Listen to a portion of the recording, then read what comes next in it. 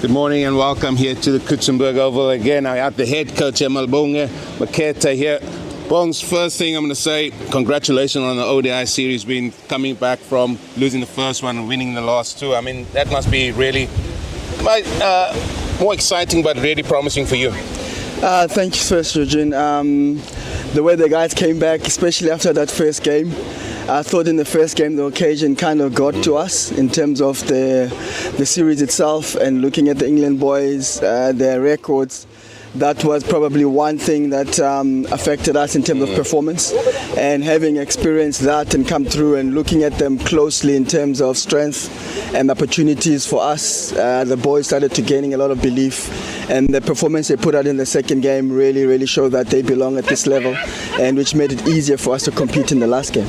You said there's something that stands out, that probably the occasion got to them. You've got to understand these are young guys coming from most of them coming from a school environment as well, and that's a telling tale as well. Yeah, big time. I think for us, obviously, having these young England batters and bowlers here, which are a little bit bigger and taller than our boys, it is kind of a big stepping stone and a big occasion for us, in the sense that they've got first-class records. It's easy to look at their records. When you look at us, we've got some school stats, and it does take a little bit of time in terms of us closing the school gap into professional cricket, which we know and we appreciate. But we do value the fact that our guys go to school, and we are raising a well-rounded cricketers. Well, let's touch on day one here. You probably would have been smiling from year to year after that first hour, 4 down for 27. I mean, that was a good performance. Your opening bowlers really did the trick there. And then just maybe after lunch, it sort of just tapered off a little bit. The fielding wasn't good, and the guys sort of were probably a little bit tired. But that is what this format brings, doesn't it? You've got to be focused on every hour of the session. Most definitely. All of them, it's their first time being out playing a test match, not alone a 3-day game, a 4-day game. So everything we spoke about, most of it they got to experience yesterday. Yeah. Having to strike early and really think, this is an easy game. Having that partnership. You don't really buy the mileage on the legs when it comes to 4-day cricket. You have to experience it, and unfortunately some of our guys haven't had that, and they were found they were a little bit tired after lunch, and at tea, I mean, you saw our fielding dropped and the pace dropped. So those are the small little things that you can't buy. It's about experiencing and being out playing this format more often to learn what it's about. And how important is the planning then when you do have that, when you do have a group of fellas that probably haven't spent a day in the field in their lives, like let alone in a 4-day game like it was yesterday. It was tough going at the end. So how important is planning and your backroom staff to really speak to Benny Hansen, the captain, and the bowlers, and just to say, listen, let's formulate a plan and let's see if we can string a few plans together? Yeah, I think you're probably one of the other things that really affected in terms of how the bowling was structured was the fact that we struck early, and when we're bringing back our fast bowlers, they actually bowled probably a spell too long to try and break the next partnership. Yeah. By the time they got closer to the new ball, they already been close to 20 overs in the day, which is, yes, it's a positive move to try and knock over the tail. But then again, if it doesn't work out, and we do rely on our spinners, it wasn't turning as much. So we know as the game progressed, the spinners will come into a game, we'll be able to rotate our seamers from one end. So those are the learnings that Benny is going through as well, which is, it's tough to learn at this level. Hopefully we'll get more exposure in the next season in terms of playing 3-day cricket, and then he can build his captaincy from there. Just in conclusion, let's finish on a positive here. Mokoena and Daniels, they were fantastic with the ball. In fact, Mokoena, I thought he bowled with a lot of heart, a lot of guts throughout the day yesterday, and he's probably one of the rising stars as well, and sort of the pick of the bowlers for us as well with Raik Daniels. And you must be quite happy with that, seeing a young man bowling, 18 plus overs in a day. That's a big toll as well. Yeah, it was very important for us to make sure that he's fresh for this game. He missed the final, so to speak, of the one-day game, because we know how destructive he can be in this format, because he's one of the few bowlers that we know can keep his pace up the whole day. And having him fresh, coming in here and really leading our attack with the support of Raik, who was our leading bowler in one-day cricket, because that's the skill we feel he can really dominate when the ball is swinging and players are trying to come after him. So that's really worked well in terms of the planning is concerned. And we're excited about his progress, and we're looking forward in the next few years. Keep him fit. Big day for you guys today. I hope it goes well for you today. Yeah, it's a huge day. Again, another learning. It's never over. We have to go out there and focus on getting these last 2 wickets. And we've seen that it's a really big time, a new ball wicket. So we need to get ourselves in and make sure we knuckle down and bat big. All the best today, my kids. Thanks, huge. Cheers, bye.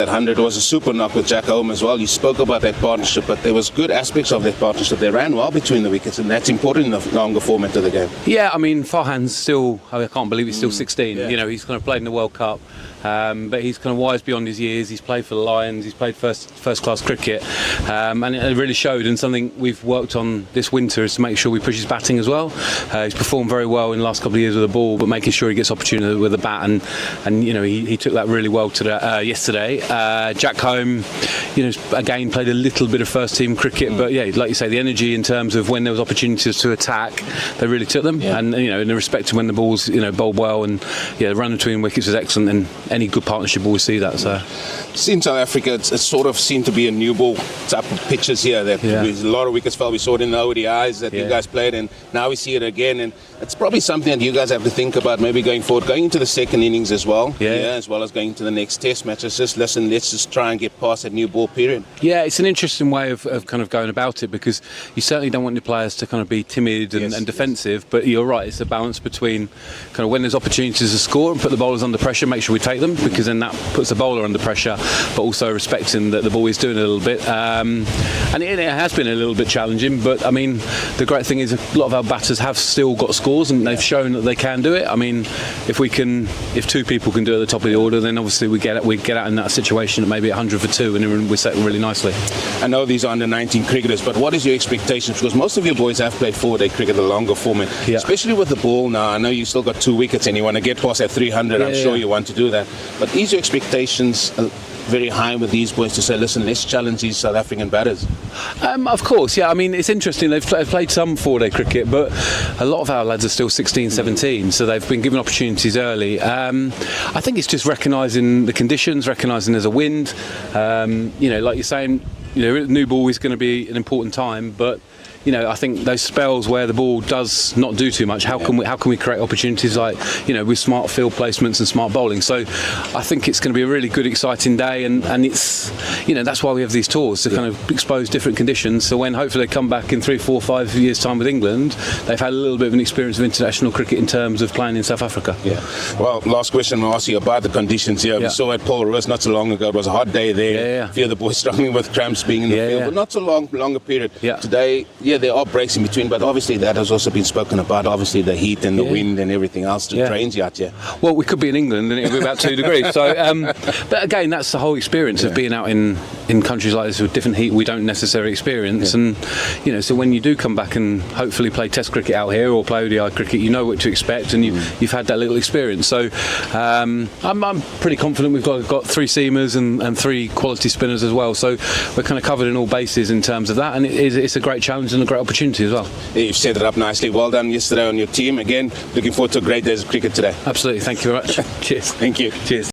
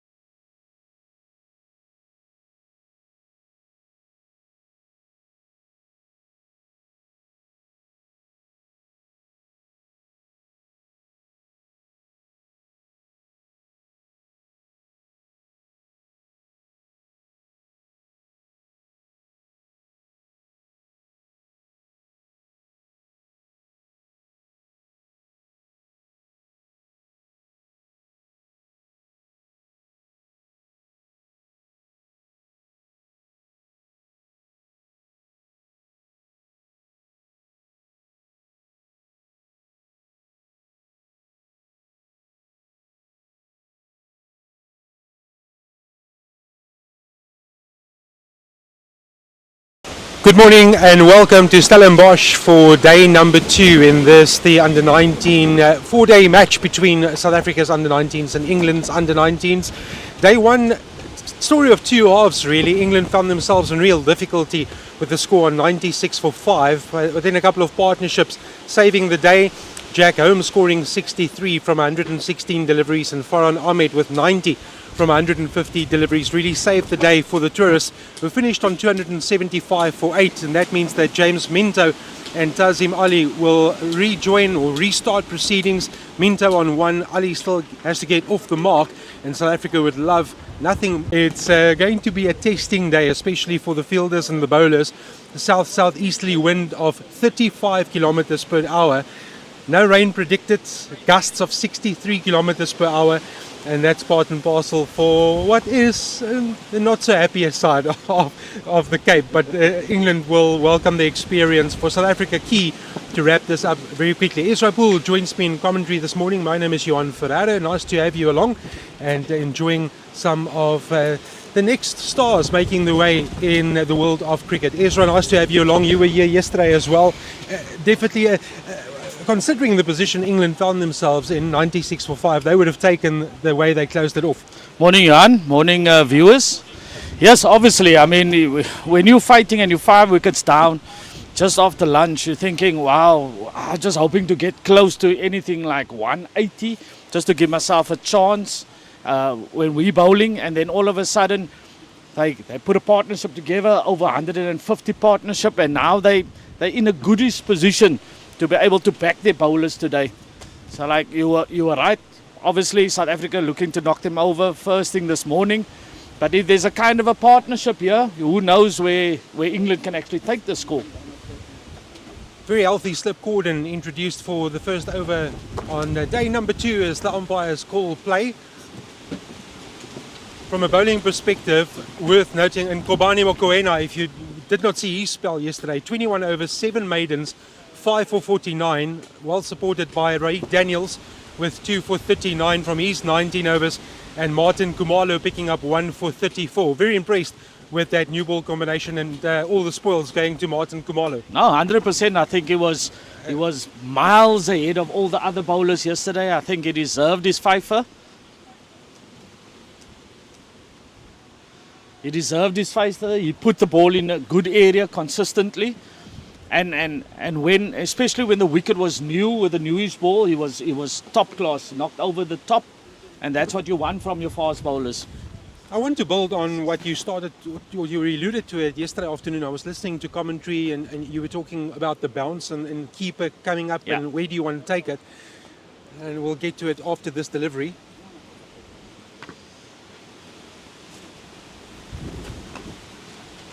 So, especially considering what the ball did and the way the pitch was playing towards the latter stages on day number 1, you're already seeing a low bounce. Yeah. It's going to be interesting how South Africa approach it. What will the new ball do? It's an older ball now. But from my point of view, also playing keeper, I would ideally like to take the ball sort of mid-drift, waist height, and a comfortable height. You don't want to be taking the ball above your head, because if you do catch the edge, it's going to fly over the slip cordon. Yeah. So sorry, Johan. Yeah. So for me, it's all about you. I mean, like you say, you've kept in your time. You can feel when the bowler's on song. You know when he's hitting the gloves very hard. And sometimes you also know when he's struggling to get to the wicket, he's not quite on song. Then you know you got to come up, because you want the ball to be consistently in a certain area where you can guide your slips as well. So I think that is maybe a lesson that he's going to take forward today. That is Raik Daniels bowling at the moment. That's a lovely off drive, and that will get England ticking over first runs of the second day, and it will be 2 runs to Tazim Ali, who will open his account. It's textbook shot. Yeah. Nothing like an off drive to get you going. 100%. As you can see by the players' tops and that, it's really gusting here. So Raik Daniels might struggle to get to the wicket. The rhythm is not quite there. South Africa has got to be careful as to how they're going to approach this period especially. I'm quite surprised that they've gone into the attacking mode this early in the morning, especially when the ball is not bouncing through and the bowler might not be on song. Yeah, I agree with you.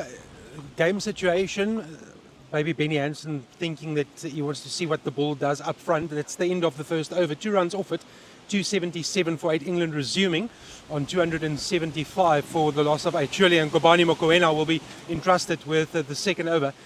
I guess you walk to your captain and you say, as the senior man having taken 5 wickets, you get off at the end. Yeah. Walk out and say, thank you, captain, I'll bowl with the wind. Yeah. So it's at this moment the breeze is more as from the screen is from the left to the right.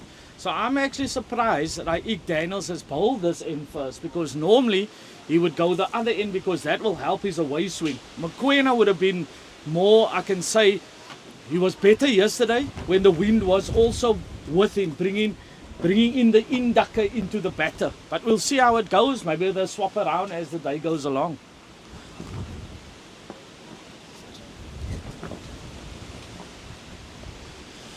Yeah, you talk about my keeping days.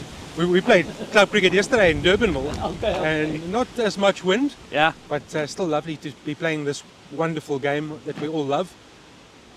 Right on the money is Mokoena. Great experience for England travelling to South Africa, listening to the coach speak ahead of proceedings, what this means for them from a building perspective. Michael Yardie. One-day series did not go their way. They won the first game, lost the next 2. This is where they ended the one-day international series that South Africa took. Malibongwe Maketa also, the learning platform that this presents for these youngsters. Goes on the drive, Minto. What would they be targeting, Ezra? If overnight you sit and you put a number to this first innings score, from a psychological perspective, 300 would be very attractive. It would be. But for me at this moment in time, I'm just looking at, if I was England, I'd ask the batters to keep South Africa there in the field for as long as possible. I'll tell you why, because I just feel that they haven't played all-day cricket. They haven't been in the field for 90 overs before. So I'm telling you, the energies will not last very long, especially if they don't get a breakthrough within the 5 overs. So if I was Michael Yardie, I'd say, guys, let's just look after our wickets and make them stay there. They will sooner or later, because remember, their bodies are now in overdrive at the moment. They're not used to this. So even if they did do the stretching and they did the ice baths yesterday, it's just something new to be up again the next morning to come in and bowl again. Yeah, good point. Totally in agreement with you. It's all about occupation of the crease. You're not worried about run rate now. Every run can ultimately be crucial towards the final analysis after day 4. At this stage, Mokoena has been superb. Can he wrap it up? So he's getting good balance. If you look at the comparisons between the 2 ends that we've seen so far, Ray Daniels not really carrying to a good waist height, whereas Mokoena is really nipping it through. So you've played cricket in the Western Cape, so you know that the breeze is either behind your back or you're running into the breeze. It's different today because it's a cross. So none of these bowlers will be used to these conditions. We just saw there, as he was running in, the wind blew him to one side. He's done actually very well to get to the crease. So let's talk about game plans up front, coming around the wicket to a left-hander. For me, it's all a matter of a feel for the bowler. Yes, you want to be over the wicket, so you want to be able to bring in all the dismissals. So taking it across, bringing in that slip cordon, you've got to be spot on. And imagine you trying to swing the ball against this massive breeze now. So it will just slide straight on the whole time. As you can see, he's nice and comfortable. He's thinking, okay, I just got to get in behind it. So he's basically limited himself now, maybe to the LBW and bowl decision. Because if you're not with that angle taking the ball into the slips or towards the slips, it's really difficult. As we can see here, breeze pushing him and bringing the ball just slightly back into the left-hander. For me, I would still like to see him go over the wicket. Try and push it across the left-hander and see what happens. If there's a bit of swing or a bit of movement, that can keep that slip cordon interested. But if it's going straight or then into the pads on the angle, that's not really getting the slip cordon into play. So therefore, maybe a different field placing as we start the third over of the morning with Ray Daniels bowling to Tazim Ali. That's just where it's all about the plans and the execution. But for me, especially on the crosswind, why not try and operate across or over the wicket and try and get that the ball to go sort of push outwards towards the slip cordon.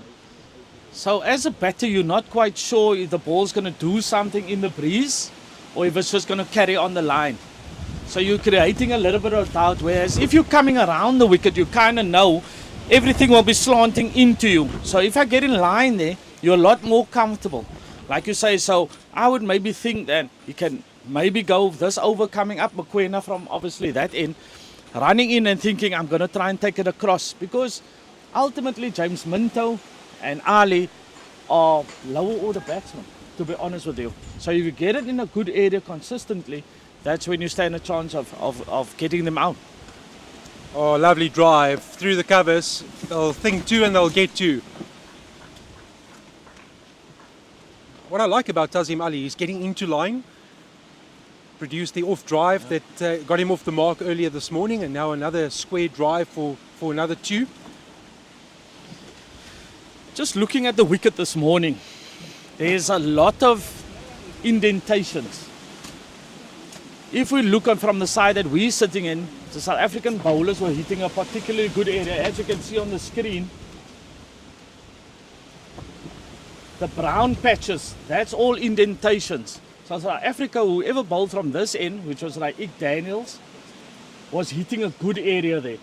On the other side, if you stood on the other side, it was more of a scattergun effect. So I still feel that if South Africa get it in the right area consistently, those grooves and those indentations can help them so much in a little bit of variation from the wicket and not just through the air.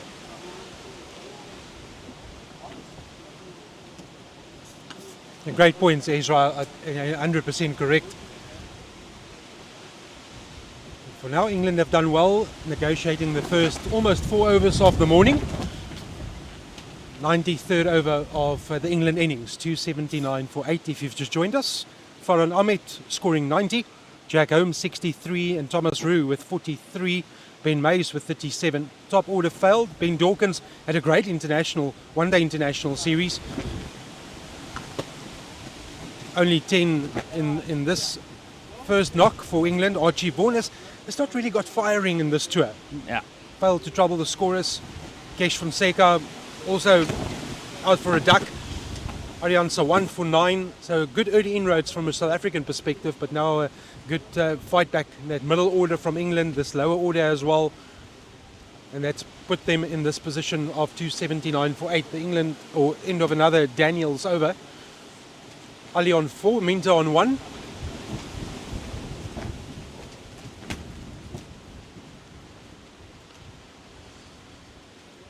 Varsity has started. We had Marties, and Varsity Cup rugby is getting closer. SA20 tonight in Paul. A lot of sport happening in the Western Cape. Already see there's some activity on the outer fields.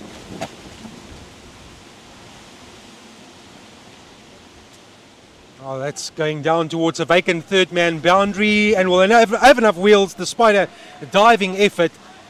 That's the first boundary of the morning.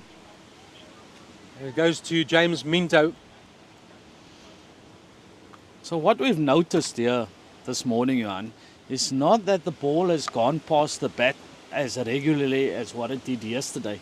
If you just have a look at this, obviously the South African bowlers still trying to get into it. That zip that they had yesterday, it's going to take them time to get into this game. The last thing you want is, you don't want England to get away and get to that psychological 300. Yeah, for me, I'm not convinced. Not convinced by this strategy. I haven't really seen the ball do much, but that angle of coming over the wicket shaping towards the slip cordon, and you already have Minto. Yes, he got the boundary, but it was a sort of a push towards the ball. He wanted to feel bat on ball, Yes. and that's encouraging. But now you want to get the men behind, get those grabbers in play. They've taken one slip out, so 2 slips in the gully.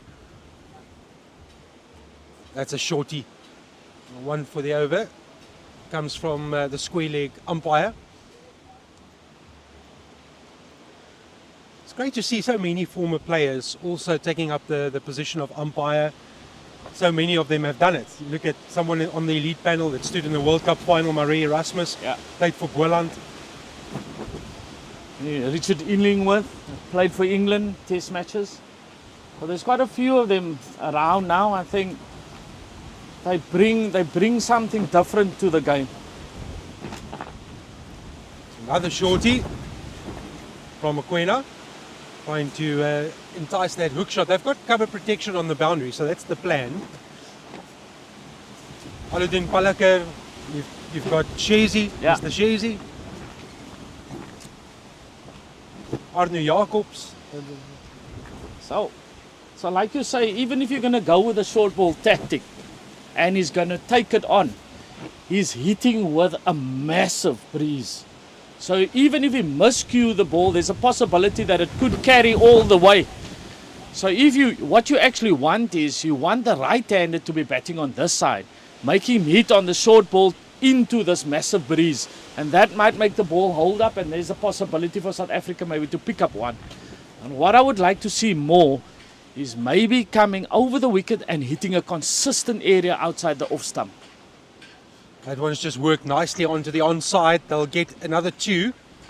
They'll think 3, but they'll stick to the 2. So that's, again, just good appreciation of what the bowler's trying to do. Bounced him, gave him 2 short ones in a row, and then the follow-up delivery, the full one. But it was easily tucked away into the gap by Minto, who moves on to 7. 285 for 8. Umpires today, Shazian and Julie, or for this match. And we've already seen them having to do some bail repair work. They have a lot of that through the course of the day. You have the 2 sets of bails, of course, the stock standard ones, and then what we call the heavy bails for windy conditions. But I'm sure they've got the heavy bails on, and even those will be blown off in a wind that's pushing 35 kilometers an hour. 285 for 8. Minto on 7, Ali on 4.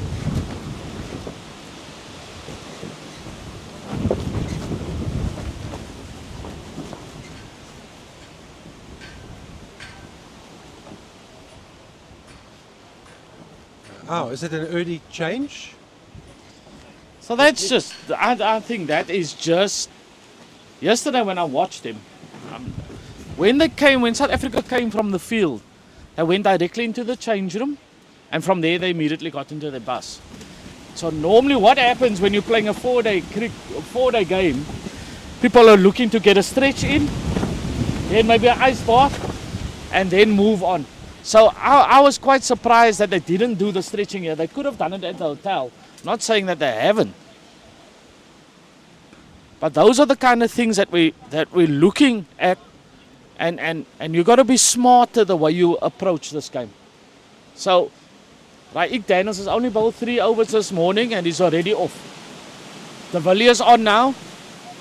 So I don't know. I think South Africa is a little bit clutching at straws here. It just feels that they're just looking for something. Okay, let's try this one. Let's try that one. There's no exact plan for me.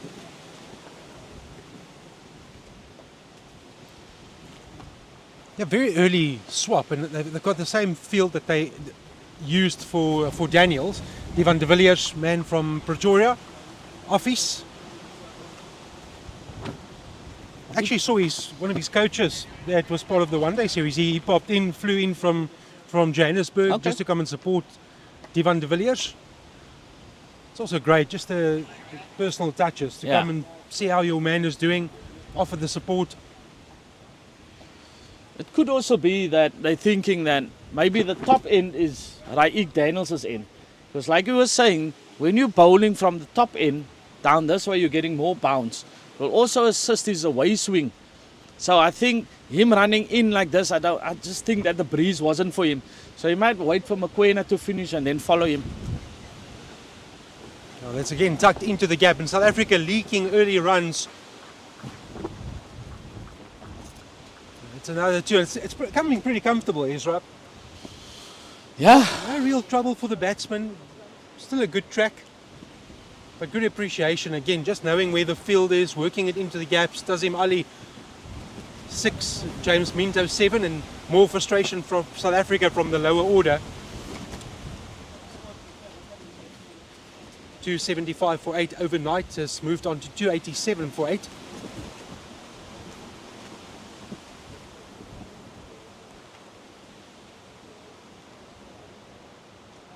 Oh, this time a false shot. Aiming towards the offside, and the ball went towards the leg side. Oh, there we go. The bells are off. They've taken it off. They've had enough. They're not going to stand around and pick up bells every 2 balls. It is that strong. You can't really appreciate it at home and see what we can see and feel, but it's pretty serious out there. 35 kilometers an hour.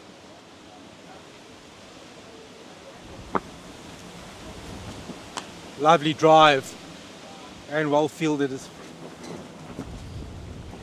Prevents what would have been a guaranteed 2.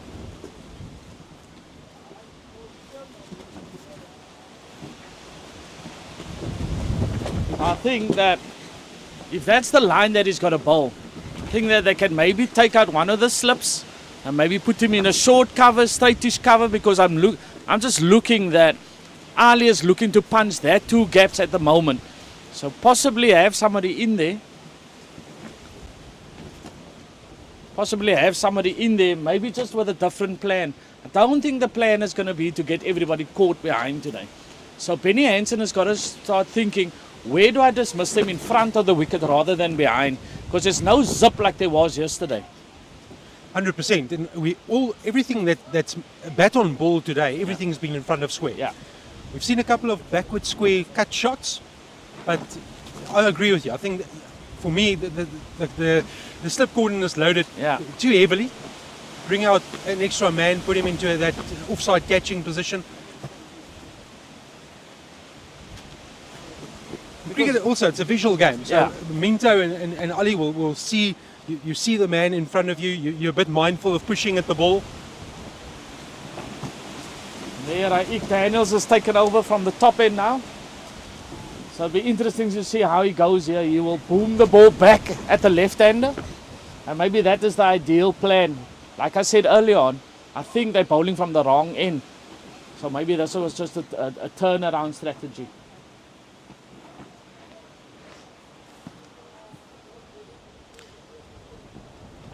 Yeah, surely then they might be changing ends both ways, and that's why De Villiers was brought in just to change it up. Correct. So I won't be surprised if Mokoena bowls from this end. The same thing that happened yesterday. Remember, the breeze was blowing from right to left yesterday. Today it swapped around from left to right. So I think the bowling combination was maybe a touch wrong this morning. Great take by Hansen down the leg side. And that's your main striker, so he's definitely not being ripped out of the attack. It's definitely a change of ploy in both ends. And good from a leadership perspective, just to appreciate, okay, we've got it wrong, let's just change it up. Yeah. Well, obviously Benny Hansen taking the gloves today. So you'll find that it's going to be a difficult thing for him. Especially if England puts a partnership together. So, or is it now? I'm sorry, it's still Letando that's keeping wicket. So apologies, ladies and gentlemen. Benny Hansen, the leader of this squad, also one of the key batters. Yeah, at Gully at the moment. Benny Hansen kept in the one-day series. Yeah. There's a little bit straighter. So the one thing that we know about Daniels is, especially watched him in the 2 weeks leading up to the series, he will always look to go as straight as possible, trying to hit the stumps. So it'll be interesting to see how England will counter this.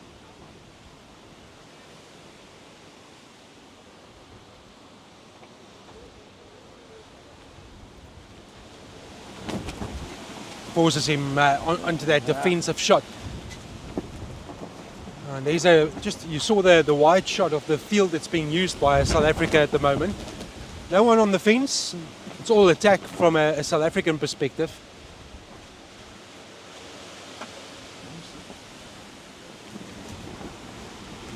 England changing room is just towards the left of that flag. It's looked a bit more threatening, Ray Daniels, from the change of ends. But England still untroubled, 287 for 8, building on the overnight score of 275 for 8. Minta on 7, Ali has 6. And there is the answer that we anticipated. So just a quick one-over burst from Divan de Villiers. And Kobane Mokoena changes ends as well. He's going to run away from our commentary end.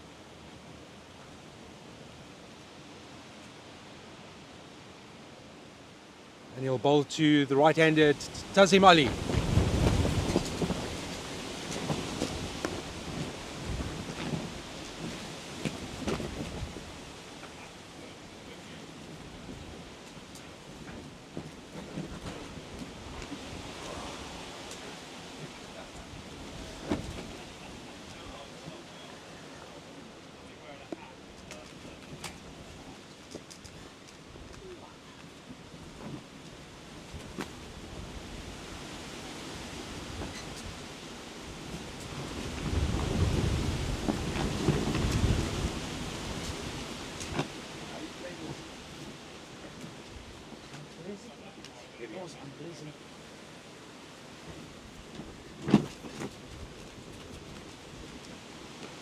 And yeah, you look at what we've seen so far, it's a good track to bat on.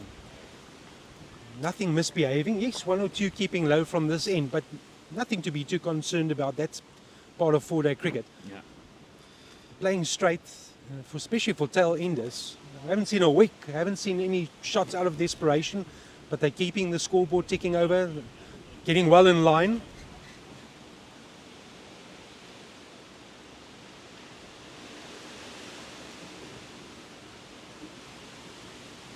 Well left as well. It's a very good leave. Yeah.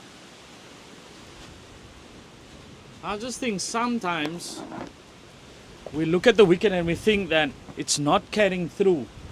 But sometimes bowlers do different things.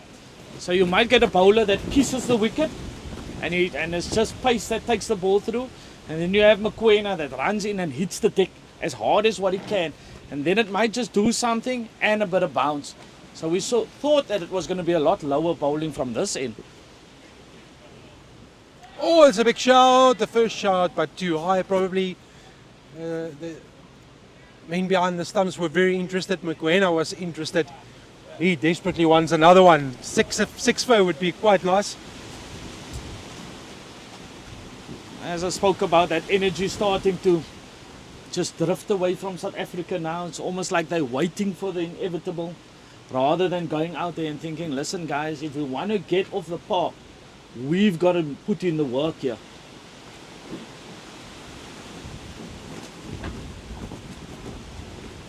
Bowling. Beats him. Oh, that's a wonderful delivery from Mokoena. Well, he's getting the ball to move a bit from this end. And like you said, Ezra, a good bounce as well. Yeah. But I just feel that area that he's hit now, if you have a look at this, that's that area of divots that I was speaking about. So if he's going to hit that divots, it will move from there. If you have a look at that, yes, it's in that area of the divots. And so that divots will naturally make a variation. But you got to run in and hit that area particularly hard. And then you don't know if it's going to go away or come in. And that's a beautiful delivery. Oh, he'll be interested in bring that ball back to the right hand. Yeah. He's already had a half LBW shot, then beat his man through the gate. Good promising and testing over from Kobane Mokoena.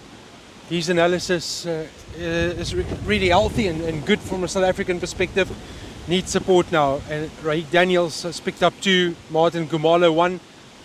Seamus doing the damage from a South African perspective. Desperately looking for a breakthrough. We've almost had half an hour of play on this, the second morning of this 4-day match. South Africa and England's under-19s going head-to-head in Stellenbosch.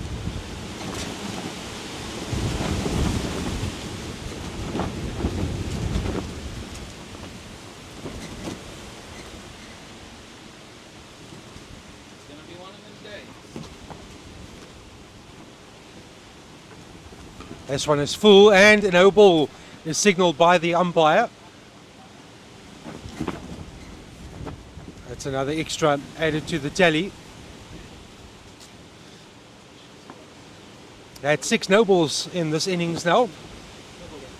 3 wide, 6 no balls, 13 byes and a leg bye.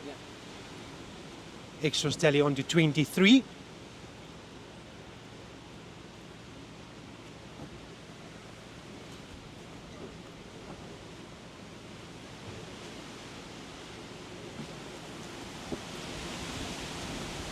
Well, it's going to be frustrating when England have their turn to bowl. It will be a similar process. You're going to have to abort your run-up now and then. Bowls are off, but it's pretty testing, that I can tell you. The summit's full, big appeal from Daniels. Oh, and the finger does go up. It's a delayed finger, but it does go up, and it is finally the breakthrough that's established by Raik Daniels, who picks up his 3rd. And it brings to an end Tazim Ali's stay at the crease. He walks back for 6. Not happy. Well, you never see anyone walk off happy that they dismiss. This is going to be a slow walk back to the change room. Oh, that looks dead. That does look dead. I think the only thing that he's worried about, he could have maybe said that he's made contact with his bat. But everything was there, perfect for LBW. Nice and full, straight towards the stumps. So England now nearly 290 for 9. And I'm telling you what, that's a good first innings total to have here. Alex French is the last England batter to come to the crease. More there for his bowling than for his batting, but he's going to need to do a job here for his team. Stick around with Minto. So it'll be interesting. What will the tactics be from Minto? Does he play the aggressive role now and feel that French might not hang around too long? Does he trust his partner? For now, he doesn't have an option because French will have to face.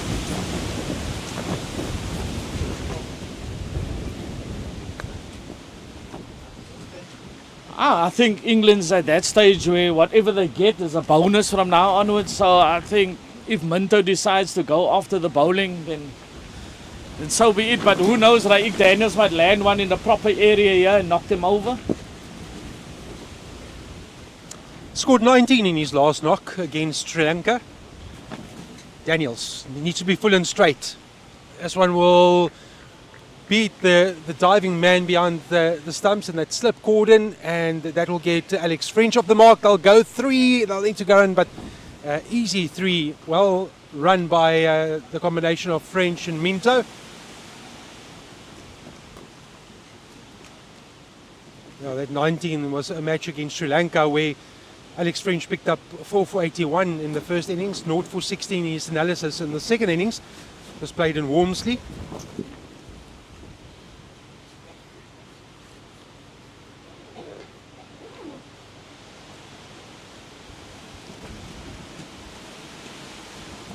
But straighter, still attacking the stumps is Daniels, which is the right tactic at this stage of the innings. They only need 1. So 275 overnight, 275 for 8. Wicket falling with the score on 289. Tazim Ali, that's the only wicket to fall this morning. He scored 6 from 33 balls. Alex French off the mark with 3 from the first delivery that he faced. Minto will tuck this around the corner. Just 1. And he'll get the single. Well, Daniels will be happy to bowl to the new man, and he still has a couple of deliveries. See if he can get it right up there in the block hole. potential LBW, maybe bowled, caught behind. Just need something.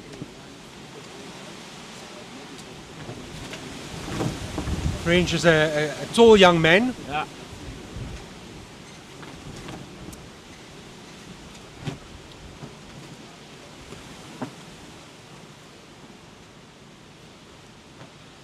It's full. Is it straight enough? No, this time the umpire not interested. And that's where you want to attack, especially with the new man on strike. I'd love to see that again. Where did it hit him? What was the angle of delivery? Just looked and maybe made contact with the bat. You're already thinking that with that breeze, is that going to slide down leg side? It's the only thing that could have maybe saved him. Again, it's full, but this time it slips down the leg side, and South Africa won't be punished. End of the over. It's a fruitful one for Ray Daniels. Picked up the wicket of Tazim Ali. That was the shot against French, but maybe just slipping down the leg side. Back pad close together. Ezra Poole has an opportunity to take a breather. Eugene Molion joins me in commentary. And Eugene, 293 for 9, 275 for 8 overnight. South Africa picked up the wicket. Ray Daniels, he's third of the innings, and Kobani Mokoena with 5 for 55. Good effort by the South African bowlers, but England will be probably the happier of the teams considering the position they found themselves in.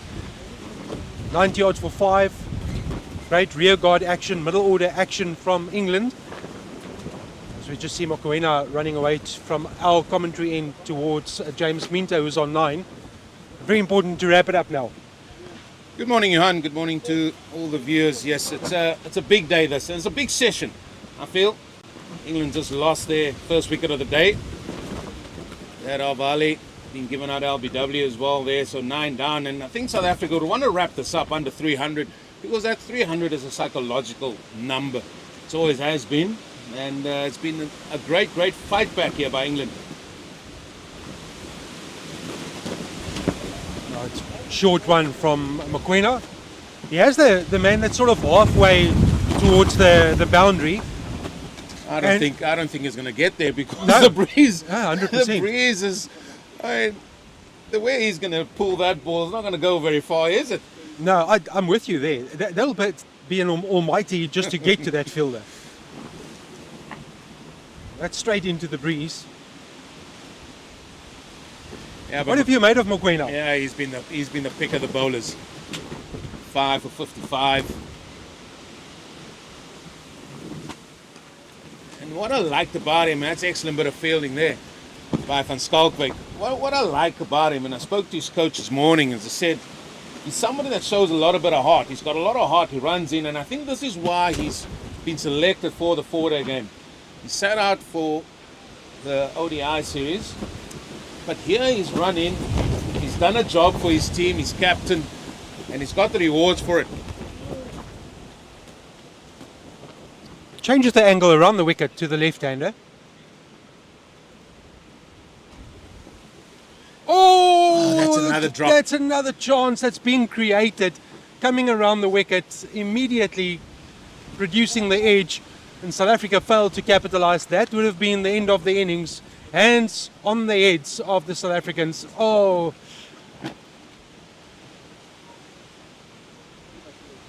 Keeper went. Can't blame first slip. And the keeper has to call it. If he feels that he's in a position to catch it, he needs to commit. Can't be half-hearted in that sort of approach. I'll talk about it. What is the gap between keeper and slip? But having committed, he needed to grab that one. Well, the first talking point is a talking point we had yesterday all day, is how deep Basla Mashlaka is actually standing. Because he took the balls fairly low down yesterday. And then from there, obviously, then first slip and second slip, they adjust. First slip at no price. So I think, first thing of all, great for Basla Mashlaka to say, listen, I've got to go for it.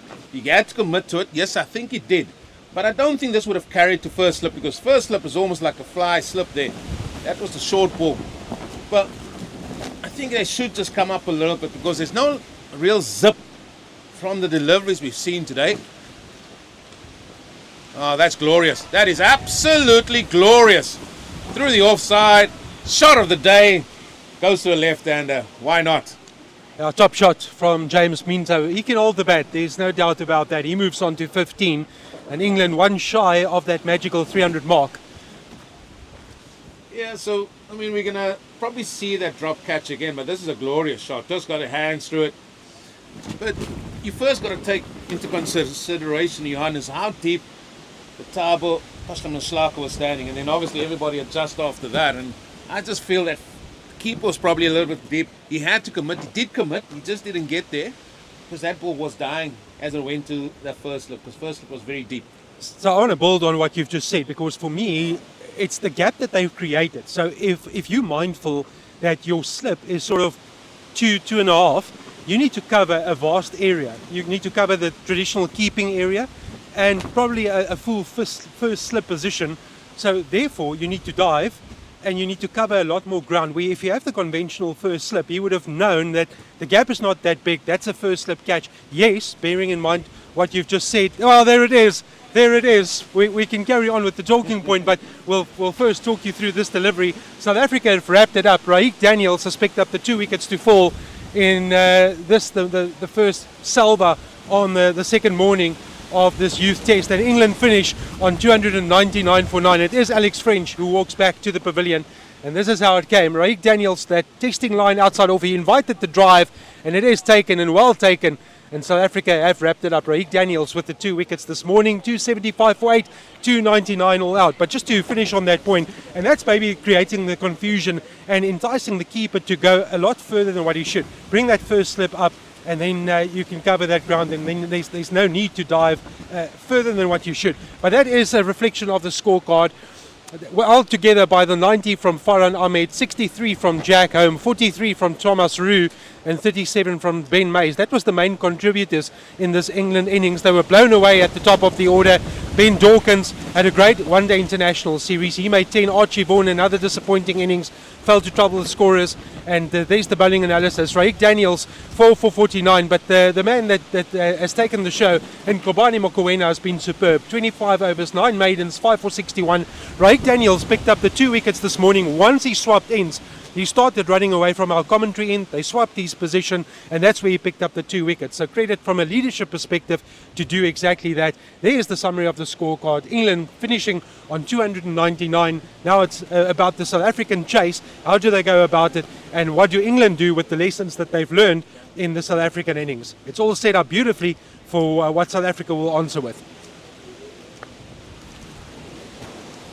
We're going to take a short breather as we just take a look at that drop catch in the previous over, and just appreciation of that gap that has been created. But they'll talk about it, they'll analyse it, and then they'll come back and rework their strategies when it's England's second turn to bat. 299 all out. It is a change of innings. We'll be back when South Africa begin their pursuit of that 299.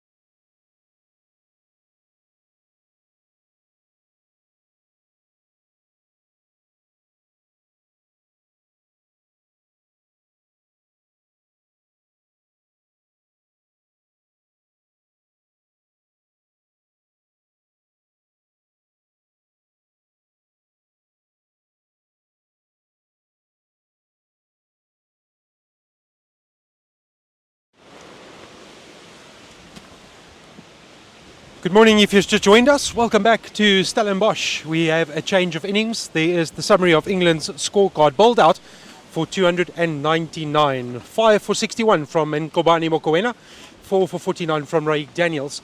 And England then just falling short of that 300 mark. Now it's all about the application and the South African reply and how they go about structuring their innings as the roller starts moving off the field. We are in Stellenbosch. With me in commentary, Eugene Molion, 299 for 9. How do you feel in both camps? Give me your coaching cap. England, how do they feel at the moment? What does South Africa say about the way they need to go about the reply? Well, first and foremost, I think England will be well happy with that. It's just one short of 300. So, I mean, psychologically, I said they probably would like to get 300 or more. They just fell short of that. But I think it was a great effort by them. Where they were, 27 for 4. And then amassing 299, so they will be happy, and they've seen what the wicket does in terms of bowling, so they will take a lot of learnings from that. I'm sure they would. From South Africa's point of view, they did what's needed. They got the 2 wickets, and now it's for them to just apply themselves, and it's a new ball wicket, so they would say to themselves, listen, we got to watch ourselves in that first hour with this new ball. Maybe now, with the time that's there, maybe go up to lunch, and then after lunch we reassess and then have our game plans in place. The other aspect, Johan, is we just saw the heavy roller go on. And I heard Ezra talk about divots, and there were sort of indentations from the ball as it lands in this pitch, especially if you hit a deck nice and hard. It leaves sort of divots in there. And if you hit those divots consistently, you're going to be asking questions. So the heavy rollers here just to see if they can flatten that out. So we're going to see how this ball reacts when the bigger men from England are bowling on this pitch here at Kutsenberg. So let's go to from a bowling department. That's all about operating with a new nut in these sort of conditions. What's going to be key for England to get the result they're after? They want to make early inroads. How do they go about doing that? See, I think England's approach was different to what I think South Africa's approach is going to be. Especially with Babulia and Van Schalkwyk. Got 2 men that come in. They didn't play in the ODI series, so they're fresh. And they've got their game plan, especially with Babulia. He's not going to go and sort of fish outside the off stump. So England, they were going, if you look at all the wickets, even the wickets that were caught behind the stumps, it was sort of balls that were 5th, even 6th stump. I don't think you're going to get the same from South Africa. So there already is a plan that you've got to be a lot more tighter with your lines, making them play a little bit more. And that is the type of cricket they're used to. They play a brand of cricket in county circuits and in England where you've got to make them play, especially with the ball they use here. So I think from an England perspective, they'll probably try and be a little bit more tighter on their lines. They might have men that are a bit more quicker, and they might have men that get more bounce out of the surface. French is exactly that character. He's tall, he's going to probably run fast into the fast approach towards the stumps, and then the bounce that he'll get off his length as well. So it's a key spell for South Africa. You talk about pre-lunch session. They've changed the ends. It's now all about knuckling down, seeing off that new ball and making sure that you just negotiate your position and then come out and tick it over in that second session. First ball of the innings. There you have it. Plays it at first up. And that's what you're going to see. But I'm looking forward to seeing Babulia. I've only seen him in the shorter format of the game, whether it is at Kai Majola or whether it is at Cubswick. Now he's actually got a format where it allows him just to play and take your time, build an innings, and get yourself a big one if you can. Babulia, part of that South African under-19 emerging team that went and played against Zimbabwe away from home. Well left. Good start for Babulia. Scored 45 on the 29th of September at 22, but 135. That's the innings that I want to talk about.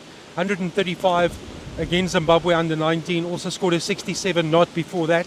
So a good prospect and a real opportunity for him to knuckle down and build an innings, build a score of substance.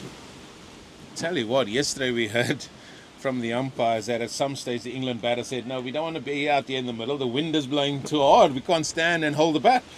Well, the wind is blowing harder than what it was yesterday. Well, that will go through that gully region. South Africa off the mark. Babulia off the mark as well, and they'll convert it into a 3. Good running. And that is an aspect. I spoke to Michael Yardi about it, that when they were in trouble, what led to the partnership was good running between the wickets. Yeah, from the outset, South Africa has seen that. Good running from Van Schalkwyk. As another gust of dust just blows in our direction here. I mean, on the picture, it just looks like it's blue skies and looks nice and warm. I can tell you, the wind is pumping, folks. Eugene, I've played cricket, I've played sport, I've commentated, but this is a first for me, I must be honest. It feels like we're sitting on top of Table Mountain. Oh dear, I'm not sure if the cable car will go up in this No, wind. no, there's no ways.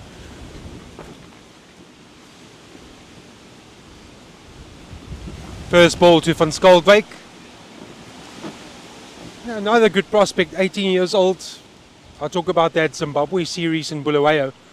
Also had a 79 not out, 58, 44 not out, so a start in all three of those innings. So both of these players can bat, there's no doubt. And South Africa have got a solid, long batting lineup. They go right down to the end. Well, if you have the likes of Raik Daniels going to come in at 9 potentially, you got Chad Mason potentially coming in at 8. And the other thing that also in the South African lineup that's not on the scorecard, the person helping them out with their batting, Ryan Bailey, he comes from this Kutsenberg Oval, he comes from Marties, he knows the conditions very well. So hopefully, I'm sure these boys would have been in the air and say, listen, Ryan, how do you assess conditions? How do you think this pitch is going to play, especially with a new ball? And they would come up with a plan, and I'm sure these youngsters would have sat down and listened to him.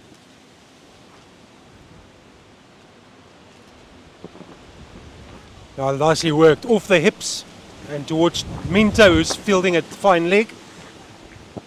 And Van Schalkwyk off the mark, Bulbulia off the mark as well. And so it's 4 without the loss of a wicket. That after the first over of the South African reply in pursuit of 300, 299. That's what England scored. So 300 to take a first innings lead. And James Minto, well, I watched him in the one-day international series as well. He's got some pace. He's a left armer. Keep you busy. He'll ask questions. Well, and he's bowling from the right end, Johan, because what we saw in the warm-up game with this kid, you've got a tendency to bring the ball back in. The all brand spanking new Kookaburra turf. Wind is assisting you because as you look on your screen, the wind is blowing, and it is a wind blowing from left to right on your screen. So that's going to assist the ball coming back in. And I'm actually quite surprised, yes, he has some gas, as you said, that there's not somebody tucked in around the corner, just behind the batter, just for that little bit of a tuck around, because that's where the ball generally goes, because as you said, it's got a little pace, got bounce, and we spoke about the divots on that pitch there as well. So if you want him to be at the stumps, I would think I have somewhere around the corner, but it's been a good start by these two. They look solid, Bulbulia and Van Schalkwyk. Yeah, I like the variation as well in a team. A left arm opening bowler, seam bowler, will push it across the right-hander. That's what he'll want. And he's got 4 grabbers behind the stumps, 3 slips in the gully. As Minto runs away from us, that's exactly what he does. Just too wide on that occasion. Ideally, he wants to start it just sort of on the pads and then moving across, forcing, almost asking just that push towards the offside. And that's when you bring in the slip cordon with a ball that might potentially be moving with this wind.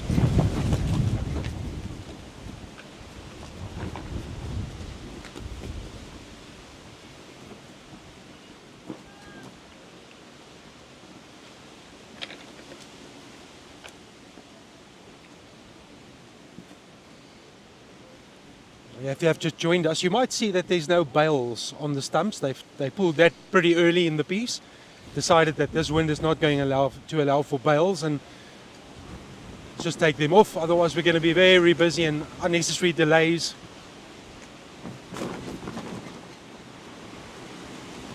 That's good. Good areas, good questions from Minto.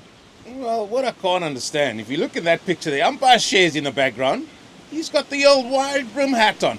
How that thing is staying up, heaven alone knows. He's having a good time. Because the other umpires don a baseball cap. There must be Velcro on that cap, surely. Oh, no there has to be doubt. something keeping it down, maybe the old straps or something, because that thing is not moving one iota. There he is, umpire Sharzy. Was a left arm seamer. I was just about to say, maybe he's just excited about Minto bowling, another left-arm seamer. You only get excited if the left-arm bowler is bowling from your end. Why would you get excited if you're standing at square leg and he's decided to bowl from the other end? Different bunch, these opening bowlers, Eugene, as you'll know. Well, for me, I think he's bowling from the right end. I know you said he's bowling it across, but he has that ball and the ability to bring it back in, and I'm sure that's the reason why, because we saw from French, he's trying to take the ball slightly away, so they're bowling from the right ends. It's just maybe not coming out the hand as nicely as he would like. There we go. There we go. That's what he wants. And that's what he's striving for. And Van Schalkwyk on an off-stump line. And that is, again, another talking point that we're going to be talking about. Where these batters bat on. His back foot's on off-stump. There's still a little bit of a trigger. And he knows if it's outside that line, they're going to leave it. And that's what South Africa does very well. England, they will play at those balls.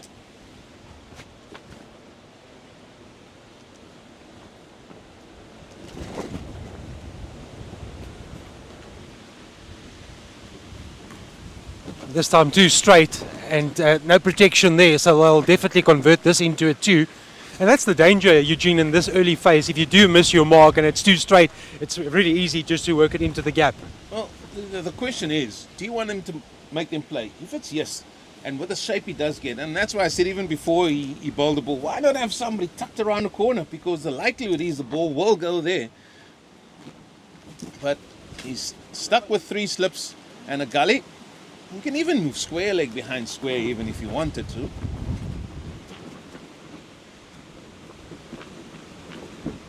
This time takes it across the right hand. That brings to an end Minto's first over. It's 6 without the loss of a wicket. Bulbulia on 3, Van Schalkwyk on 3. South Africa in pursuit of England's first innings score of 299. Well, some might say we're having a tough... The old photographer is having a tough time, doesn't know where to sit. He's not trying to find some cover. Well, we already see the disciplines from these 2 South African batters. Especially from Van Schalkwyk. Off stump, bats on off stump. If it's anywhere outside that line, I'm going to leave it. Bulbulia is playing with a nice straight bat. I'm not going to put the mockers on him here, folks. I'm just saying what I'm seeing. Well, time for me to vacate my commentary position, and Ezra Poole is behind me and he'll take over with Eugene. That's good discipline. Excellent discipline. From Bulbulia, leaving a ball on length. As it is our resident professional coach, Mr. Ezra Poole. First time I see you this morning, Ezra. Good morning to you. Morning, Eugene. Don't have to lie to the viewers. You drove in with me this morning. First time I'm on air with you, bud. First time on air. Well, we're already seeing a different type of game plan from what we saw with the English yesterday. I was just going to touch on that. The disciplines of leaving. So, yesterday we saw England going for those balls, feeling outside it off stump. Yeah, already we've seen 2 batters. Very disciplined. If it's outside their line, as you spoke about very, very long, even leaving balls on length. And that is the way they want to play it. Yeah. And I think it's important to combat the new ball and make them come to you. Like we were speaking about yesterday, if it's on the stumps, you defend. Because that's your number 1 shot at this moment in time, especially as an opener. It's going to be a little bit difficult for England because they're not used to this kind of wind. To be honest, we're not used to this kind of breeze either. So I think they just have to plug away on that off-stump line and hope that something gives.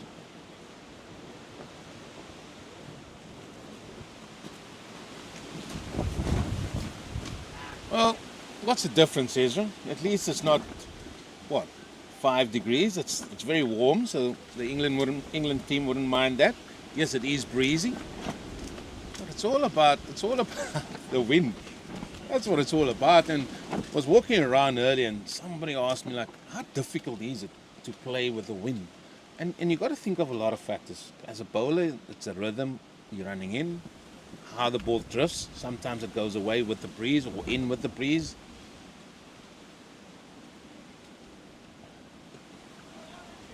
How you stand batting. As you hold that bat, the wind is playing with that bat. Let me assure you of that. Then there's also your balance. It can either push you over to the offside or push you over to the leg side, depending on which side the wind is coming from. I mean, it just plays a part in it, but you've got to try and put that behind you as well. I think England's got it spot on here with their combination though. I think they've got French from the top end, which is looking to take the ball away from the right-hander. And then Minto, left arm seamer, obviously trying to use the breeze to bring the ball back into the right-handers. Yeah, and that's a maiden over by French. That was a little bit of a, let's say, not a confident shot. It was a ball full in length. And Babulia thought maybe he can latch on, but maybe that also shows us where the mindset is. So not really fully committed to that, let's just say, on that shot.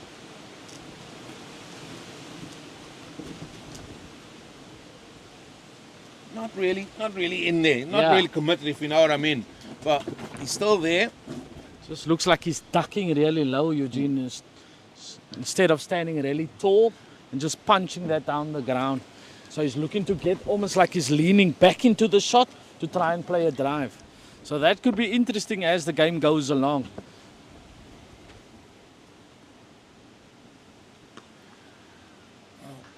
They're going to come back for two here once again. And I alluded to when Minto came on, Ezra, and I looked at this field and I said, I find it very surprising that a left arm bowling over the wicket, you know he brings it back in, and can bring it back in, that they don't have somebody from the catching area, maybe behind square on the onside, maybe catching. He's now played a couple. Now, let's be fair, some of them would have carried to where leg gully or potentially would have been. I'm just surprised they haven't put somebody in there. Just a little bit of proactiveness for me. Watching Minto in the ODI series, I think he struggled to put a few overs together. I think that this could be possibly his kind of format. But you're right what you're saying. It's going to be really difficult to get the ball to shape away and to bring the slips into play. So I think you're right if you're saying that I'll sacrifice maybe one of those slips and put him maybe in a short catching just behind square. Because as you can see, a lot of the balls have gone there.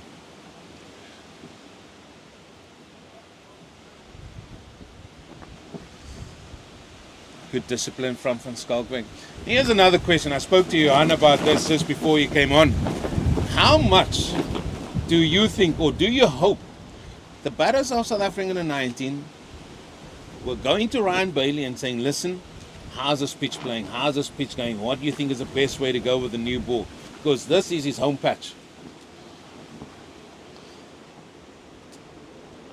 It's important, obviously, to have that kind of inside information because he's here basically every game. So, for me, I think that the batters are just looking to play straight for as long as possible. If we look at the wicket as it is now, there's a patch of indentations. So I think that Minto's got to look to land it somewhere in that patch and hit the deck there, because we saw earlier on when Mokoena bowled from this end and it hit that patch, it did a little bit something. So I think if Minto can be consistently on 4th, 5th stump, and then the breeze might play around with it, it'd come more and more into the game. Yeah, that's a good point you make. Is we haven't seen a left arm seamer from South Africa because they didn't have one. And all the bowlers were operating over the wicket, and mostly the only time they came around the wicket was when there was a left hand in place from England. So I think for Minto it's going to be a little bit more difficult to get those indentations a little bit, unless he comes around the wicket. If he comes around the wicket, well, there we go. They decided, right, we've had enough, we're going to move a leg gully in place. And that's not a bad option, because if you look at the runs that is scored by South Africa has been in that kind of area. So I think that this allows Minto a little bit more leeway to actually go a little bit straighter at the batter. 100%. Oh, that is beautifully clipped off the legs. What a shot that is. Timing to boot, and that ball is still rolling, and still rolling, folks. What a shot. Beautiful shot there by the batter. I think that you expect our opening batsman under 19 at this level to be putting that away. And if you just look, head nice and still, no movement, no. And he just stood there and waited for the ball to come. Punched it away beautifully. I mean, the balance on that shot, Ezra. The ball was swinging in. Minto had his head on his hands here. He thought he was in the business. But how's this for timing? Oh, a little bit of a flourish after. And that ball just kept rolling, folks. So that's, for me, the line is perfect there, Eugene. It's just the length that must be drawn back a little. And then he's going to bring himself into play. So he mustn't be disheartened by that kind of shot. I would want him to be there.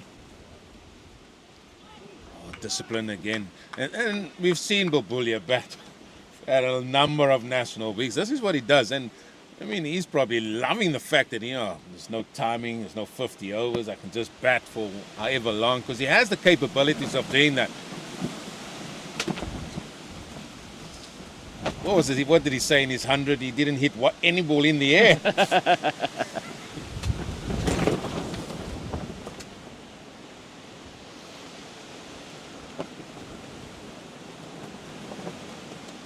Oh, now it's his turn to drive a ball through the covers. The chase is on. I think the chase is going to be in vain. Glorious shot. Bobulia, he gets a boundary now. That's his first.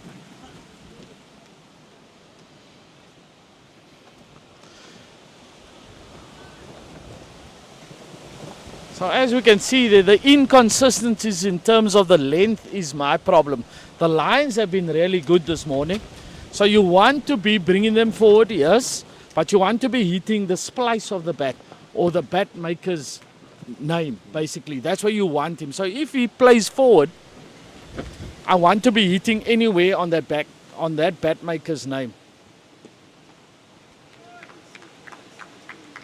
Well, if you're a South African supporter here, you'll be loving how these two boys, Bobulia and Van Schalkwyk, are going about their business. They've shown great discipline in leaving balls. We spoke about that at great length yesterday. They've allowed the bowlers to bowl to them, and then that has allowed the batters to get some runs.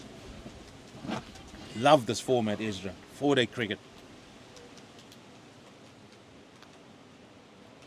We also heard from Michael Yardi this morning where he said that he felt that this was a new ball kind of wicket.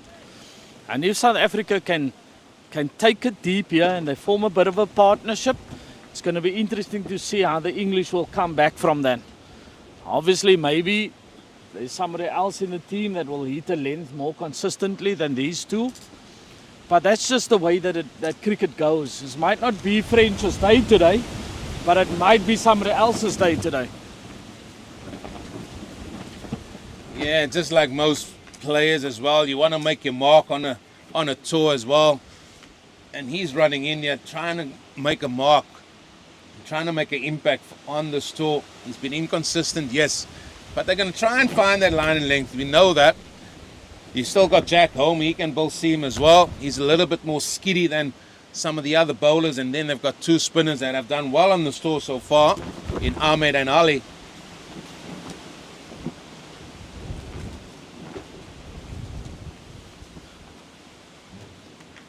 I'd like to see Minto, if he's continuing now, come around the wicket. And just to see if there's something outside the batter's off stump, rather than trying to look to go through the gate or LBW. I just feel that sometimes with this breeze, it can help you with that a massive induct. And for me, that's a really dangerous ball. Eugene, to be honest with you, you've seen a few people being dismissed with the one that's coming back into them. But that's where the divots are. And yes, it looked like the ball was zipping, but the ball just got that extra bit of bounce from Mokoena, especially there earlier this morning when you guys were on comms as well. I'm not sure how long it will take for Minto to come around the wicket. Is you a man that loves a floppy hat? Obviously not today. But umpire shares his floppy. It's stuck on. There's Velcro there, fella. Maybe it's the size of the head, Eugene. You know what I'm saying? I mean, sometimes, like me, yes, you're right, I do love a floppy. Oh, that has hit him on the hip. And that can be very, very painful. And he's down on his knees. And that is not nice. That's not pleasant. There's no padding there. Oh, on the bone. That's on the bone. But coming back to the floppy story, so normally I take a floppy that is one size too small. So then Really? I know, yeah, so then I know when the breeze is there, it doesn't just fly off my head that easily. So I like it nice and solid, nice and tight. But there's still a bit that flaps. Doesn't that annoy you? No, it doesn't, not at all. Really? Not at all. I'm not a cat person, you won't No, find me. I know that. No, Yeah, I mean, you I've won't- seen you a few times. So a floppy for me is like I go through a floppy per season. How many? No, just one. Just one. Is it all you get given? If you had a chance, you would win about 3 floppies. No, you could do, but I like to also show that obviously when you're sweating, there's a bit of a... The work shows your workmanship. Yeah, it shows your workmanship. So then the boss at work says, no, but it looks like this guy is putting in the work.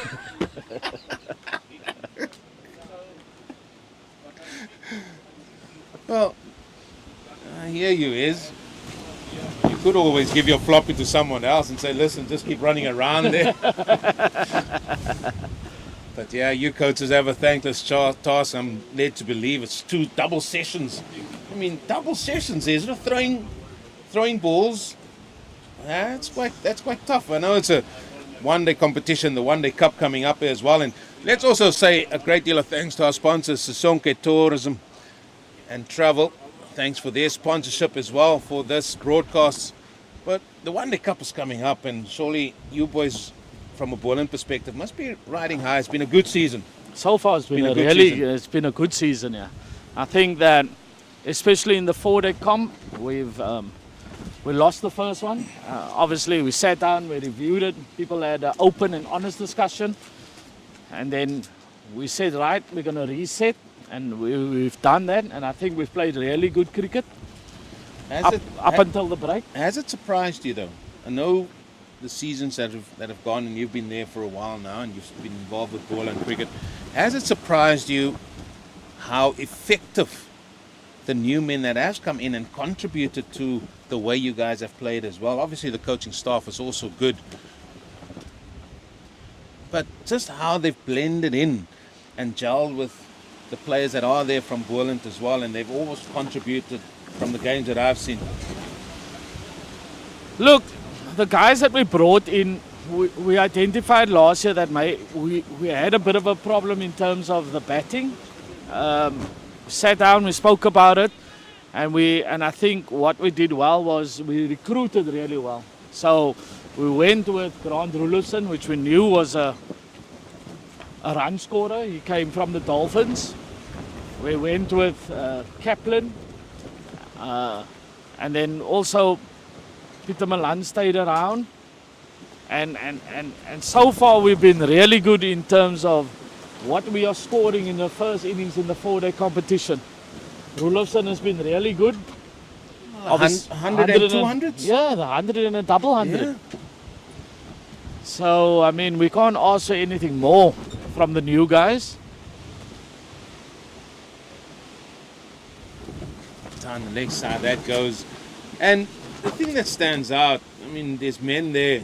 Kachima, he's again started the season well. He was your star player last year. I mean, things are really not, from what I've seen from all the other tournaments taking place as well, and sort of the fringe players. Giovanna Baron has also filled in, he's sort of fitted in nicely as well. There's other players on the fringes. I mean, things must be looking well, and I think you just want to grow, and maybe the break probably came at a bad time for you guys. No, it did. So, especially when you have a break, Eugene, you know that you miss out on that hitting balls. And I think that's why we're starting to have double sessions, so that the guys individually can have more attention and have a bit more from a coaching perspective. So I think that the way we've also gone about things, Kevin Kaplan has been really good this season for us. He's a guy that came from Western Province and was on the fringes. So sometimes you basically just need an opportunity to be able to put yourself out there and to show what you have. So I think that maybe with a one-day competition, Justin Ontong obviously focusing on that. That's our next assignment, and I think that we'll be competitive in that. 16 without loss after 6 overs, and I think Van Schalkwyk did really well after being hit or pinned on the hip there. He seems to be all good, and he's played that quite nicely. That was on the bone for sure, but he's played it nicely after that. Played it well, nice and straight. Minto, 2 overs for 8 runs. It's about consistency for me, Eugene. If you consistently in the area, in a good area I'm talking about, something's got to give on this wicket. And I think that, yes, South Africa was always going to set the standard with Mokoena and Daniels. And they had England a little bit in trouble yesterday. And then lunchtime, obviously, it just drifted away. There was a few missed chances. I think if England put it together here with a bowling attack, I think they could possibly do the same to South Africa. Well, if South Africa can get to lunch unscathed, they'll know they have done most of the hard work. Because as you alluded to, new ball pitch, so they want just to tire England out there in the middle. They're not making them play. I still think Minter should come around the wicket. I know people will say, yeah, but you know the angle that he creates, if it doesn't go, it will go straight on. But these two have left balls well outside that off stump. So maybe also when you come off a straighter line, that breeze will assist it a little bit more coming back into the right-handers. So for me, that's the key. So French has bowled 2 beautiful deliveries, good line and length, and it's let Babulia leave. So if you're seeing a batsman leaving well, then you know you're in a good area, because all he's doing is he's just looking to consolidate. So somewhere on the line, you could maybe a little bit fuller, and that's what is going to make him then play a shot. But French should just stick to where he is now and nothing different.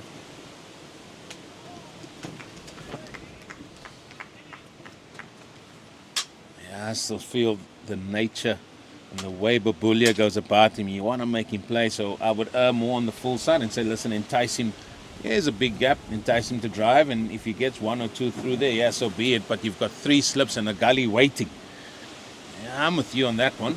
But what I've seen discipline-wise from South African 19 openers here have been very good.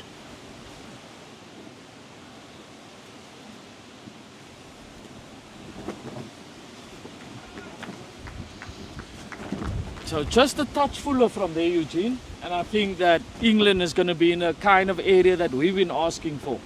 I think yesterday, if you look at it, I'd say that a lot of the wickets, in terms of England's wickets, was maybe poor decision making rather than South Africa being on top. But we always knew that they were going to be in a kind of area where England was feeling that they could play shots.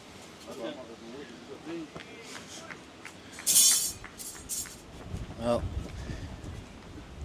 as we alluded to so many times, it's just discipline here from these two in terms of batters, Babulia, Van Schalkwyk. If it's outside that off-stump line, they're not even enticed to play a shot at it unless it's full. So it all looks pretty here. Good length, leave, keeper takes it above waist high. The batter's not playing at too many balls here. Then he's forced to do that because he's played or left a few balls outside that off stump. They get 1 down to fine leg. 17 without loss after 7. And that's what I said when Johan was on there. I said, this is the one thing that I think England should really get into their plans. They're going to have to make South Africa play more, because South Africa know, like the way these two think, and I'm not surprised how these two are playing. They would leave more. They'll be disciplined in the approach. They want to say, right, okay, we want to get to lunch and then take it from there. And I think England need to just pick up on that a little bit earlier. In fact, we're going to see a change of bowling. And he's going to be Jack Home. That's going to be brought into the attack. And he's going to be right arm over the stumps. Now those divots are going to come into play. So let's see if he can get one or two just to bounce a little bit, or maybe even keep a little bit low. The one thing that we did see in the ODI was that Home preferred to go a little bit fuller, and then obviously got scored off a little bit more than others. But I just feel that he's more of a 4-day bowler than a 1-day bowler, just because of his natural length. We find that some bowlers just have a natural length where they're a little bit fuller than the others. Yes, he has the pace to go upstairs, but I think that they will look to home in on that area that South Africa was hitting, especially from this side yesterday. Well, they might be preparing for the spinner because they brought on the old shin pads and helmet. It might not be for this over. Well, in fact, it will be for this over as he goes in at short leg. So different prospect awaits here for Bobulia and Van Schalkwyk.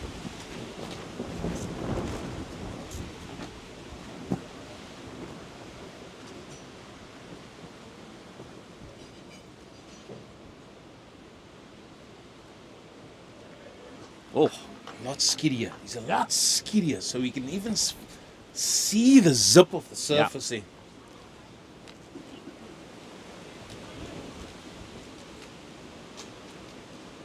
so Bobulia trying to stay within his bubble, doesn't want to play outside, but it's going to, like you say, it's going to be a different prospect. Home is more of a kind of guy that wants to make you play the whole time, so he's going to be naturally full. Please drive me. I think that is what he's going to say today. Here's a play and a miss. Even though Bobulia got the bat inside, I'm telling you now, he played at that one. Good length, good start by Jack Home.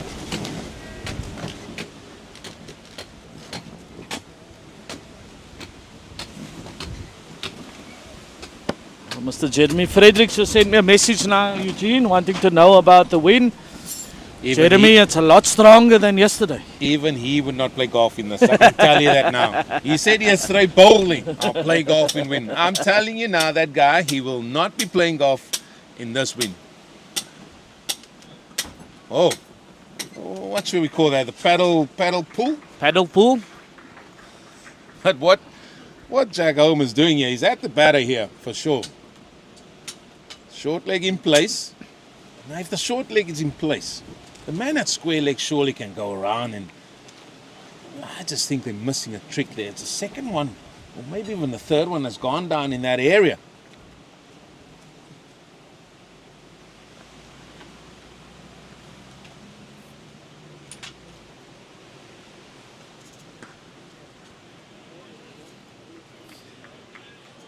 That's what I'm talking about. So South African batters obviously been told, guys, let's not play outside our areas.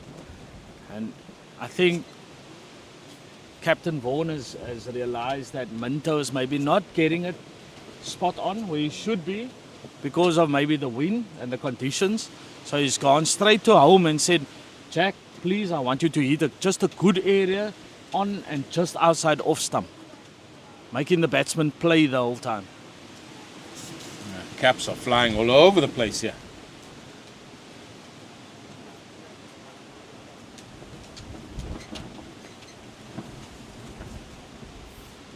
Ooh, Eugene, what a leave there, fella. Yeah, and I had an interesting chat with the head coach there, Maketa, early this morning, and he said, yes, you want to tell these batters in this format, yes, you want to leave, but you also don't want to take away their game, the game that got them here. So it's basically understanding, yes, you've got to play in a certain area. You've got to understand where the game is as well, and that's what he alluded to. And this is what they're going to learn going forward as well.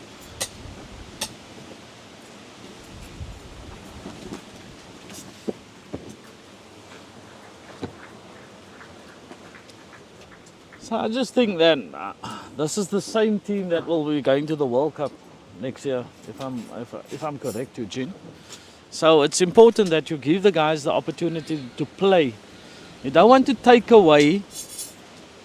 You don't want to take away from how they express themselves in terms of batting and bowling. But you can also set certain parameters that you want them to play in. So as a batter, I don't want to say don't be attacking, but also pick your right ball. So you got to learn and understand your game so that you know that that's my kind of area that you're looking for. Both his batters faced 24 balls, 9 to Abulia, 10 to Van Schalkwyk, no extras. So the discipline from England has been there in that regard.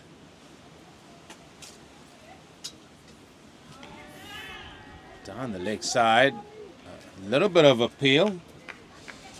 Maybe he must start with Van Schalkwyk.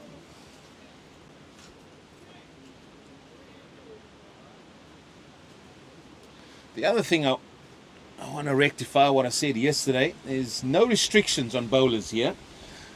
So yes, they might have come from school, but this is now under 19 cricket. So there's no restrictions here on especially seam bowlers or just seam bowlers. So they can bowl 10 over spells if they want. So I went to go do a little bit of homework, Ezra, and found that out. So if we just look at how Van Schalkwyk is setting up, you can already see that he wants to be playing the ball off the back foot. So I don't know if England's recognized where he's standing at the moment and thinking that if I'm going to hit anything on a good length, he's going to be able to leave me. So I'm still believing that French has got to be a little bit fuller and make sure that he's defending off the front foot. Again, a ball left on length. And yeah, maybe the lengths from England hasn't been altogether spot on in this first session on day 2.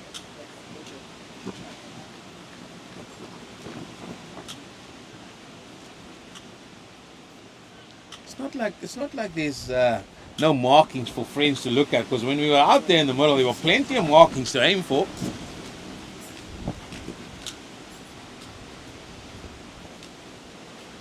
I think that's where Van Schalkwyk is happy. As long as he can play it off the back foot. So for me, I would say it again, I would stress again, guys, if you can just be a half a meter fuller, that is the area that they worried about. The way that South Africa is setting up here, their batters, they're thinking that the danger area for me is when I'm coming forward, when I'm defending. So if you can be there as an England bowler, That's just... And you know, generally in South Africa, we prefer because of the bounce of the wicket, so we prefer to be on the back foot. Well, Really good square of the wicket. Van Schalkwyk being from the Highveld as well, so you know the batters up there just love to stand and just play, get their hands through the ball. Well, there's one ball still remaining here in this over. This will be my final ball, and then it will be Johan Ferreira and Ezra Pule to take you to the lunch break, which is at 12 o'clock. Now, those times don't change, which is good.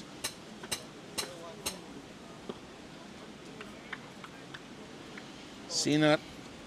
And the score will remain 20 without loss. 9 overs gone. I leave in the hands of Mr. Ferreira and Mr. Poole.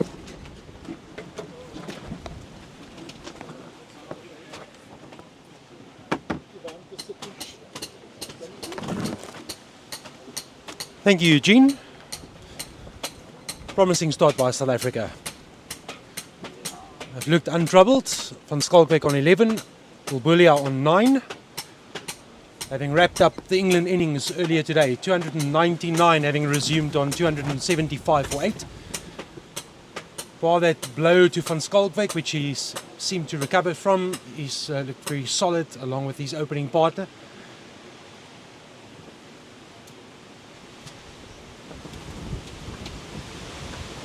It's also forced a change in the bowling that we saw in the previous over. So it's all going according to plan for South Africa at the moment. I think where the area that home is in at the moment is a good area for me. like we spoke about, myself and Eugene just spoke about, as South Africans, we prefer to play the ball of the back foot. We're not particularly comfortable coming forward. So especially these two boys coming from the north, they like the ball that bounces through, so that's why they're leaving well on length. That's down the leg side and wasted by home. Good take there by Roos. Good footwork there. Getting himself in a position where he could cover that one. No, he's right. I think it's a good point. You think about where you started your love for cricket and your first net session. Concrete pitches. That's where I come from, and you don't go forward on concrete pitches. Yeah. Only on the underarm drills would you go forward. Oh, there's a bat on that, and it's going to go racing down to the boundary. There will be another 4 after Van Schalkwyk bat. He'll move on to 15.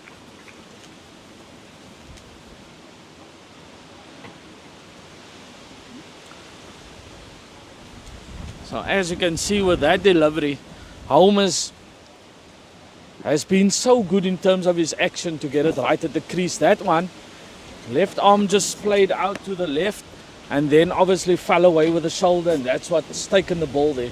So when you're bowling in these kind of conditions, you got to remember that your action has got to be strong. The action will determine where the ball's going to land. So Holmes shouldn't be looking for too much pace. You should be looking for hitting good areas consistently. Well, it's slightly upish. I like the look of Jacko, and we saw him in the one-day international series as well. He's got a bit of pace. Yeah. Fighting cricketer. He's got something about him. Came in yesterday, played an excellent innings. Him and Ahmed, over 150 partnership. So good all-rounder.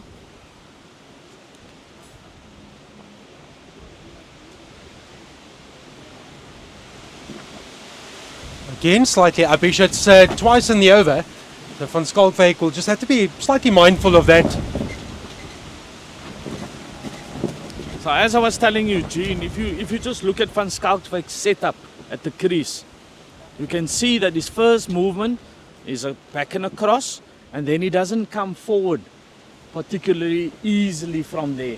So I think that the captains recognize that Home is a touch fuller than Minto was. So if something is going to happen, Home would be his guy. I think that's a good area that is in at the moment. Well, let's build on that and talk about trigger movements, because it's not everyone does it. Yeah.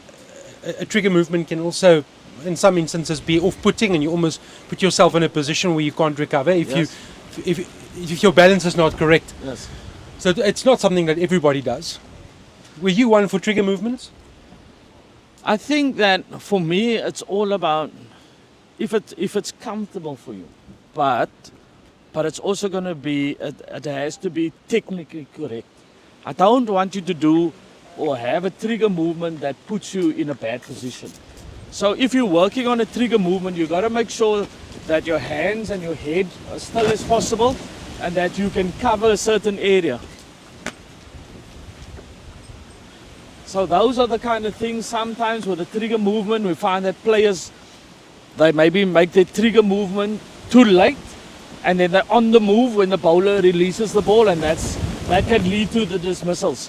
So it's a tricky thing, but there are certain things that you look for in that trigger movement where you can maybe say, you know what, your head is falling over, or your weight is not coming forward. So it's small little things like that. Bulbulia will tuck this onto the next side. And it's interesting looking at the two of them. Bulbulia has a slight movement, but not as exaggerated as Van Schalkwyk. Yeah. So I think Bulbulia, what he does is the way that they've been leaving back over length balls, you can see that they come from the north. Whereas if it was for us on the coast, some of those balls we'll be playing at. So those are the kind of things that they learn. So Bulbulia likes to stand nice and tall. You can see both of them, they like to play the ball off the back foot. They're comfortable there. So if I was England, I'd be looking to get the ball maybe a half a meter fuller I want them to come forward because I feel that that is the kind of area that I'm going to get something, especially with these two batters.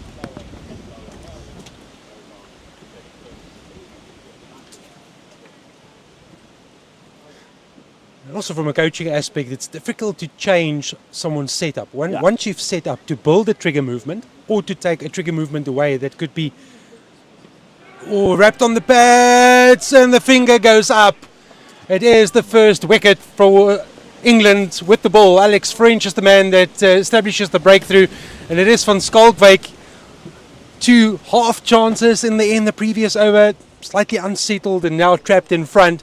And he has to walk back with the score on 15, and that is a valuable strike for England. They have broken the partnership, and van Schalkwyk will walk back for 15. So have a look at this. So that's the kind of area that I was talking about. It has to be a half a meter fuller from where he was settling in. So South Africa, as you can see, they're leaving the ball on bounce. So now you're thinking to yourself as a bowler, I just got to be a little bit fuller. Van Schalkwyk not coming forward as he should, and that obviously brings LBW and Bold into the game. So I think that England will have a discussion about that, maybe during the lunch period or as they in the group now saying, guys, we got to make sure that we bring the South Africans forward.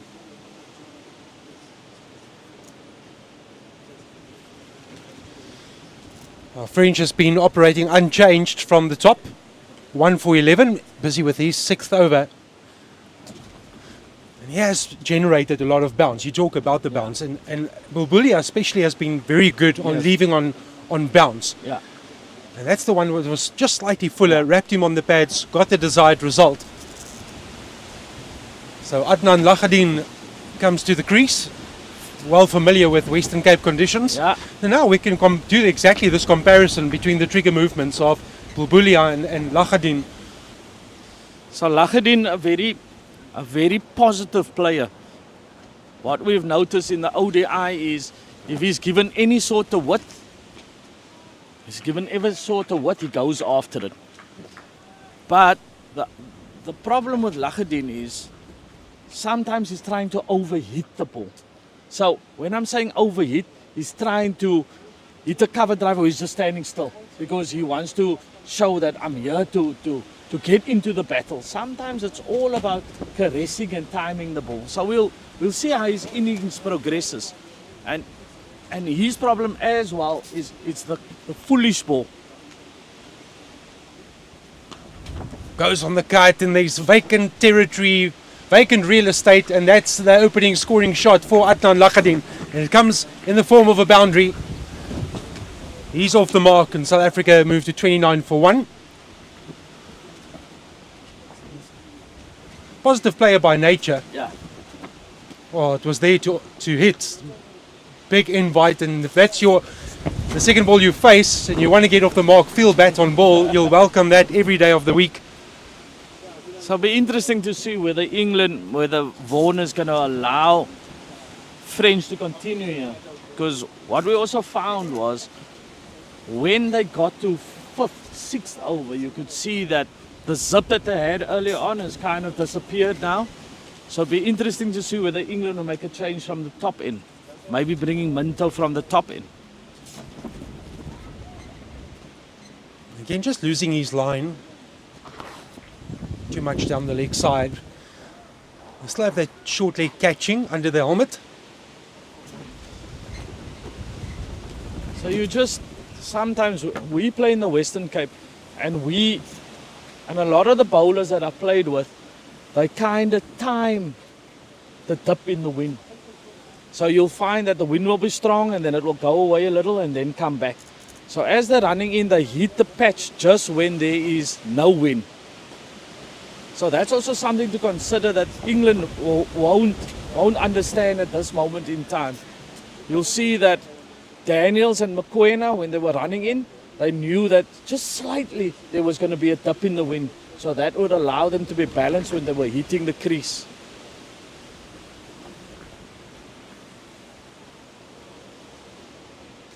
Looks like Minto warming up there, so he might follow French from the top end.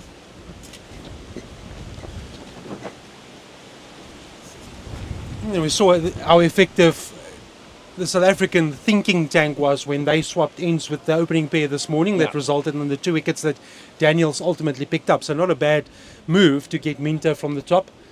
He had a short burst up front. Jack Home took over from him. But it's not a bad thing because all left arm seamers, if you go around the world, all left arm seamers, the coaches will always tell you, I'm looking for a left arm seamer that swings the ball back into the right hander and not necessarily just going across him. So the sides that they started with, French started for me on the right end, and so did Minto. The struggle was for him that it was the wind that was playing with him. I think that he's going that side now because he's thinking that I haven't brought my slips into play, so I'm just going to take the ball across the right hander and try and play on their patience. I like that change as well. He'll be more effective, more opportunities, more areas that he can knock into. So for me, like we spoke about earlier on, is Minto going to stay over the wicket or is he going to come around the wicket? Myself and Eugene said that maybe he must try coming around the wicket and then obviously from the end that he originally bowled from. But if he comes from the top end,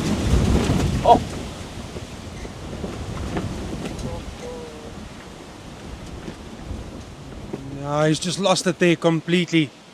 That's going down to the boundary, and that's 4 bars. That's where I feel very sorry for keepers. Yeah, true. It goes, and we're proud. We're a proud club, and you don't want buys against your name. That went way past him.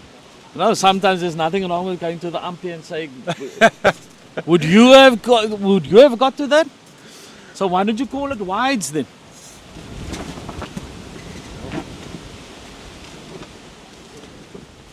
Now, Thomas Roos could do nothing about that. It would have taken a special effort to get hands on that delivery, but it is bias. 33 for 1, the end of another over.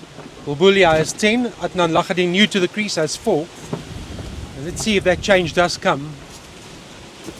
Indeed, Minto is going to the top of his mark. We've only seen the seam department deployed by England this morning. And that was South Africa's success as well. So the thinking process is exactly the same in the England camp. 12 overs gone, 33 for 1. So for me, if he's going to come over the wicket, Johan, all that the wind is going to do is it's just going to take it across the whole time. So what you want to do is, I would like to see him come around the wicket. So then in the batsman's mind, he's thinking, this guy is coming towards the stumps, and that's when the breeze just drifts it away from the right hander. So I think he would be more effective if he comes around the wicket. So you have that kind of, I'm pushing it towards the sun so the breeze is taking it away. He's going to start over the wicket. Yeah.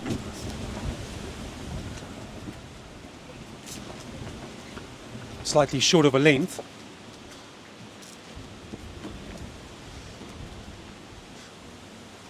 And also, they still have the short leg in play.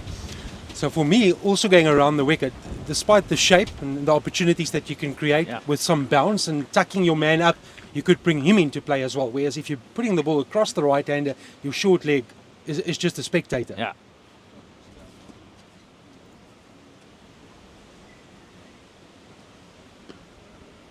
Well, that's very alert towards this, to the single, which will result in a 2.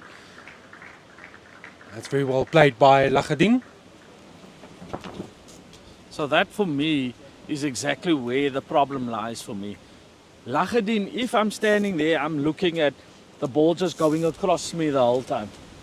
Because there's nothing else Minto can do. It's very difficult to bring the ball back against the breeze. So it's just going to go out. So if I'm covering off stump, it's basically just leaving and waiting for the length to be wrong so I can capitalize.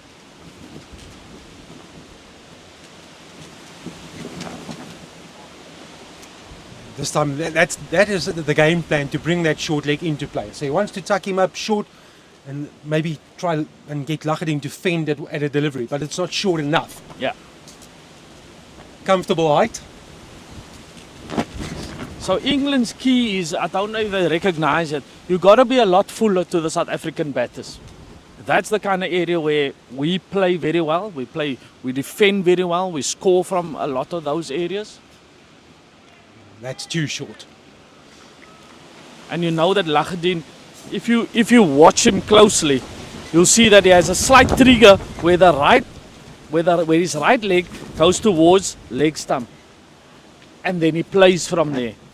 So then, for me, if it's fuller, that's when you bring in the drive and the court behind you. You have to bring in the 3 slips if you're going to bowl this kind of angle. And it was a clear strategy. I did the second one-day international Yeah. at Western Province Cricket Club, and that was a clear strategy by the England attack to go short and short of a length. Yeah. They were hardly full, and especially at the start of a batter's innings. For now, being alert, the value of getting a single, getting off strike, putting the ball into the gap, that's been a good trademark from the South Africans so far. We've seen some lovely boundaries, but also being alert to the singles and the 2s and the 3s. So he's going to feel comfortable because he kind of feels that he's coming with the wind here. But for me, it's just that the length is wrong. He's got to be a lot fuller. Excellent running from Lachadin. It's his call because the ball is behind square, and he immediately thought that there was an opportunity, and then you have to stick to it, and he ran through comfortably. That's a good over for South Africa. 4 off it, 37 for 1. Lachadin also an accomplished opening batsman.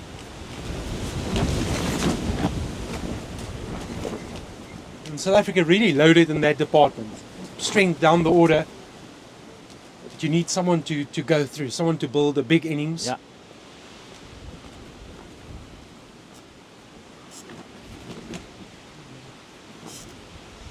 The one thing that we do know about Babulia is he'll stick to his disciplines.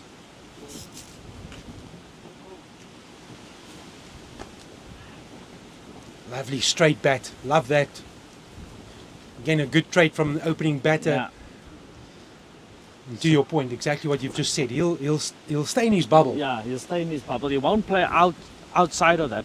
And that is something that South Africa can be, I won't say happy with, because you expect that from an opening batsman. But whereas the English, you always felt that they wanted to be positive, so they recognized something that was maybe offline, they went after it. But Babulia, not that kind of player. Prepared to bat long. We've seen his record at school. Very often open the batting and then finish the innings as well. So he's just one of that players where you got to play on good areas with him the whole time, taking him back and forward as a batter. I just like the game plan and the awareness that we've seen between these two. They're so alert towards the single and putting the ball in the gap. There's soft hands from Babulia, getting off the strike. Same sort of approach again, resulting in a single. Very good batting by both of these two, Babulia and Lachadin. And suddenly, I mean, Lachadin has only faced 7 balls. Yeah. He's been untroubled, 7 from 7. So I wouldn't mind giving away the single. But when I'm giving away that single, I want you to play forward. I don't want you to be on the back foot because that's easy. So if it does do something, you can leave or you can adjust. So what they're doing is they're going back and they're just knocking it there for 1. We want to bring South Africa forward. And from a bowling perspective, it's also frustrating if the batters are alert to the singles, because then you fail to build pressure at one specific batter. Correct. That can, of course, lead to a false stroke, a shot out of desperation, or maybe you feel that the tempo is not high enough, and then you play a false shot, and that could ultimately cost you wicket. But when the combination rotates the strike the way that the South Africans are doing at the moment, it takes the opportunity away from building pressure to one specific batter. No, you're absolutely spot on. And it's easy because you're sharing a load. If the batsman stands there and you're in a good zone and you've bowled a maiden to him, sooner or later you're going to start feeling the pressure. So then you're thinking, ooh, it feels like I'm just not seeing it right. And then you start playing where you shouldn't be playing. Whereas if you're knocking it around, you're saying, okay, I'll face 2 balls and then it's your turn and we run a single here. And so you never build enough pressure. That's another one down the leg side. That's the one thing that Jack Home can think about during the luncheon interval. It's just that consistency outside off stump. He's just lost his way on a couple of occasions down the leg side and far too wayward. Just before that delivery, they put a man out towards the square leg boundary, not all the way, just making the batter think and realise that there was someone there. Then it's the 2-card trick, not going short but going full, but losing his way down the leg side. Some of the England management team, they've looked for the shade. The thing is, if you stop this breeze, then it becomes seriously hot in Stellenbosch.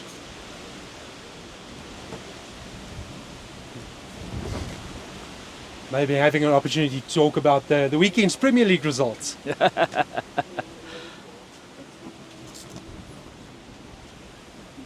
Still Minto coming from the top. Bowling to Lachadin on 8, Bulbulia is 12, 39 for 1.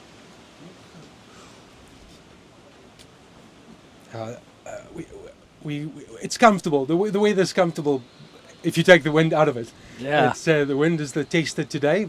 It can get very hot. We've had conditions in Paul now 37, 38 degrees. Paul, for our viewers who don't quite know where Stellenbosch is in relation to Paul, it's not very far. 25 kilometers. Just another compliment. It's another tick in the box. I just love the way that Lachadin and Bulbulia is building the innings, keeping that scoreboard ticking over. But that's why I'm saying, Johan, it cannot go on like this. So Minto has to come around the wicket. If he wants to bring in all the dismissals to break this partnership, he has to come around the wicket. He's putting all his eggs in one basket.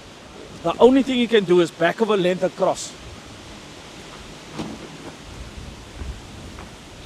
South Africans, we prefer to play with the back foot. And to your point, now you look at the field set and you have 3 slips. We haven't seen a ball edged. We've seen gully come into play on a couple of occasions. Correct. Where a ball has been guided down, not edged, guided down into that vacant area. But bar that, you do look at the field set and you think, but there's been no indications or game plan that has brought these players into the contest. Way too short. There's no one back for the pull, so if he does play it, it's going to be a safe shot, unless he top edges the ball. But he's looked in control throughout Bulbulia. Just shadowing that delivery, just thinking about if it was in my area, what would I do, where would it go? But it is a safe shot. Love his mindset, and how sometimes we find at this level for a batter to be mentally strong, to be able to play a 4-day game is something that is very, I won't say rare, and just the rotation of strike there like you've been speaking about. It's just how he goes about this game. If it's short, I'm just going to duck it. He might not duck this afternoon if he's still batting or after tea. But England's got to do something about trying to block that single the whole time. Just listen, on our left you have the 2 changing rooms and the South African camp constantly applauding for the way that these 2 are going about. Every single is applauded, so they value it. They know this is a clear tactic. They just look so at ease. Yeah, both of them. Another over gone, 41 for 1. Bulbulia, who opened the innings, he's on 13. Lachadin, who has come in at 3, he's made his way to 9. Yeah, from England camp, I agree with you, Ezra. I think it's time for a new strategy. I think they have. I think they bring the spinner on. It's 5 minutes to go before lunch. Normal wage. Let's see if there's something there for him. And looks like Ali will be bowling from the bottom end on the commentary side. It's been an all-seam attack from the resumption of play. From a South African perspective, we saw seam throughout, wrapped up the last two wickets that they needed. 299, England's first innings score. And now, for the first time today, we'll see spin. So I think he's also bowling from the right end at the moment, Johan, because I just think that the breeze will drift his leg spin into the stumps, and then if there is a little bit of movement when it hits the pitch, so it will make the batter think a lot more. What we saw in the ODI was that he was really quick through the crease, so hopefully I would like to see him play with his pace a lot more.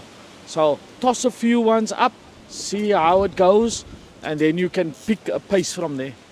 He picked up 6 wickets in the one-day international series. 2 for 32, 1 for 25 and 3 for 51 in the last match that was played at this venue.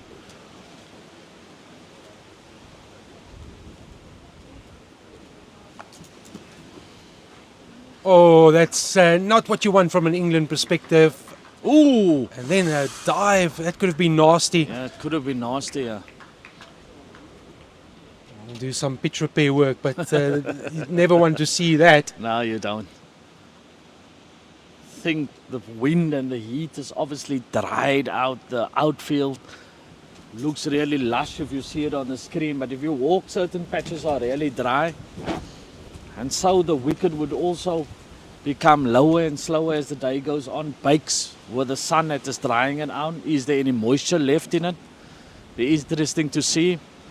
I'm hoping then Ali will toss up a little bit, few more deliveries to see if there's any turn, or if he's just going to try and fizz it in straight on the stumps the whole time. Oh, that's too short. Half stopped. Good fielding by the short leg man under the helmet. There's protection on the square leg fence. The short leg is a attacking option, and then the first slip. Fonseca under the helmet. Again, slightly short, great fielding. That's the value of someone that's very alert, and that builds the pressure. Yeah. You feel that you might have ticked one, get it past that man, and it's a guaranteed single. That's where Very everyone needs short, to play their part in this bigger game. Combinations, bowling combinations.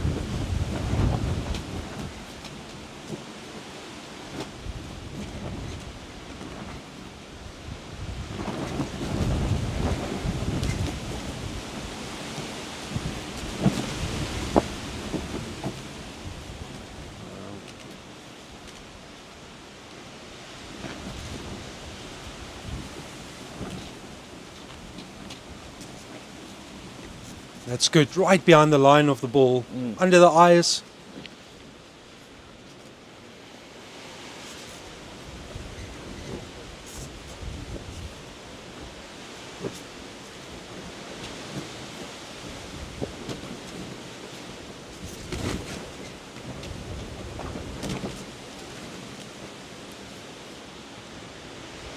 Well, that brings to a close the first Tazim Ali over.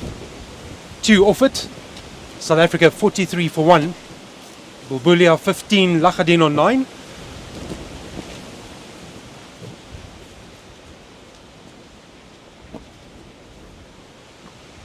Well, they have various spin options. Fahad Ahmed has been here with the Lions team previously. If you think about their spinning options, also have Archie Vaughan. Could bowl a bit of off spin if required. I saw him used in that in one-day international series as well. So they have a lot of options in the bowling department as Minto comes towards our commentary end. It's better. It's a fuller length. Yeah. And that's what you were talking about, Ezra. And I think that's where that's their biggest chance for me. Yeah. To ask the right questions. It's the only chance. Yeah, absolutely. It's the only chance because you're thinking here, with that angle, I'm already losing LBW. With that angle that is bowling now, I can only bring the slips into play. Oh, there you go, short again. Oh, that's not where the ball was intended to go. It's going to run towards the third fence, but won't get there. It will still result in 2. Lachadin into double figures. So this could be definitely the last over before lunch.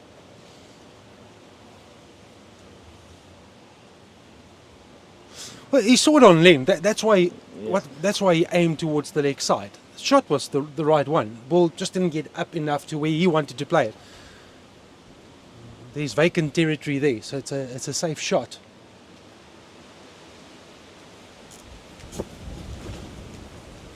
It was signalled as leg buys, so the call came through. So Lachadin still on 9.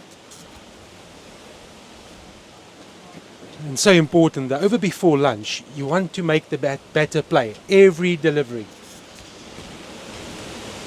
Oh, you're right, Johan. So he is playing, but it's just so comfortable because of the length being wrong. So you want to bring him forward where he's not sure, should I leave or should I play? But if you're going to bowl that kind of length, I'll tell you what, I would grab that every time.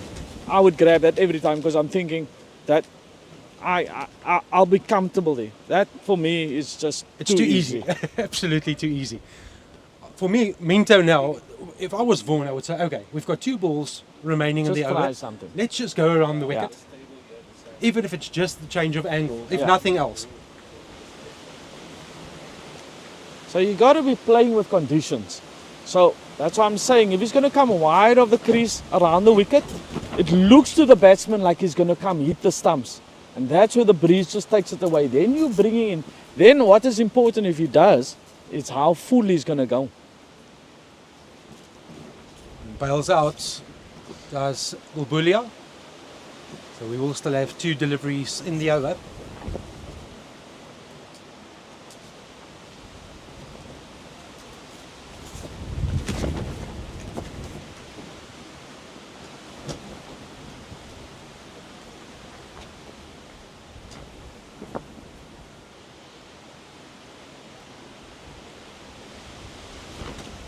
Oh, that's good. Very good.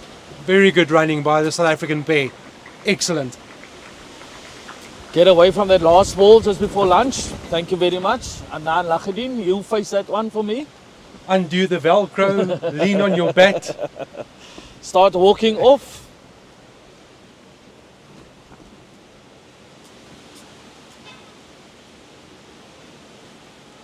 Bulbulia on to 16, the highest score of the South African innings.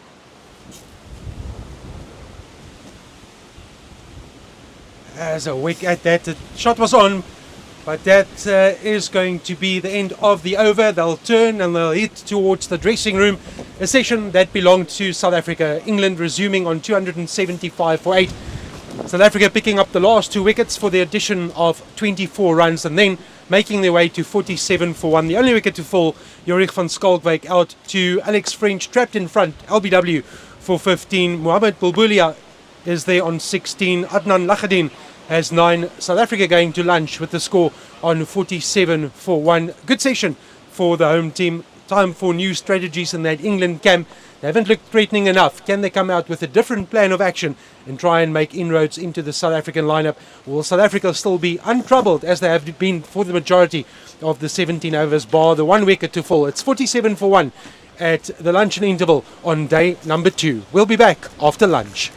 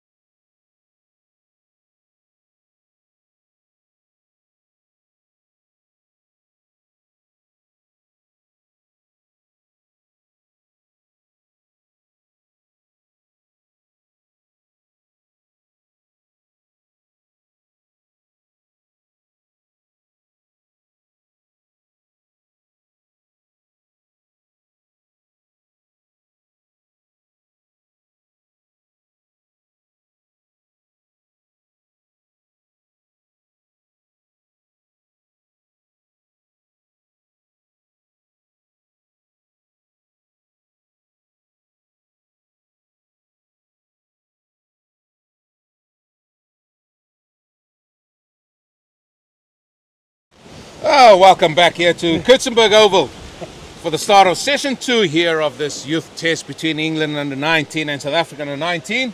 47-1 South Africa find themselves after bowling out England for 299.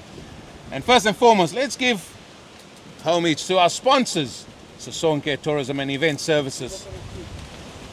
Definitely get in touch with them if you have any tours and would like to come out to Southern Africa.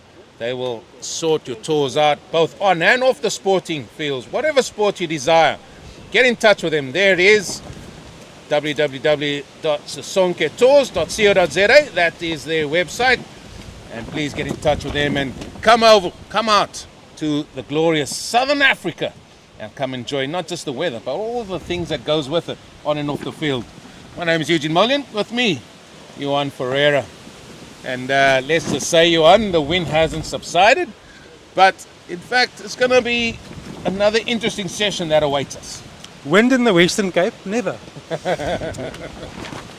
Now it's still a beautiful day and wonderful to be in Stellenbosch for the second day of the first 4-day match between South Africa and England's under-19s. And South Africa had to wrap up that England first innings, which they did, the addition of 24 runs, so the first box was ticked nice and early.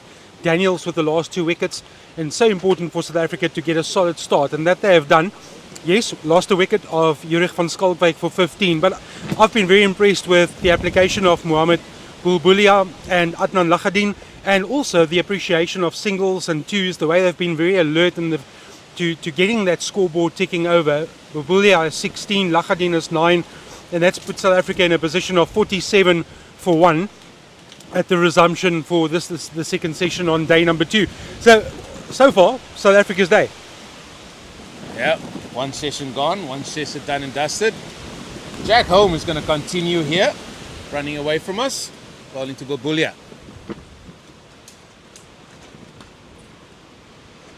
What is going to be fascinating, Johan, here now, we're going into a different facet of play as they get through for the single after the misfield. Lakhadin is someone that can take the game away from you, so you don't want to be giving him too much width, as you saw. He will punish anything that's short and wide, and he just gets his hands through. But we've seen already in the national tournaments, especially with Lakhadin, he struggles where the ball is a little bit fuller and a little bit straighter. Would they have learned their lessons? We'll see. The English.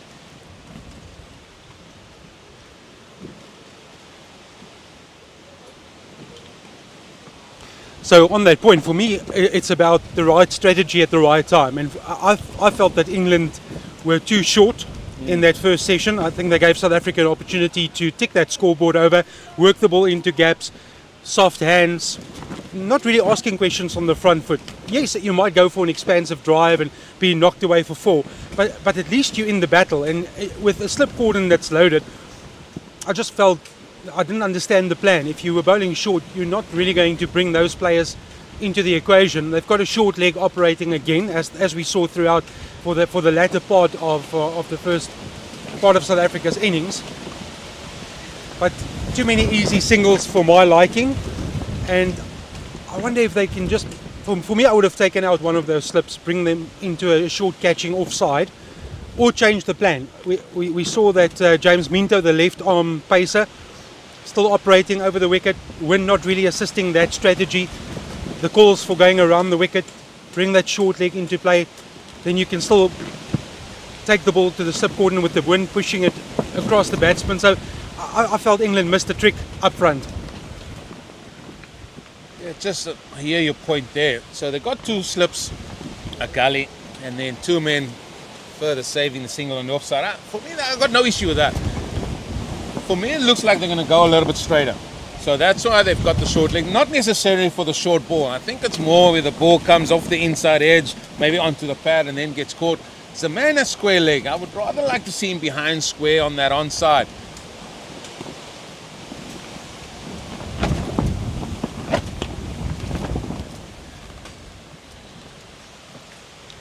And 100%, the problem is that they just haven't been full enough consistently. If that is going to be your plan of action and to execute with that strategy, then go for it and see what happens. But we haven't seen enough of it. Yeah, well, when are we going to see this introduction of spin as well. That's another talking point. Ahmed, he's going to be their go-to spinner, the offie. There we go. That's exactly what you've said, wrapped on the pads. No favourable decision from umpire Ntuli. And that brings to the end the first over after the resumption. Bulbulia 17, Lachadinas 9, South Africa 48 for 1.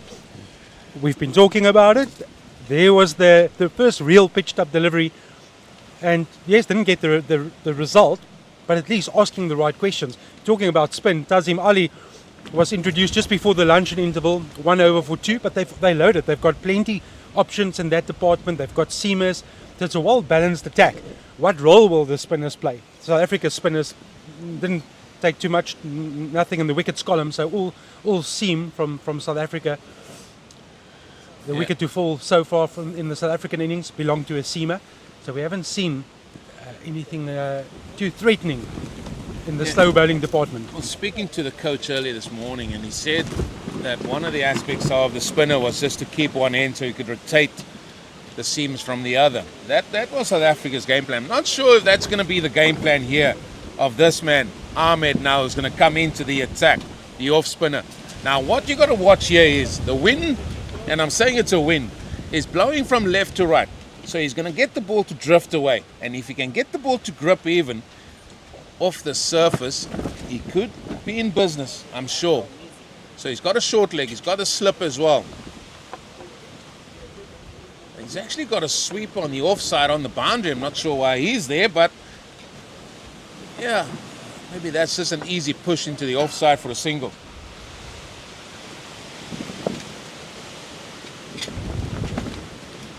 I would love to talk to you on that point. For me, it's almost it's a defensive mindset. And yes, the team is 48 for 1, but 2 batsmen, 117, 1-9. For me, from a captaincy perspective, I'm of the opinion that you force the shot first. Keep the players in to catch.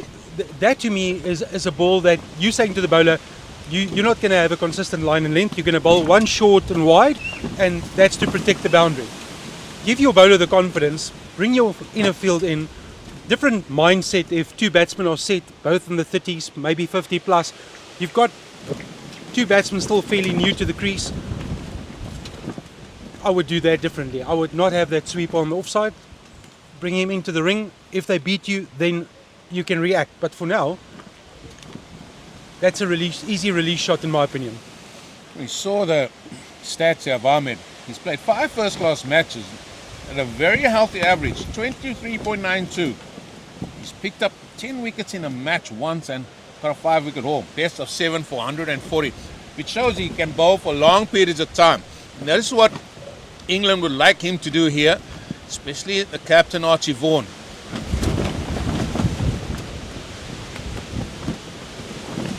He's a real talent. I was very impressed by him in the Youth One Day International Series.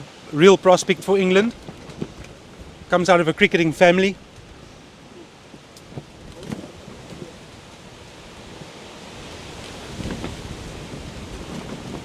And so far on the money as well, Eugene. 4 balls in, 4 dots.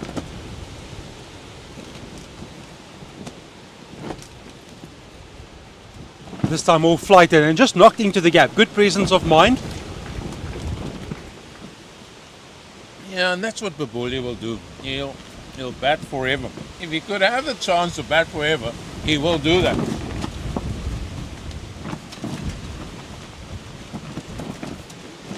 Bulbulia really looks the part. No flashy shots, nothing flashy about him. Does the business. And there's a calm demeanor about him, which I also like.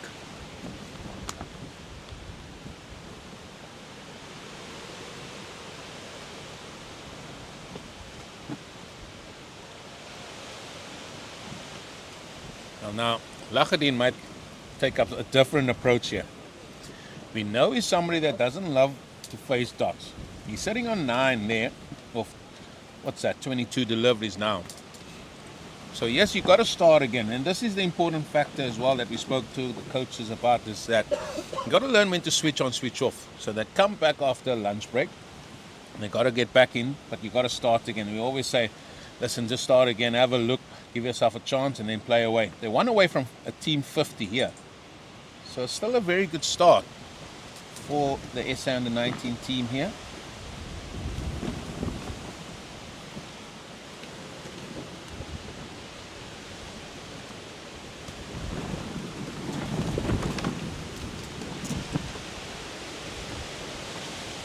For now, I think the mindset from the South African perspective would be we're not chasing a run rate. We're there to build a score, try and get a substantial first innings lead, and then see if we can squeeze England. That would be the mindset for me from a South African perspective. There's so much time left in this match. Only on to day 2.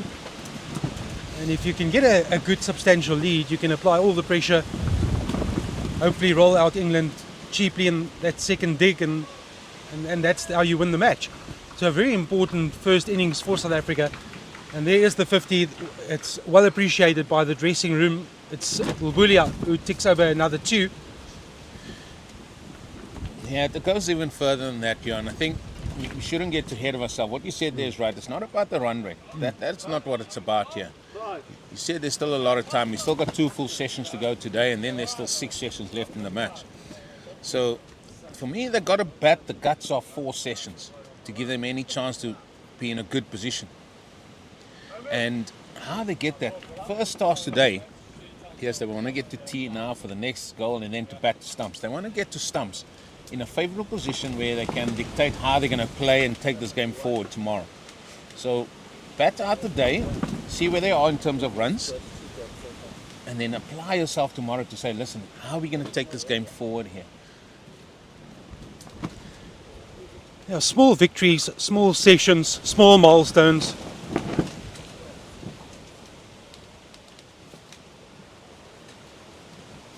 See what the spinners do, get through this little period after lunch, just that reset that you were talking about. I think it's all about the application. And then you start strategizing and say, right, let's take it to 65, let's take it to 85, let's take it to 100. Well, Babulia has faced, 59 deliveries. I would like to know how many balls he's left. I think the majority of those he's left. Absolutely, and on length, the bounce, especially when Alex French was operating to him, there was a lot of deliveries that he left on bounce. But he knows where his off stump is. He looked very settled from the onset. And Lachadin as well, I agree with you. I think if there's going to be a time in this partnership where someone needs to up the ante, it will be Lachadin. Bulbulia will keep his end, keep it ticking over, and Lachadin maybe will be the man that will get South Africa's run rate up, some pressure on the spinners. I agree with you there. It will be Lachadin, because Babulia, he's just going to be batting at his tempo. He's going to say to the rest of you, right, guys, you can take it on. Let's not forget, he will, if the ball's in his area to put away, he will do that. They've moved square leg back now.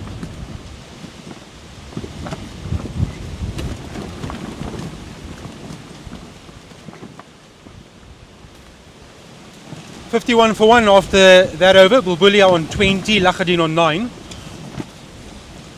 Jack home 6 overs, 1 maiden, 0 for 11. The only wicket to fall belonging to Alex French, who bowled the first over of the South African innings. He's returned 6 overs, 1 maiden, 1 for 15. The 2 overs of spin, 1 from Tazim Ali, 1 from Farhan Ahmed, who has just been introduced.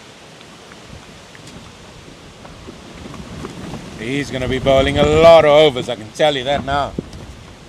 The off spinner.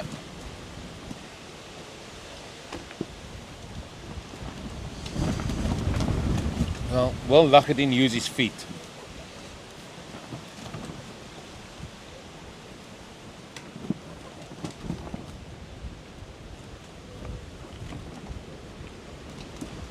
Good flighted delivery.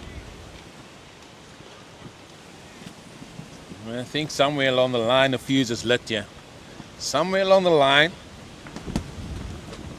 Remember, South Africa not used to playing the longer format of the game. It will be good discipline here from the youngster Lachadin if he can play each ball on merit. It's a bit of a freebie which he unfortunately couldn't get either side of that man. So straight to the fielder, will still get one. You should say unfortunately for him now. We Yeah. can't be picking sides here, Johan. We gotta stay down the middle here. I think we've done a good job. I'm sure he wanted more there. It was a shorter ball. Next time.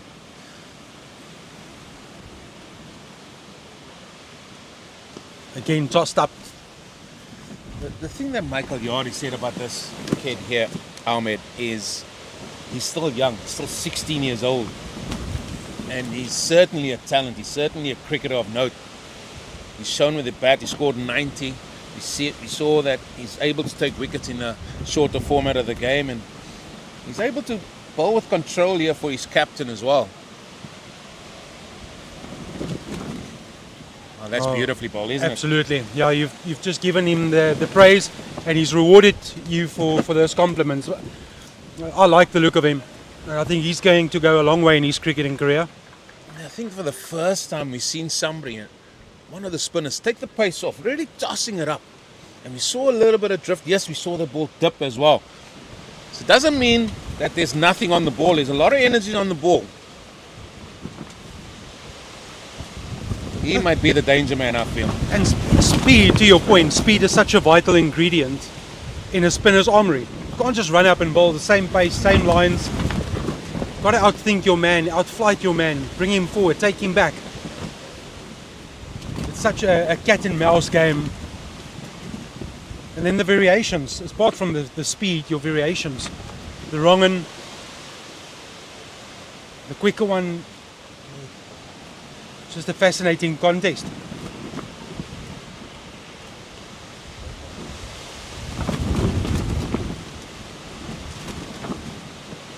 That's lovely. Putting good pressure is Ahmed. 55 for 1 South Africa.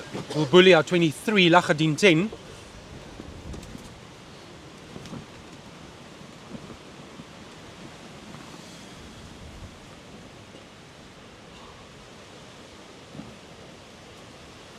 Yeah, this partnership already on 30. And they need to grow substantial. They need a massive partnership. That's what this format is crying out for. We saw one of 153 from England.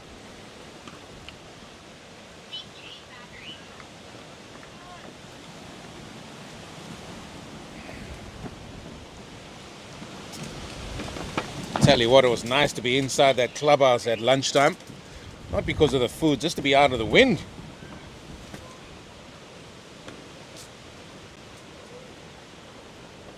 I don't think I've ever seen Stellenbosch like this.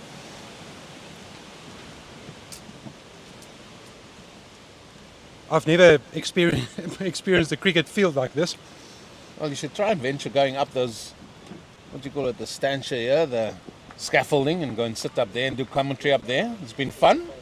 Never done that, Eugene. I must say, this is quite the experience. But still be today at the office. Well, at least our alignment, I mean, I don't know about yours. My alignment will be okay because yesterday the breeze was blowing right to left, today is left to right, so it just evened things out. Tucked around the corner, it's got enough on it, it will beat the fielder, it's 4 more. Just when you think, I just want to go at him a little bit, but Bully always manages to turn that into a scoring opportunity for him because that's his game plan. I'm just going to leave it out there. I'm going to wait for you to come into my areas of scoring. And this was well tucked away. The old-fashioned leg lance. Beautifully played. There it goes. And the outfield is definitely getting quicker.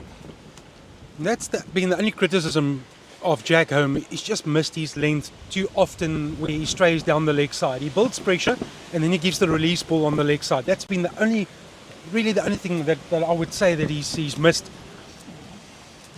We were talking earlier with Ezra about building that pressure and how important it was. You want 6 balls at the same batter. And he just gives you that one down the leg side that's been helped around the corner.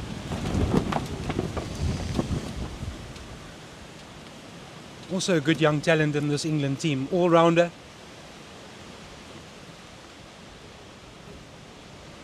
That's much better.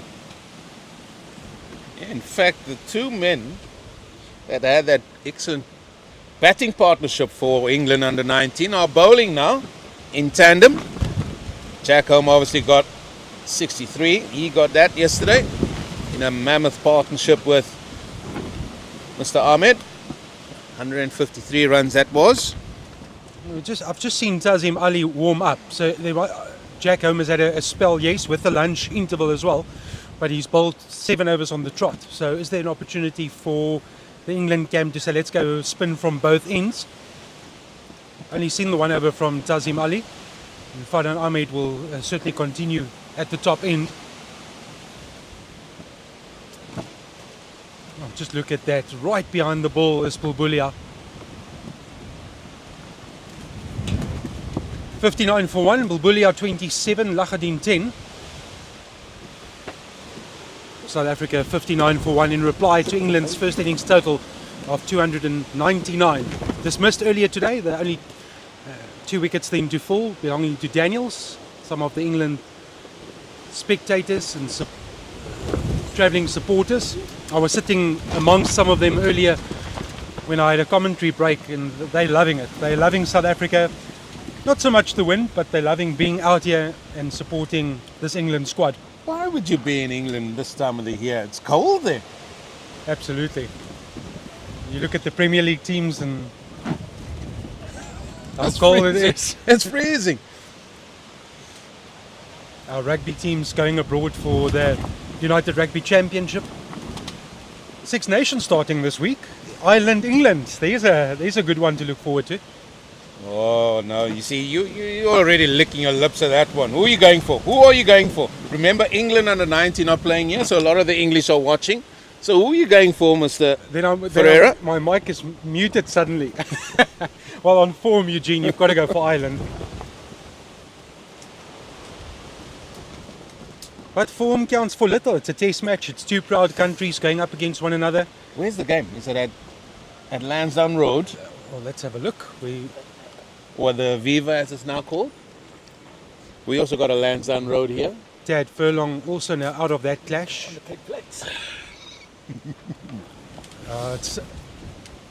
Was it at Twickenham?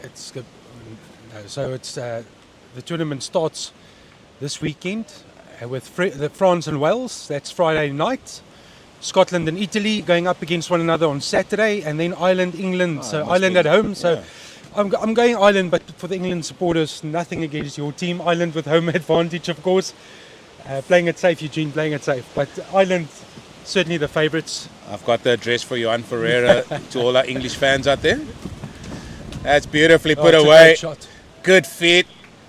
Moved it quickly. That ball is still racing away. It's going to get to the boundary. It just shows you don't have to overhit the ball here. The ball just races away. Maybe the wind was assisting that as well.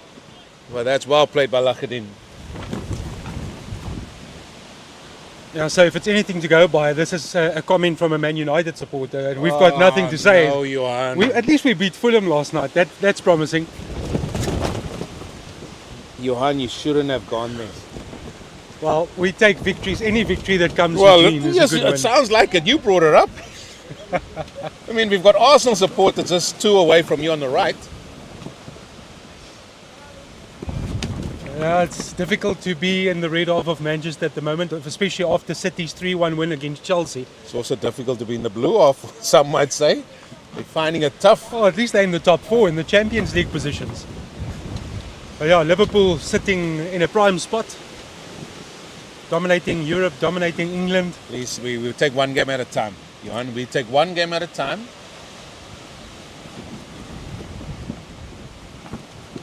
Just shaping to have that expansive drive, and that's what Ahmed will be building towards. See if he can send enough invites Lahadin's way. For now, Lahadin 14, Bulbulia 27 at 63 for 1. Oh, we're blessed. We live in a country that loves sport. Yeah, don't we? There's all sorts happening. It's SA20's on, the schools SA20's on. As from cricket, it's now getting into crunch time for the SA20, the senior men. There's a game in Paarl here tonight.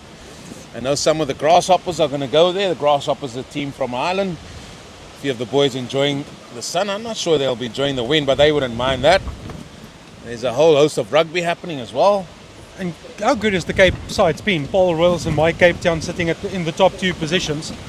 Royals going up against Durban tonight, the Super Giants. Haven't had the best of tournaments, sitting at the bottom of the log. Yeah. It's become a fortress. I mean, where did you think that you would see 20 overs of consecutive spin? The Royals did it in Paul. And also, for me, looking at this as well, the introduction, our spin bowlers have evolved in South Africa. Not many years ago, you would not have seen a spinner in a South African team. And now you see a 20 over game where one team in South Africa uses 20 overs of spin. I mean, times have changed dramatically in South Africa. Yeah, it's not just, you've hardly seen it. You've seen it in the shorter format of the game, which you thought, now spinners will go all over the place. That just shows the big part that spinners play, even in the shorter format. There's French now into the attack. That's his second ball. Bowled it full. The first one was also full and straight. So again, looks like that's the plan the English are going to try and operate on here. Either that or he's just lost a little bit of his balance at the crease. And he's also been swapped around. He started at the top. That's where he bowled his first spell. So a second spell running away from us.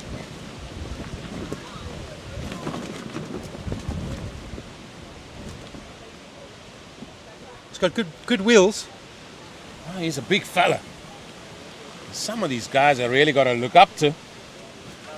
And they really can get it done. And that's the thing, I'm surprised. They haven't hit those lengths consistently well. And we all know what cricket's like. But again, it's something Michael Yardy alluded to. We've got to remember that these guys are still young.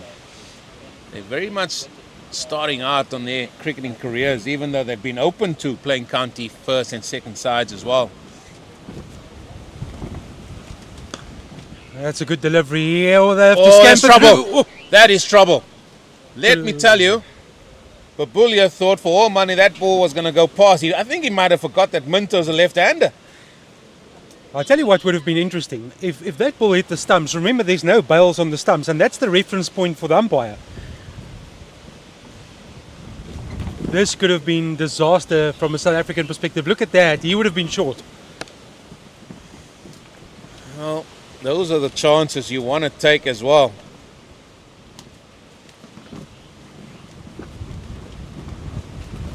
Oh, big drive outside off stump from Lakadin. Maybe something in his head has said, right, if it's up there, it's going. Big drive? That's a big booming drive, if you ask me. Look at this, and look where the weight's going. The weight's going back, and that has been the problem for him. Sometimes he does get it, but more often than not, he either edges it, but if you get that even straighter, he more often gets bowled at LBW. He's a talented kid, and he's attacking of nature.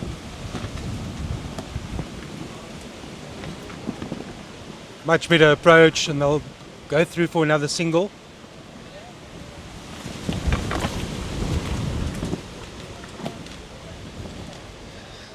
And that is the end of the over. Well, that's really been the only way that Bulbulia's looked like going out. There was the potential run out. For the rest, he's been very solid. You're saying he's not quick enough? No, he's definitely quick enough. But he picked the wrong fielder. That's not how you want to go out. You don't want to go out, but to throw your wicket away with a run out. I think he definitely ran on the shot because mid-on was even very close in. Forget the fact that Minto was left-handed as well. So I think we won't see him try that anytime soon. So talking about the experience, the England team being in South Africa, how old were you when you had your first taste of travel abroad? You know, we were talking about it yesterday, and I mean, I was quite fortunate. I have to say that I went away with athletics quite a lot, and my first cricketing tour was with South Africa in the 19s. And we went to India for 2 months, and that was some tour because we had a whole talking point beforehand, especially with some of the senior management of the Proteas that came in and said, listen, this is what you can do, this is what you can't do. So it started there because of the nature of what you can eat, what you can drink, etc. Let alone when we arrived, the pitches we saw, the first pitch, we arrived at our practice day the day before the game, and the guys were sitting on the pitch and they were chiseling every bit of grass off the pitch. It was that hard. It was clay based and there wasn't a blade of grass on this pitch whatsoever. But that was a great tour. It was very good. Had some really good players. It was a really good squad. As we see short leg going across to Silly Point. And then after that, I was privileged to go on tour with Western Province, and after that, so I was very fortunate. You find yourself in India for 2 months. Then I actually went to England for 6 months, and I went to Zimbabwe for a couple of weeks. Or just rocks back and cuts that away to the sweeper on the offside who misfields, and that will result in an additional run to the South African tally. Maybe that's why he's out there.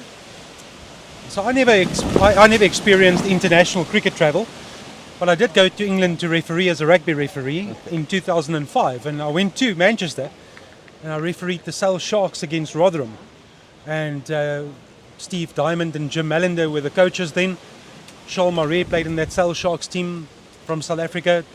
It was a great experience. I was there for 2 weeks, refereed Manchester and Leeds universities. Oh, is that out? Well, there is a big appeal. Now, let me tell you, this was nowhere near the pad. This was nowhere bat hitting the ground. We will see if the bat did maybe hit the ground. This is a big, big call.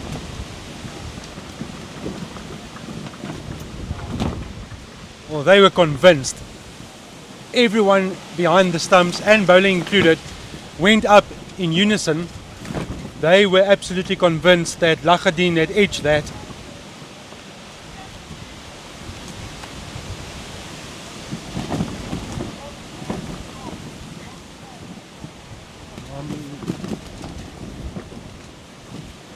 He goes for the big drive again. Well, I think Lachadin is going to have, for the next half an hour of his innings, he's going to have a few words in his ear, for sure. Captain Archie Vaughan, he wasn't happy with that. It took him a while to put the cap back on his head. The only thing that we could say, we can't see from this angle, is did the ground hit the bat? Or did the bat hit the ground, I should say? Not sure, we can't see from that angle. Well, the umpire's decision is the one that matters, and he was having none of that appeal. Again, just appreciation from Bulbulia. That's been a characteristic of his innings that has been really been impressive.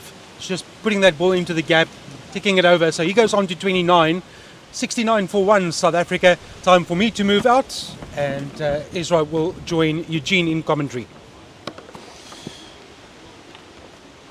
Can we see that again, please? Thanks here to Johan. He's going to enjoy his dessert now that he's left out in the elements. But he's looking forward to his little milk tart there as Ezra Poole comes in, capless. I don't even know how to take Ezra Poole capless these days. He's always have a cap on, but conditions are such that it is blustery out there. I have to admit, Eugene, the milk tart, beautiful. It was warm.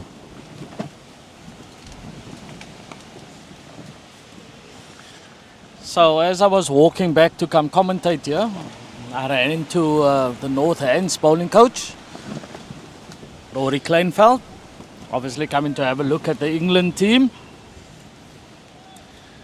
Yeah, See what he's kind still of... here. I thought he would be back there. Maybe he's still not loving to go to the coldness. Now he said that he's actually leaving tomorrow. Oh, that is beautifully put away. Excellent pull shot by Bulbulia. And that goes for 4. He's certainly an old-fashioned type opener, isn't he? Just the way that he sets up just reminds me a lot of Hashim Amla. Not as flamboyant, but the setup and the stillness when he's batting just for me looks like he belongs at this kind of level. Well, the man that represented the legends in the Cubs.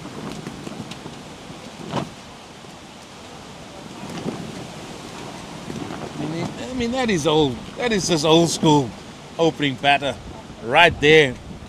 Says, right, you got a bowl to me. I'm here for the long haul. 33 of 76. still going at a good click. We have to say that. Adnan Lakhadin, I think this is an important period for Adnan Lakhadin. He's got a little bit of a start. He's 18. We saw glimpses of maybe he's trying to get a little bit edgy. He's trying to force it, losing his shape. Excellent work in the gully area. Good bit of fielding there. So you're absolutely right. Like I told you earlier on, the thing with Lakhadin is he wants to hit the ball too hard. Instead of just looking for a bit of timing, especially if you're top order batter, you don't want your power game to overtake a bit of a flow. So you want to be feeling a flow while you're batting.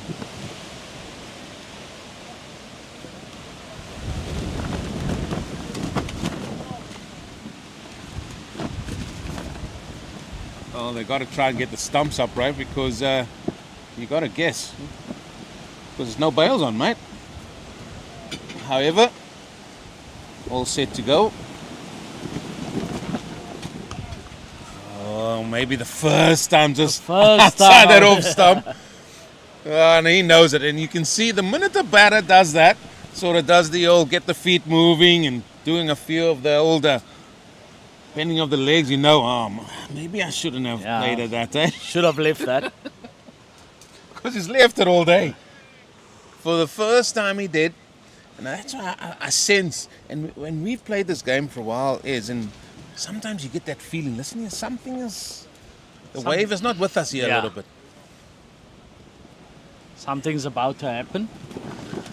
Uncharacteristic, I have to say, from Babulia. So I just think England's got to stick in there. She's got to try and bowl dot after dot. I just think South Africa, sometimes the batters at this kind of level, they just feel that when there's two maidens maybe bowl, they just feel that they should play a shot somewhere. That is so correct. And we see it so often. And it's probably the nature of the format that these boys are playing at quite often. They play that nature where you've got to go after the ball and score runs.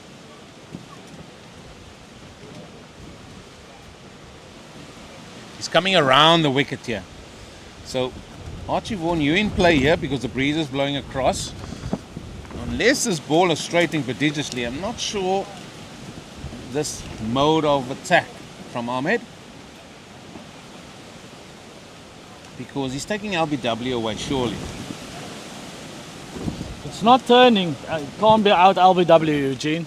So I think that he's thinking that Lakhadin is going to come after him. He's going to come down the wicket soon. Or when he's dotting it up, he's looking maybe to get him caught at first. Yeah, fuse is lit here. Fuse is lit, I told you. And that is excellent bowling. In fact, brilliant bowling, in fact, by Farhan Ahmed. What do you know, Eugene? Come around the wicket and you end up bowling him. I just feel Lakhadin played all down the wrong line there, and he's got to go back. We said that there was a feeling something was going to happen here. That partnership is broken of 48 runs. And that's the end of Adnan Lakhadin.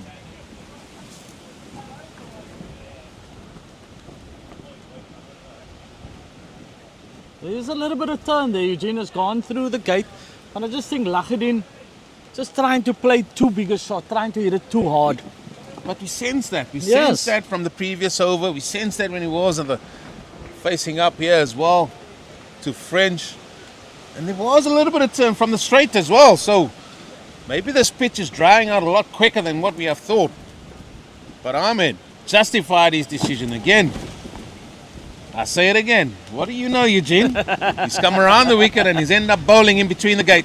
Excellent stuff by the youngster. But what's good, Eugene, is yes, the breeze is helping his drift away from the right-hander. He was happy to sit there for a while, and then he thought, if I'm going to come around the wicket, I just feel that the batsman's going to feel like he has to play at everything. And I think with Lakhadin trying to be as positive as possible, there was always going to be an opportunity for him. Why look to hit it through offside? That is it for me, because he got bowled in between. So why look to hit the ball through the offside? And again, even after, you could see him losing his balance there, just on a simple ball coming forward. Yeah. So we've seen it a lot. We saw it at the Kai Majola, we saw it at the Cubs. And it's something the youngsters really have to work on. Is Roos, Jason Roos, the left-hander. Now this is a different prospect here now.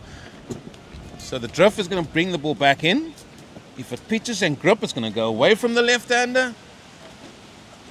Well, maybe England are sensing something here. They could get a little bit of a bang-bang here, as we say.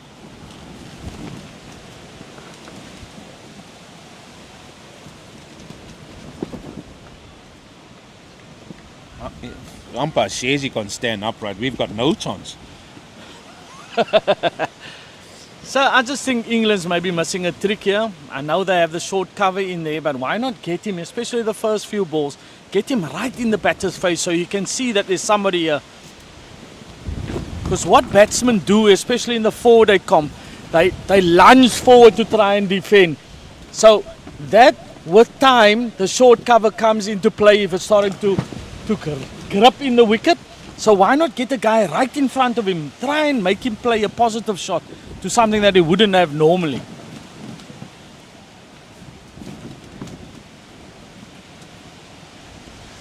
Especially with the consistency that Ahmed is showing us here. 1 for 13 off 4.2 overs.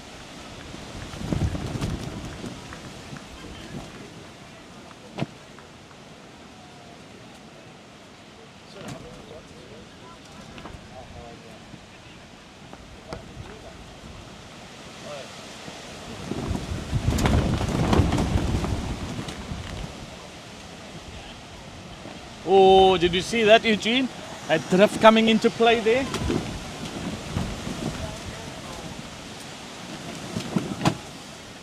It's not the best of running there by Babulia. I think he just... sometimes you find batters that prefer pace. They like the pace more than what they like the spin. Well, I said when Ahmed came on, this is a different kettle of fish altogether. This is a different prospect for South Africa here. 1 ball away from finishing off his 5th over. And he's asking a lot of questions. Got a beautiful breeze to play with. So I think that the slower he goes through the air, the more the breeze will come into play. 27 gone. South Africa under 19 now. 75 for 2. Still trailing by 224 runs of England's 299 that they posted.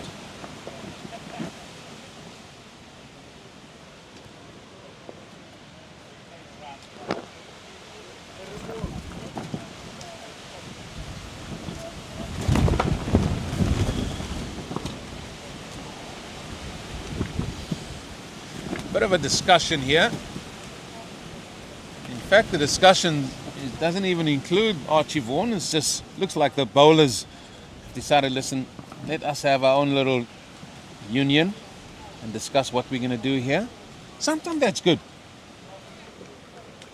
So I hope that they've informed the Archie Vaughan what their plan could be.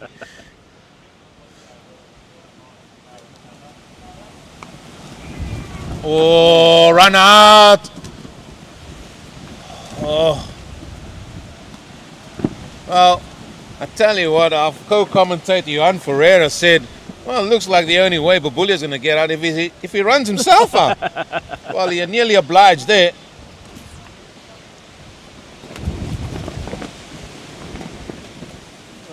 Way short there, Eugene. Gone for all money. Gone.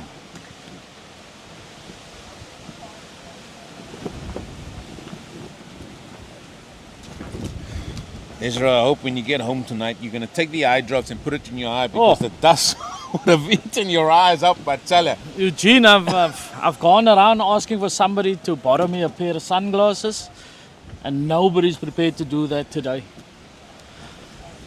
I'm not a guy that wears sunglasses, but I think today I feel like I'm a welder.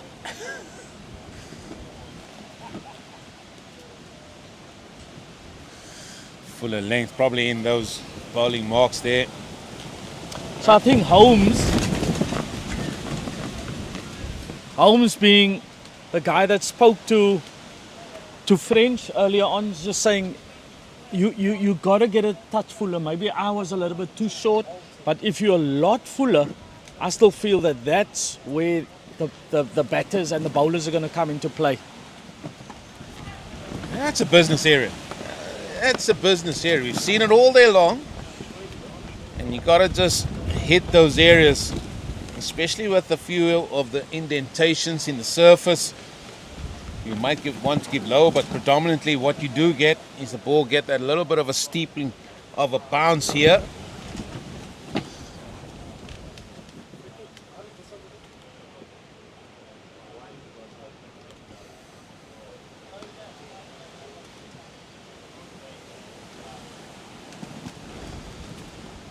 Just looking at the English as they're starting to work themselves into this game, I still feel, Eugene, that they're too short at the moment. South Africans, just by where we grow up, prefer to play the ball of the back foot. It's very rarely that we'll say that somebody will go on the front foot as easy as that, but that's not what you're looking for. Well, that's the old full toss.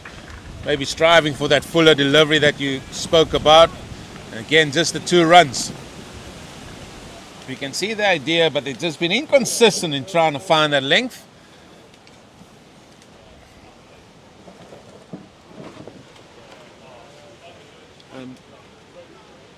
Does the funding, does the bowling figure show maidens?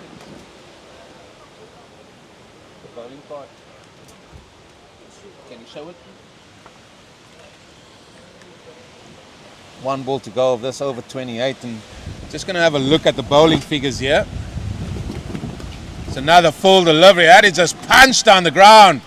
Save your legs, because that's going to be 4 runs. Andy. Beautifully put away. And that concludes the over. You know, Eugene, when we played club cricket, it's not much difference in terms of the win. So we always used to say that somebody's got to do the donkey work into the win. And I think from bowling from this end, I think that they're going to find somebody that can just keep it tight and attack from the top end. Yeah, I think that was French last over, because it looks like the captain himself is warming up. And when we see these bowling cards from England, when it does come up, the one thing I want to sort of highlight to you, Ezra, is the maidens column. And let's see how many maidens they've bowled. It's going to be Ahmed. His tail is definitely up.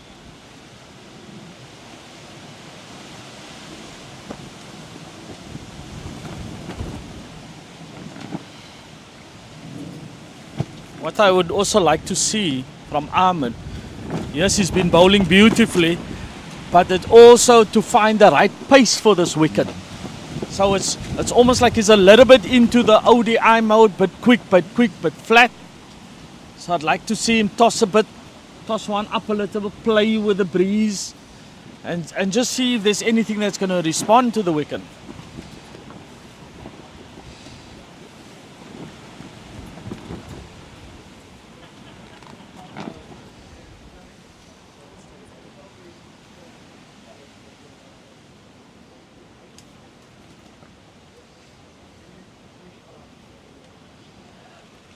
Bit of bounce, but that was down the leg side. Good take. The wicket keeper there. Good feet, Ezra. Roos impressed me a lot since I've seen him from the one-day series. Just a tidy keeper. You know, we don't speak about him much in terms of how he goes about his keeping. So that tells me that he's doing a great job at the moment.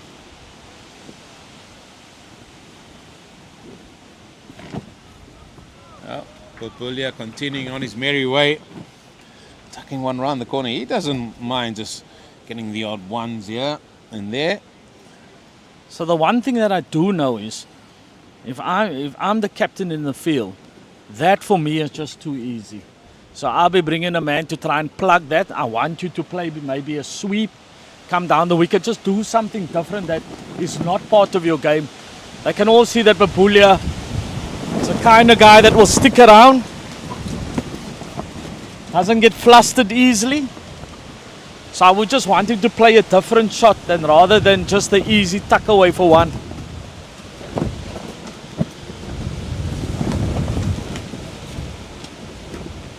Oh, bounce as well there. Maybe that's going to give the encouragement there. See him gesturing to Archie. Vaughan, listen, you fancy having another one in here? Someone waving, there could be silly point coming in. Yeah. Has the horse bolted? We'll soon find out.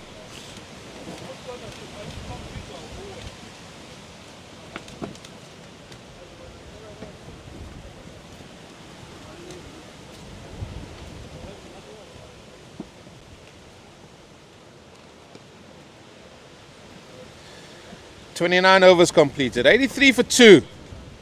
Babulia, he's on 35. Jason Rolls, he's just starting his innings. He's on 8 of 10 deliveries. And that for me is important. If you look at that on the left-hand column, Jason Rolls, 8 runs of 11 balls. So not once, if you look at that, there's your card that you've been looking for. Yeah, there's only 3 maidens bowled out of 29 overs. And that is the key for me. That stands out. Shows that there hasn't been maybe potentially enough balls in the right area. Consistently well. It's 1 maiden apiece for all the seamers. And none so far for the spinners that's on show. But 3 maidens in 29 is... Yeah, it's a concern. If I was England's bowling coach, it just shows that you're not putting enough pressure, building enough pressure on the batters. So they're always constantly rotating strike. And that's the last thing you want. You want to be at least bowling 6+ balls at one batter. Archie Vaughan into the attack. As we saw, or suggested, that he's going to take up the mantra here for his team. Maybe the captains decided, listen, I'll be doing the tough work here into this breeze.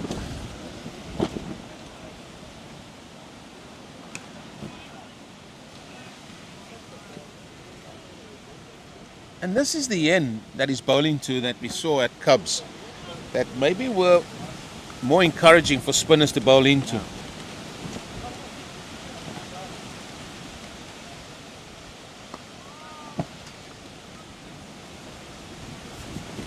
I think this could suit Archie Vaughan because he's a lot slower through the air. So you'll give the bowler opportunity to play around in the wind. So it'd be interesting. Babulia doesn't want to come forward. He'd rather prefer to play with the back foot. And it's maybe something that I hope England's recognised and thought, you know what, let's just dot him down there, keep him there for a while and see where he's going to play.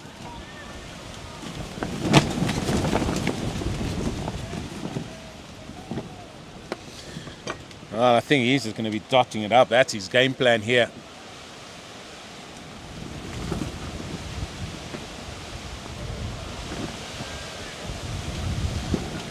I think Babulia came out a little bit earlier and did a little bit of work in Cape Town, got used to the pitches as well. And it's good to see a youngster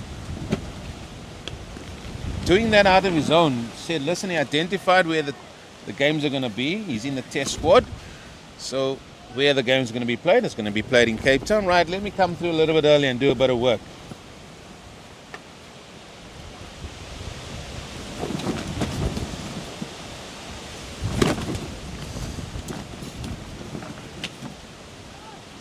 Now remind me to ask Shazi about that hat. I mean, that is concerning. No, it is concerning that a hat of that nature can stick on someone's head. I mean, he's not even budging, mate. You said you take it 1 size smaller. Is that 2 size smaller? Because that hat has not, I mean, it flaps around, but I mean, that hat has not blown off his head once, folks.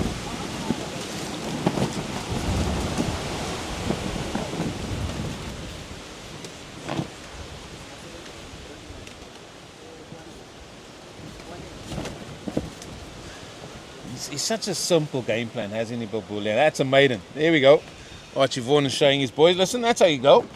Maiden number 4 of the innings. But he's got a simple game plan, Babulia. Just bats away. He's waiting for a ball to get in his area to score. If it's not, he's got a good defense. And you said it, I think you mentioned yesterday. Start with a good defense and then work around that. And he's certainly done that.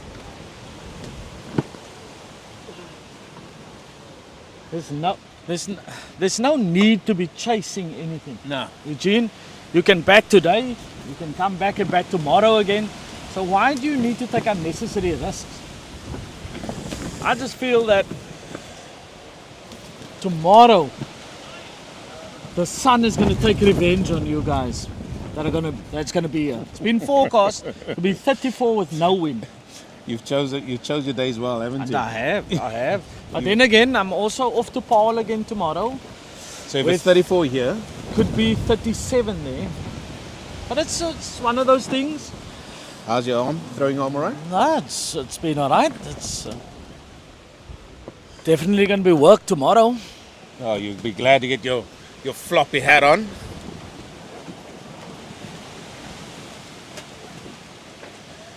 Well, we've now got a short leg and we've got a silly point. I think that's a good move. And they've kept in cover. So they're asking Jason Rolls to go across the line if he wants to score anything on the leg side. It's a good bowling plan, this, Eugene. Here we go. No issues with that whatsoever. Yes, so the feet straight away. And, right, I want to say give that to the bowler. Give that to England team as well. Yeah. Because they forced him then not to just lunge on the front foot, which you said when he came in. But good use of the feet by Jason Rolls, hitting that over mid-on. So what's going to happen now is he's going to look to defend this over. So England should just stick to their processes, get it there, bring him forward the whole time. He'll come again, he'll charge down somewhere along the line.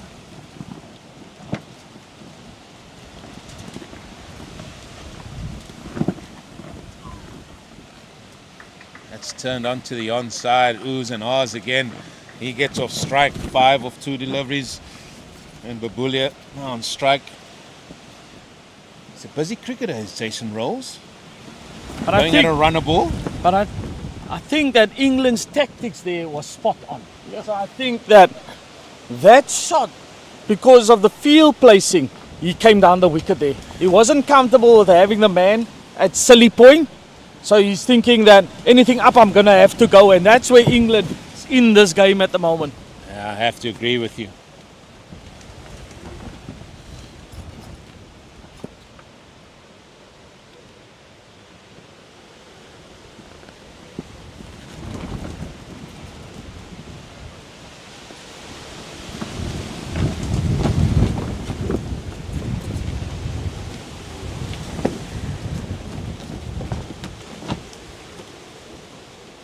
Oh, I love that. And that's what I'd like to see of Ahmed. I want to see him. Misfield there, it's gone for 4. Well, you said you like that, and then a bit of a misfield gone for 4, and that's the second boundary in the over. So that's just push there. I've been through the gate, mate. Minto looks like, yes. So that's beautifully bowled. There's just a little bit of drift, so I think he's got to slow it down a little. He just maybe got to think about, that's too straight for me. That's not going to do much. So if you want to, the 4-day lines we always talk about is you want to actually let it drift from off stump, hit 5th or 6th stump line and then turn through the gate. A little bit like Lakadin, but it was just around the wicket.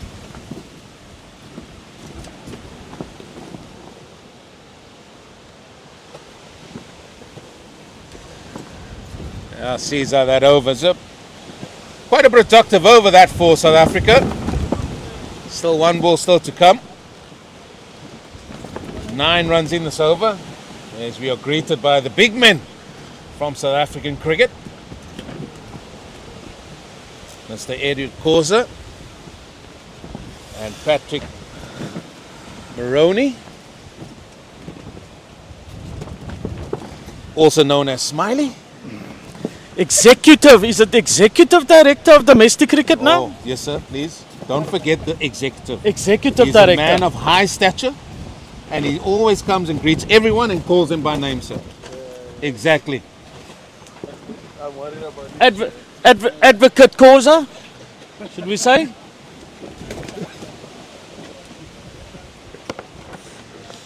Well, there's going to be the final over that's going to take us to drinks break. And that will be my little time for a break. I think you're heading for somewhere indoors. I think the breezes maybe got the best of you, Eugene. Can borrow me those sunglasses, would be highly appreciated There's for the no next half an hour. chance. There is absolutely no chance. You come prepared, mate. There's absolutely no chance you're getting a lift home then.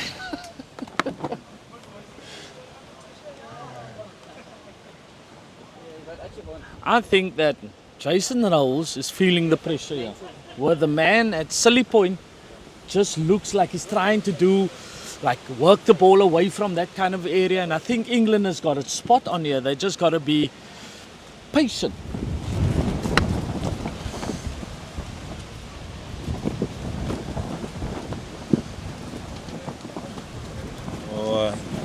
Maybe we're seeing a little bit indifferent bounce already, but we spoke about that as well. That could be the nature that happens here at Kutsenberg Oval. But fair point you make. And all that happens just because there's somebody in his line of sight, which you said. When he came to the crease, he said, listen, maybe put somebody in there. I think we may be talking too loud because every time we've made a suggestion, it sort of happened.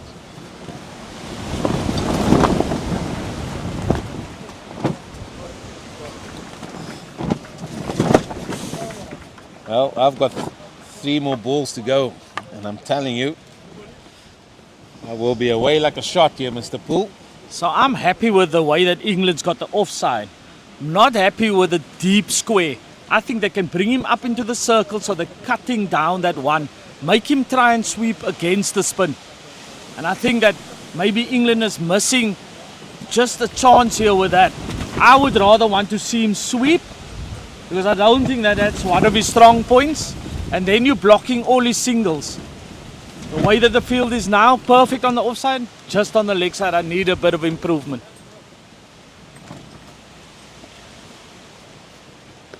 Yeah, I think maybe that will force Jason Roos to sweep.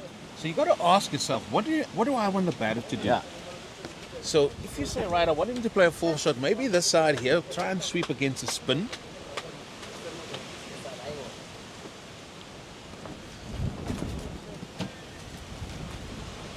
Two balls to go to drinks.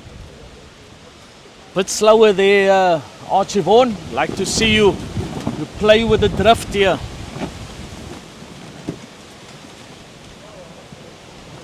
Too straight for me, Eugene.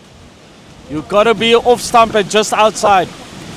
Yeah, but that's well played though. Well played by Jason Roos. Got right on top of it. And that's going to be the end of the over. So the over counts a little bit slower on our screens here. So 32 overs gone. South Africa 95 for 2 heading to the drinks break. Babulia, he's on 40 of 96. The lovely Jason Roos 15 of 18. Join us in a bit after the drinks break for the continuation of this youth test on day 2.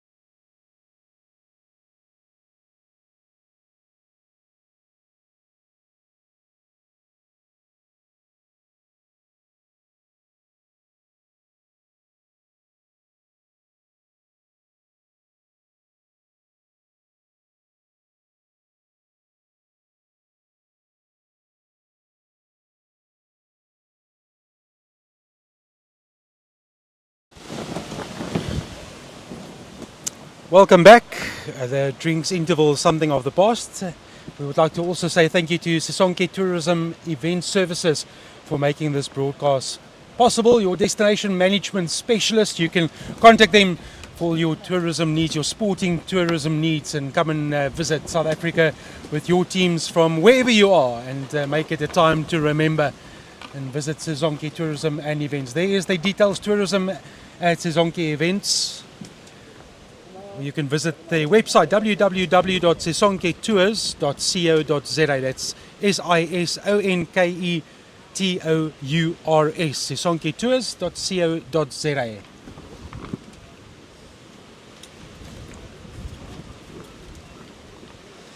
Welcome back, Johan. Nice to be back. Still been a good day for South Africa. 2 wickets down in pursuit of that 299 that England put together. 2 wickets to fall. Jorik van Schalkwyk for 15, Adnan Lachadin for 18.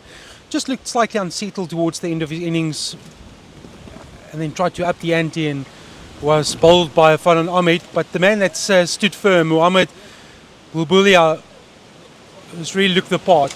Ja. Jason Rolls is offering good support, also nice and aggressive, 2 boundaries in his 18-ball stay at the crease. And an important partnership in the context of this innings. You don't want to be another one down before the 100 mark. Partnership is vital now, especially if you're chasing a 299 target to get a first innings lead. South Africa has a lot of batting depth.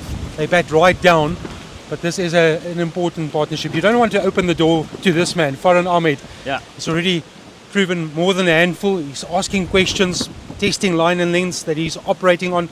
Hasn't been supported fully by his field. But certainly one of the threats in this bowling lineup. So as I was telling you, Eugene, earlier on, just want him to slow down his pace just a little bit more. Just use that breeze, play with that breeze. Sometimes the ball will just drift with the breeze, and then somebody might think that they're there for the drive, and that's when the gate opens up and might go through there. I think it's very much still the ODI preparation, very flat, very quick.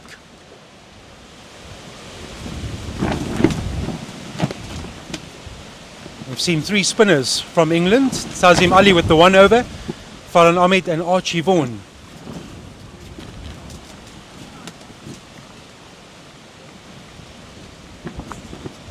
But it's set up nicely. This is an important hour before tea.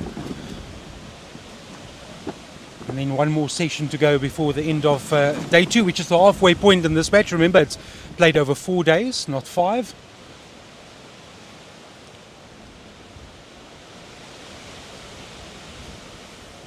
Helped around the corner. It's a lovely, easily get to.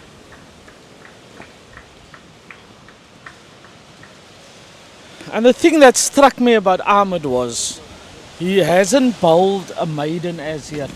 So what that tells me is he's bowling a good over, but somewhere in the over he's maybe overstriding or trying to be too straight. So you got to think about, my job here is, yes, I am here to take wickets, but I'm also here to put the pressure on the batters, not for them to score so easily. You want somebody to be bowling more than 6 balls at a time to a batter. And he's been the most expensive of the England bowlers thus far, going at 3.6 to the over. And I agree with you. At the end of, it's all about the combinations. And as a spinner, the coach said earlier that building pressure is very important. And also that containing role. Yes, he's an attacking bowler, absolutely. There's been 1 or 2 shots in anger and where they've advanced and tried to put him off his length, which is the tactics that the batsman would use as well. But it also shows the South African see him as a threat. That's why you want to put him off his length and try and make a play against him. Let him make the change and the adjustment. So I'm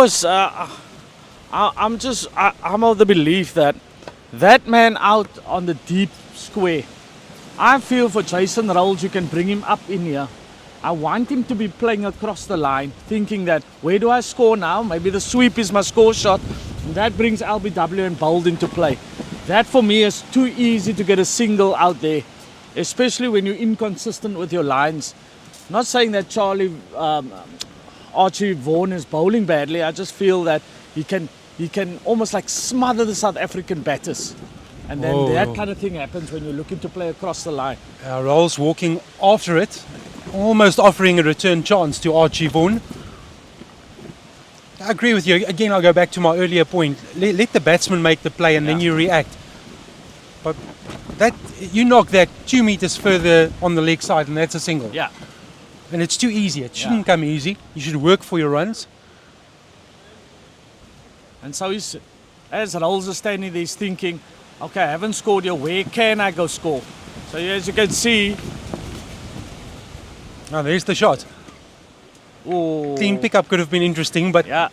still he nudged it into the gap, and that is the call of the non-striker. Bulbulia was happy to go through for the one, so 99 for 2. So Bulbulia completely different. He doesn't have an issue of blocking out and over. He doesn't feel that he needs to score as quickly. He's happy to sit there and wait until you maybe in your line or in your length, and then he'll knock you away for one. So with him, I feel that England can attack a lot more. He's not the kind of guy that's going to take the game away from England. You know, he'll rather just go back into his shell and defend and wait for something bad that he feels he can score from. Whereas Jason Rolls, I always feel that if he recognizes the bad ball, he's going to go 100%. And Rolls has been he's been workmanlike. 17 from 25. He's been pretty busy, but he's that sort of character where Bulbulia, like you said, he can bat the entire day. Yes. He can start at 10 o'clock. He can finish at 5. Walk off and say that was a good day at the office. He's played one shot where he felt that they got me out of my bubble there. And immediately after that, he did a bit of jumping around. And saying, right, concentrate again. That's not you. And that's a good thing for South Africa going forward. I'm pretty sure there's a few provincial coaches thinking that I like to look at this boy facing the new ball. Obviously, maybe in the longer format, but I mean, we haven't seen an expansive game as yet.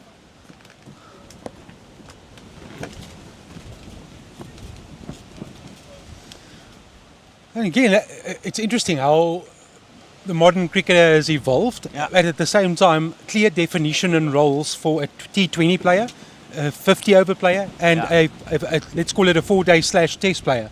And the different characteristics that you need to play all three formats. At the start, when T20s came about, everyone played everything. And now you're sort of getting experts in a certain format. And I agree with you, having looked at Bulbulia, he's a 4-day specialist. He can go and bat. He can see off the new ball. He can bat for long periods, and that's exactly what you want. That's the role definition. It's not going to be flashy, but he's going to give you your 40, 50 runs. Just look there, just into the gap, knocks it into the gap, gets the single off strike. You might be sitting at home thinking, oh, that's boring. It's not boring in the context of this is a whole game within a game. You need to occupy the crease. It's 4-day cricket. You need to get a result, and the way you do it is by applying yourselves, getting the runs on the board, putting your bowlers in a position where they can go out and full out attack when England have their second chance. But you can't do it if you're trailing, if you've got a first innings deficit, then you've got to protect, give yourself, what can I realistically try and chase in my second innings? So it's all a game within a game. Every session is important. Spot on. So like there for me, that's just too easy, you know. But I don't think that it's just necessarily the fielders that are not backing him up. I think Ahmed by himself is not doing himself a favour. So sometimes you feel that I just want to be on off stump and just outside off stump consistently. At the moment, he's just not doing that. You're finding that he's going maybe 2 balls in an over, he's going too straight to the batter, and that's when he gets worked away. That's cut away, there's no protection there. Now it's a race between the fielders and ball to boundary. It looks like the ball will win, and it is another boundary. comes from Bulbulia, just rocked back nicely. Knew where the gap was. Just look there. Wrists rolling around over the ball. That's a lovely shot.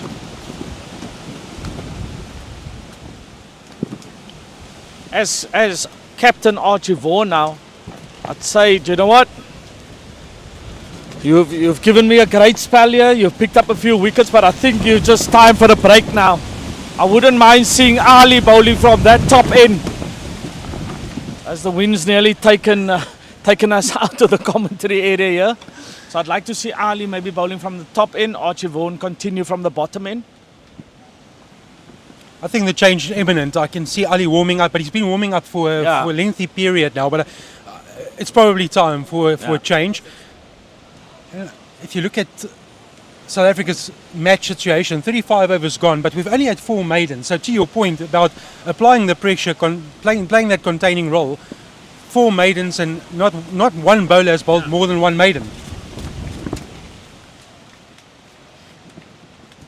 That hasn't really helped England's cause. 106 for 2. Bulbulia is on 47, Rolls on 19. There's South Africa's dressing room. Nice and relaxed. Yeah. 1 or 2 biting a fingernail, but that's probably in anticipation of padding up.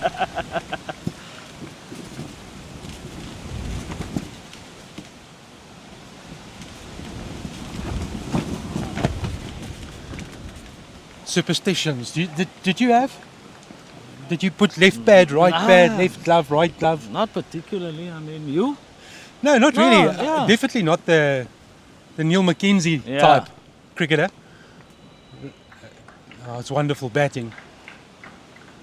You know, sometimes it used to be like the same kind of clothing. Yes, I kind of not believed in it, but it was just, it was okay. I got runs last week or whatever it might be, or I kept well.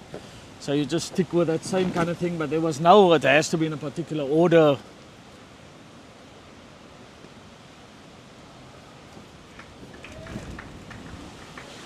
For me, being a keeper, I would have a slight tear in my keeping pads, and I would get it patched up. I would not want new gear because it's good pads, good gear, and it's done its job. Yeah.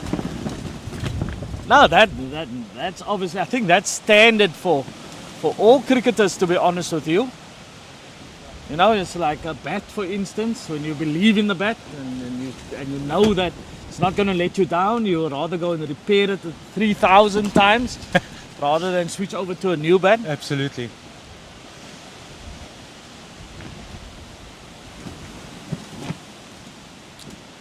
So I played a club game yesterday in Durbanville, and I have a cricket coffin.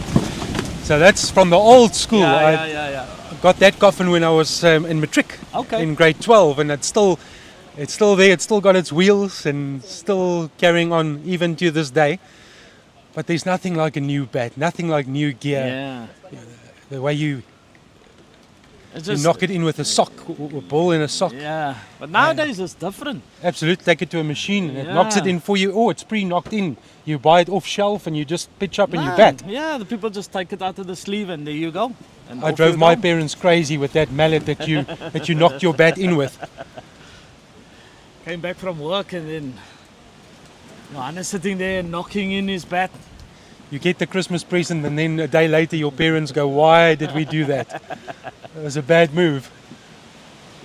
Just makes you appreciate it more, I guess. 100%. And the pricing of the equipment nowadays, wow. There's so much going with it. Inner thigh pads, helmets, gloves, inners. Nah, I don't think there was a lot of inner thigh pads during our time, I think. Definitely not. Once just clipped there. Great shot. It reminds me such a lot of Hashim Amla, just watching him picking that one off his hip the whole time. I suppose feels a bit like a bowling machine. He's just on there and just working it through that leg side field, just working a gap there, getting one short of 50 at the moment. Interesting that Amit's getting another over. We anticipated a possible change. Maybe Archie Vaughan thinks otherwise and wants to give him another run. Play to a certain plan. That's cut away. That's going to beat the fielders in the inner circle. Won't have enough legs to reach the boundary. There's another two rolls. He's on to 22. Nice and aggressive. He's picked these moments. Yeah. And I genuinely feel that England is now in the position where they're just letting the game flow. That's the last thing you want to do. You want to be always one step ahead of where it's going now. So you're thinking that maybe Ali is the key here, because they've only bowled him for 1 over, if I recall correctly. I think that a leggy has got to have some time to get into the game. There is a bit of turn out there, so maybe it's time for Ali. But some captains, do they back the spinners? That's the other thing.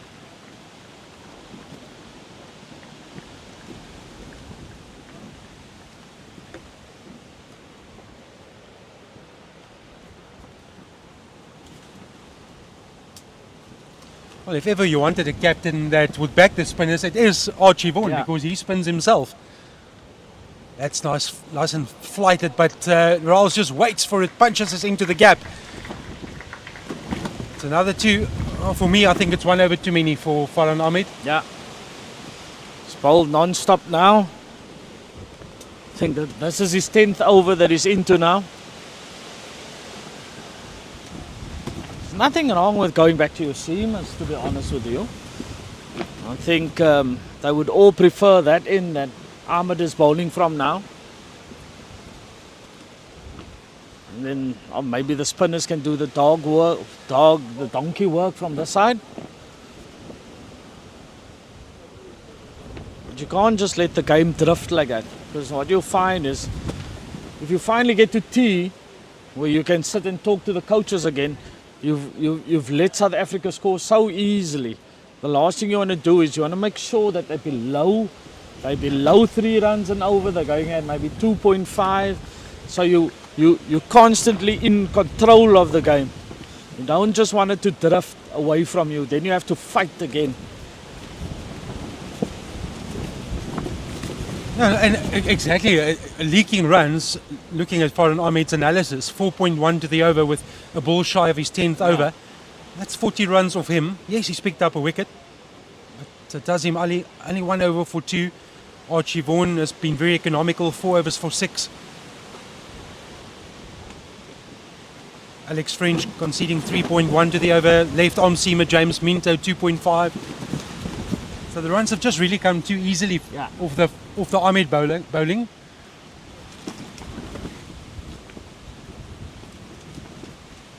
Or is that now the end of his spell? Time will tell. We'll see if we have a change at the top. So I think that maybe Holmes from the top end, or it doesn't really matter, Holmes or Ali. Or if you can see now, maybe Charlie Vaughan continuing here from the bottom end. And then maybe a change from the top end. To be honest with you, it doesn't really matter for me whether it's going to be the leggy or not. I think maybe your fast bowlers can rotate from the top end, and then you can maybe bring on Ali to follow Vaughan here. Well, that's where Alex French picked up the wicket, from the top, and then they changed him. His second spell, he came from the commentator end.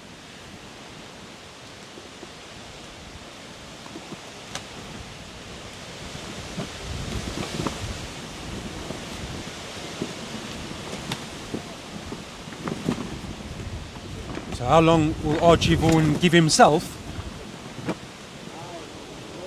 For now, he doesn't need any change. There's the big drive, and it goes past the inner circle, and it is Mohamed Bulbulia who's going to raise his bat to the change room and to those in attendance.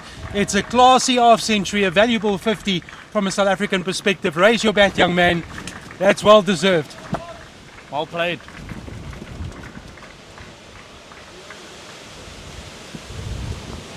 And I think that what we're going to see here is, I think he's going to get more and more into his bubble, and not like some batters would go the other way. They get to 50 and then they feel like, oh, I've kind of done the hard job here. I think Bulbulia will just continue knocking the ball around. And so important, having just reached your 50, it's a milestone, adrenaline is rushing, you've just raised your bat, it's a 50 for your country, you have to reset, you have to go back to zero, and sometimes you take a moment just to get back to where you were before that 50 mark, that milestone mark. But he's shown he's got a old head on young shoulders. Correct. I've also noticed that he did get 160 against the Titans just before they came to the Kayamajola week. So there is something there. If he wants to expand, I'm pretty sure he can. But I think he's your typical grinder. I'm here to grind it out. You got to bowl me a really good ball to get me out. And that's what it should be. You should be earning that wicket. It shouldn't come on a platter.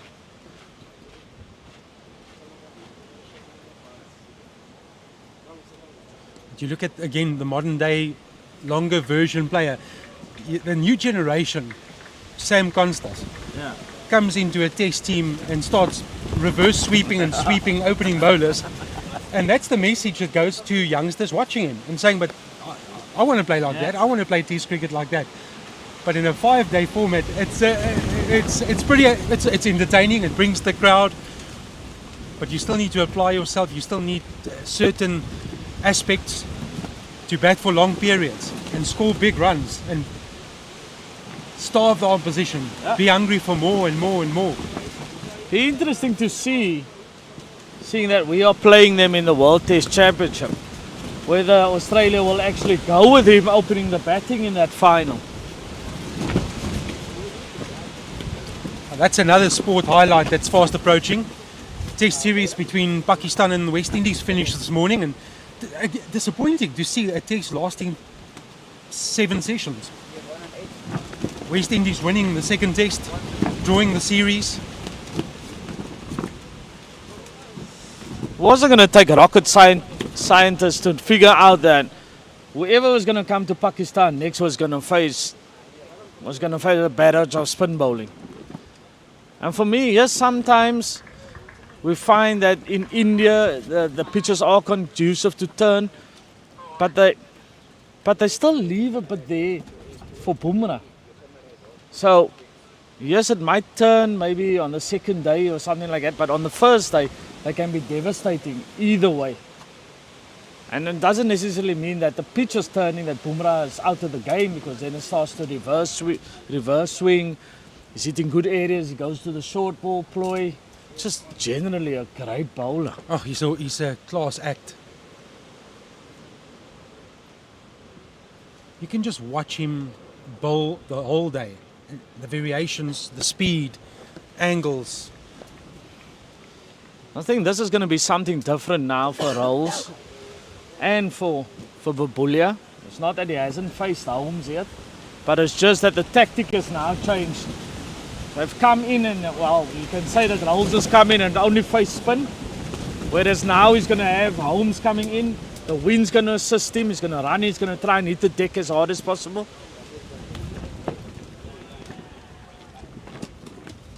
It was there for the drive.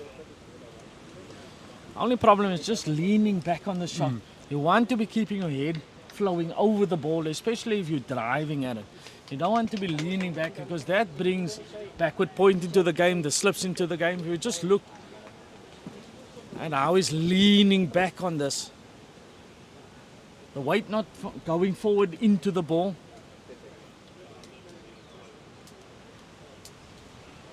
Follow-up delivery is called wide by the square leg umpire. It's above the head, that's the reason for it.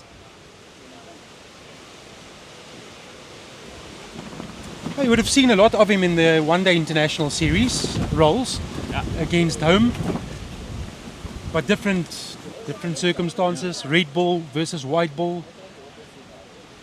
You have that short ball in your armory that you can bowl more often.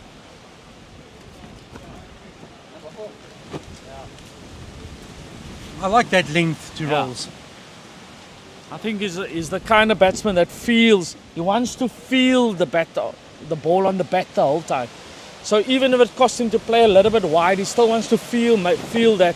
So I think England maybe kind of recognize that and thinking that maybe back of a length, a hard length to him just outside off stump would be the place. It's not going to work for Babulia because he leaves on length. They still haven't brought him forward enough times. Well, that's just how I feel.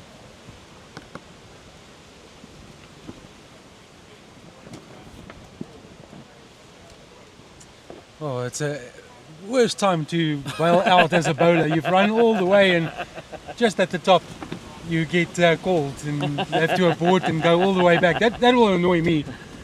I was never a fast bowler, but I guess walking back 15, 16 pace is probably going to be grumpy. Some extra energy expected in the next delivery. He's going to change his action and come around the wicket. Different ploy used by Archie Vaughan now.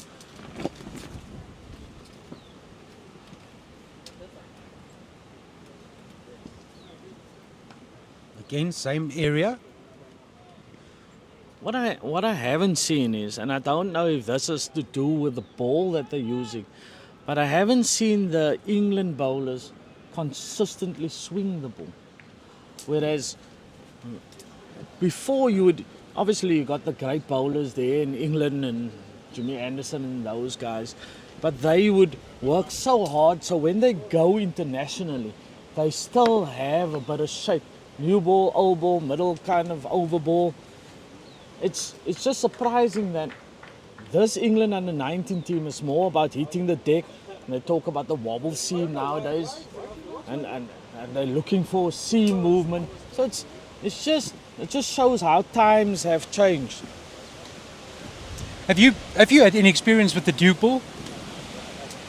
When we went to go play, when you go and over to go play in England, if it's at the clubs or whatever minor counties, some people play second 11, then you get the Duke ball. But the Duke ball gives you a lot more from the seam. Yes, it does swing, but it swings more when the lacquer goes off, and if the overhead conditions are good. But it will always give you something off the wicket, and I think that's the difference. We looked on the first day at the big seam on the Duke compared to the Cooker. So it'd be interesting I mean, Eugene must have bowled with that kind of balls more than what I've bat against it. So, I mean, it's maybe a conversation that you can have with him. And he'll be back in commentary shortly, and we can maybe build on that, exactly the differences that Eugene experienced with the Duke against the Kookaburra. There we go, it's lofted over the top. Hasn't got all of it, so they'll turn for the second. That's been the Rolls approach. He doesn't want anyone to settle. Take the fight back to the bowlers. Yeah. Archie Vaughan still operating for England into his 6th over. It's been very economical. Archie Vaughan will welcome that approach from Rolls. He wants him to put one in the sky, and hopefully the wind can push it back and into a fielder's hand. So they're still keeping the mid-on up. They haven't pushed him back to the boundary, which I like as well.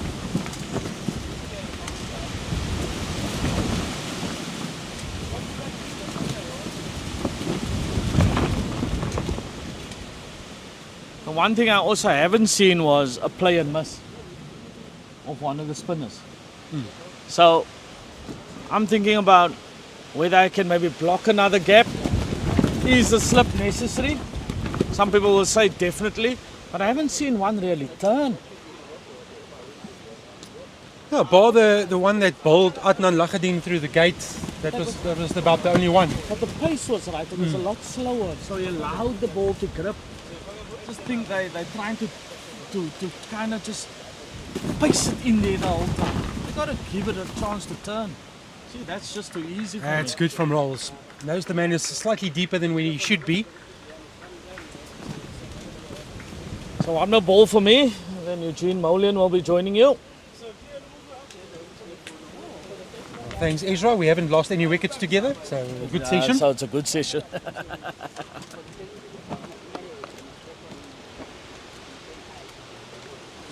Bulbulia on 55, Rolls on 28.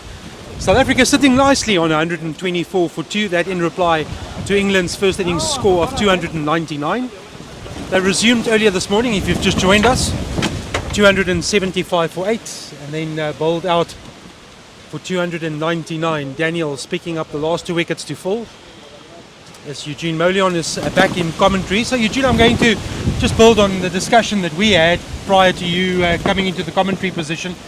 The differences between the Duke ball and the Kookaburra, and England using that ball against the Kookaburra in South Africa. Your experience as a seamer?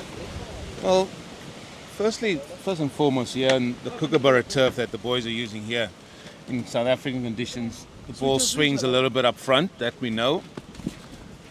And as the innings goes on, the ball definitely gets a lot softer, depending on where you're going in South Africa as well. It gets a little bit softer, and then the swing also gets less, and sometimes you do find that sometimes the ball will reverse swing a little bit more for you in the back end. The Duke, however, has got a lacquer on it, and we alluded to this yesterday. I, for one, enjoyed when the lacquer was off, and I found the ball swinging a little bit more when the lacquer was off the ball. But the firmness of the ball stays. It's a lot harder for longer. Well, that's in over the top. air.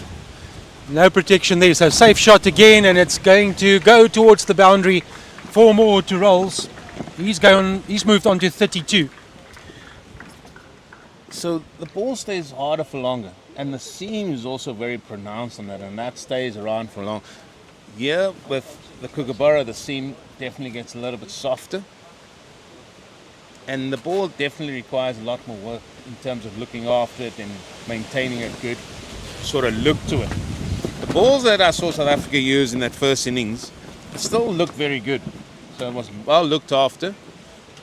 So it still had a bit of nip there around, so if you can look after that ball for as long as possible. However, there's definitely a distinguish between the hardness of the balls, especially as the innings goes on. The Duke also can reverse swing as well, but the Kookaburra is more so here with the conditions we have in South Africa.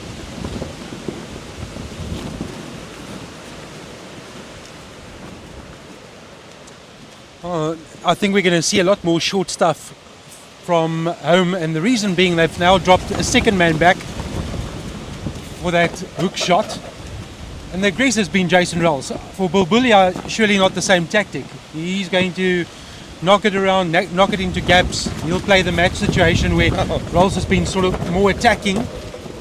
Well, now we're seeing all sorts of fields now. So we've got a man at deep square. We've got a man at fine leg. Those are the 2 men that legally have to be behind square on the onside. Then they've got a man also at deep mid wicket. Then we have a man literally where first slip would be, but all the way, maybe just 10 yards from the boundary, and that's Archie Vaughan himself. That's a great shot by Jason Rolls. Only get the single. So, yeah, it's a pity we couldn't see that and show it to you at home. Archie Vaughan literally went behind his keeper. It reminded me of primary school days, where you would have your keeper and then you would have someone behind him to save if he misses. Archie Vaughan literally went to stand behind his keeper on the boundary, and it's for the ramp shot that Rolls played in the One-Day International Series. They got him like that in the second One-Day International at Western Province Cricket Club. That's the way he was dismissed. So maybe the think process is we're going to bounce him out. We're going to test his patience and see if he buys into it. For this man on strike, Bulbulia, he's not going to give you anything. I just feel that the tactics need to be looked at. And you just got to be more consistent with your line and length. That's what it's calling out for. And these 2 men, they've put on a really good partnership together, Bulbulia and Jason Rolls. In fact, it's Jason Rolls that has been very much workmanlike for me. Bulbulia, he's just batting away. If he gets his ball to score off. Again, that sort of length, Rolls would probably go on the pull, bar where the fielders are, but Bulbulia just knocks it straight back. Good body position. You should also remember, if Bulbulia pulls that, he's hitting straight into the teeth of the wind. Where Rolls, he's hitting with it. So there's a lot more sort of that he can gain from that. It's a big boundary that side as well. So they've gone to a tactic here of, listen, let's just see if we can have some short barrage of balls at both these batters and see if something happens. I don't mind that. It's a plan.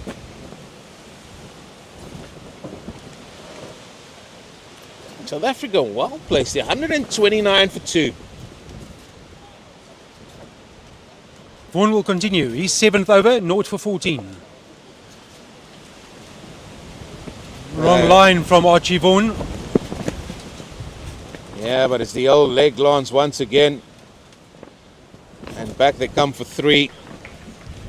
And as I said, he's been workmanlike. Has rolls. The minute he's come to the crease, he's looked like he just wants to keep the score rotating.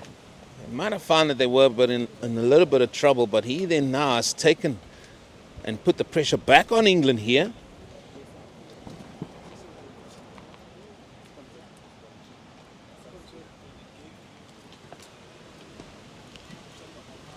Can't beat the fielder this time around. They joined forces with the score 73 for 2.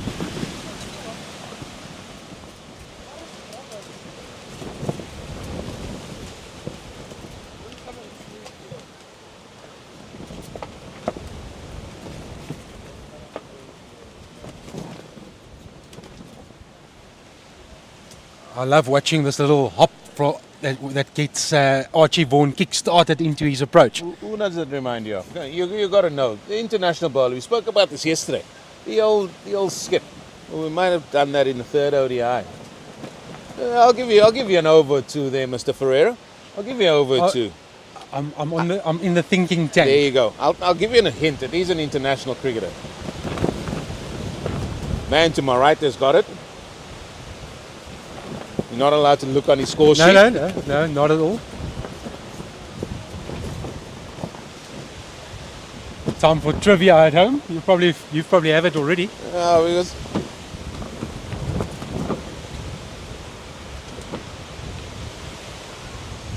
Gotta go. Oh, it's a big appeal. Oh, the dive. I think that saved him. That would have been a big blow to South Africa. I've seen this a couple of times. Not the first time that the South African batters have been tested in the running department. It's not the first time. It's been Babulia also involved. The good thing is for Roos, he went straight away. I think that's a good shot. The dive was good enough for me. It's still about 15 minutes to go to the tea break. So South Africa just want to go down just with the 2 wickets to that break.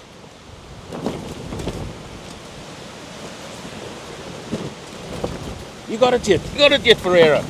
I can literally see the visual in front of me, but I'm just going through my line, and it's gonna, this is gonna haunt me for the rest of my life. You know when you have a trivia question, Eugene, and you know the answer, but yeah. That's right in front of you. It actually starts irritating you. Yeah, and that is the joy I get out of seeing my co-commentators.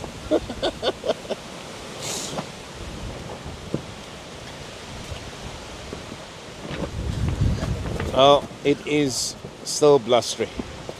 I'll give you one more over, then I'll put you out of your misery there, Mr. Ferreira. And then I'm going to stand up and go and knock my head against the side screen. And then come and sit down again. The other hint is what you said. You love this guy as he gives a little bit of a skip when he gets going.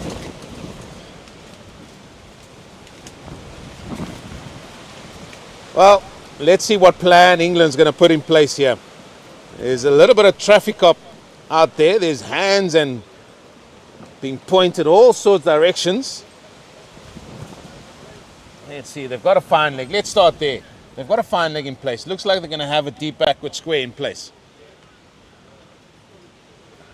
They're going to have a man at about a 3rd slip, maybe even a fly slip. It looks like he's going to go to a fly 3rd man, in fact. Very fine 3rd man. That's Archie Vaughan. Well, for Babulia, again, I'm surprised by this tactic. He hasn't once showed the aerial shot, the nudge down to where Vaughan is going to pick it up. That is done in abundance. He loves that shot. But the little ramp over the top, I haven't seen any indication of that. Well, I would say now, Mr. Ferreira, that South Africa will say, right, we've won this battle. Because England are not showing the consistency, not showing the patience to really work for their wickets here. They're trying to come up with a different plan, the short ball now.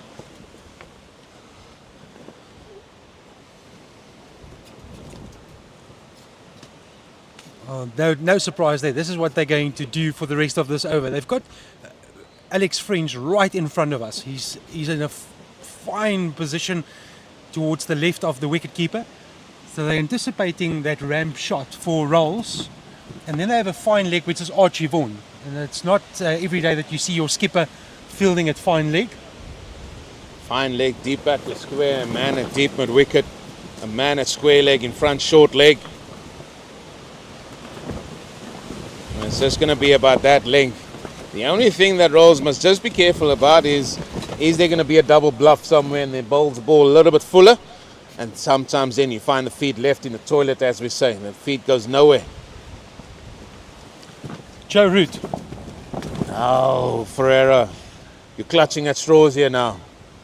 How many balls left there? You got three more balls left. You see, it's panic station. No, now you are panicking. There's a big shot coming from you here.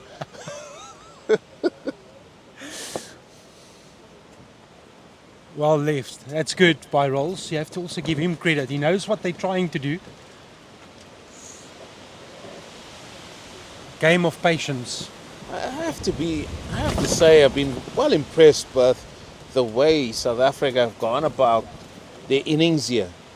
And maybe it's the fact that they've got somebody like Babulia who knows his limitations and where he wants to score, or his strengths, like he did with Van Schalkwyk as well.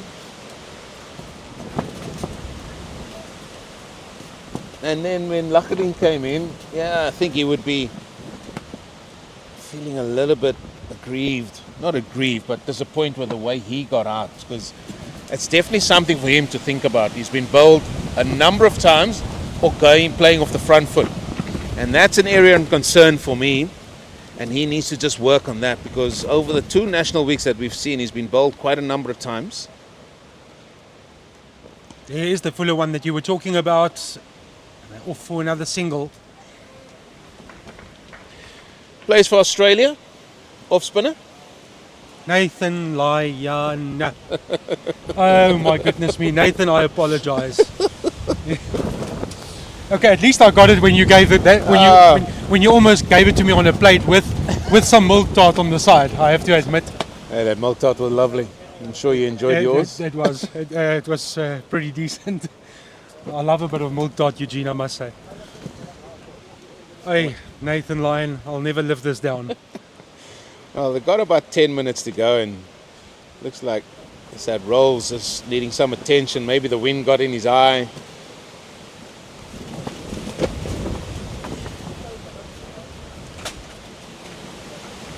Yeah, good period for South Africa, 135 for 2 in reply to England's 299 partnership of 62. Bulbulia 57 of 120. Jason Roos, more of an aggressive type of batter, 37 from 60. Well, Ali's get back into the attack. The leg spinner. So Captain Vaughan has taken himself out of the attack. Giving it to Tazim Ali. Only bowled the one over that cost 2. Yeah. And looks like he'll probably get 2 overs at best before we go to that tea break.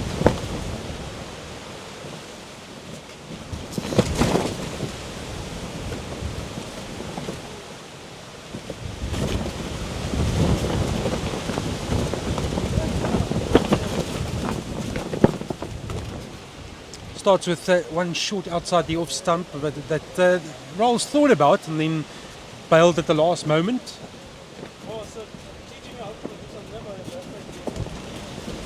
They would ideally love to see South Africa through to the 10 interval. South Africa losing a wicket before lunch, 1 wicket in the second session. This time Fuller. Yeah, they scored, 88 runs this session, which is going at a good click.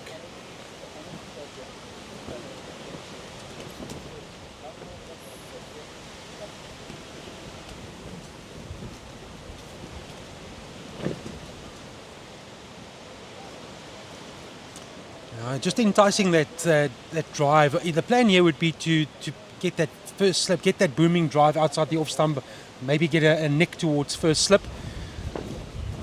Oh, this was very wide. This probably going to be close to the return crease. This. There it is. Look at how wide that is. The idea is there, but the execution not quite. And then they have that short leg. 3 men on the offside, saving 1. Mid on, mid off, up in the circle. Just nudged into the gap. There should be 2 more. Maybe even more. Well, cut off by the fielder. Did he get enough on it? No, he didn't. It's 4 runs, 2 rolls. He just uses the pace nicely, doesn't he? And then just guide this past the slip there, and the ball just races away. This outfield has just got quicker and quicker as this breeze, and the sun has been baking on it, and the wind has dried it out. It certainly runs away. Valiant effort on the boundary, but to no avail. 4 runs takes Rolls into the 40s. Oh, here's going to be more runs, Johan. There's definitely 2. Do they take 1 for the arm? Answer is no. It's a great throw. Rolls has been really good. And he's mixed it up. He's played the aggressive shots, played the more patient role. End of Ali's second over. Yielded 6, so 2 overs for 8. Bulbulia 57, Rolls 43, South Africa 141 for 2 after 44 overs. They're struggling to find somebody just to give Archie Vaughan some bit of control. And it's a little bit easy here at the minute for South African U19s in terms of just getting the scoreboard ticking along. 141 for 2. And to your point, we've only had 4 maidens in 44 overs. Not enough pressure consistently.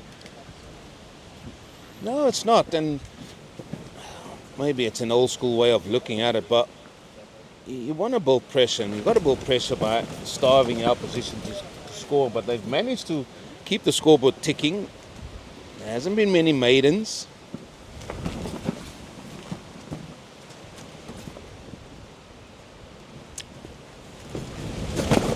Farhan Ahmed is back into the attack, so enough of the short stuff from the seamers.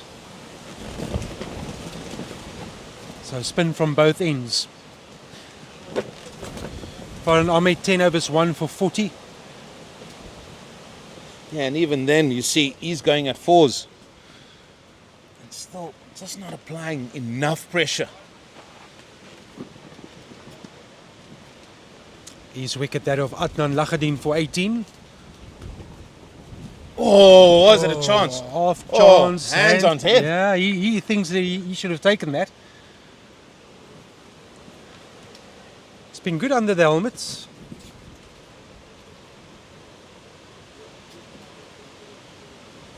Oh, that's too sharp. He's got no price. No, Kesh. Don't be so hard on yourself, Kesh. He's got no price catching that. Take that, it's a miracle.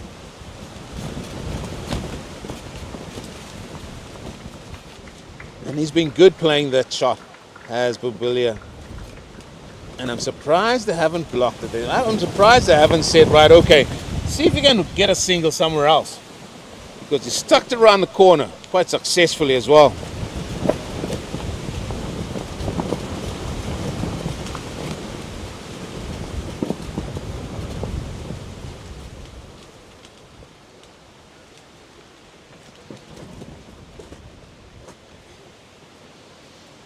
So if we go through a quiet phase, we all grabbing computers and screens and microphones.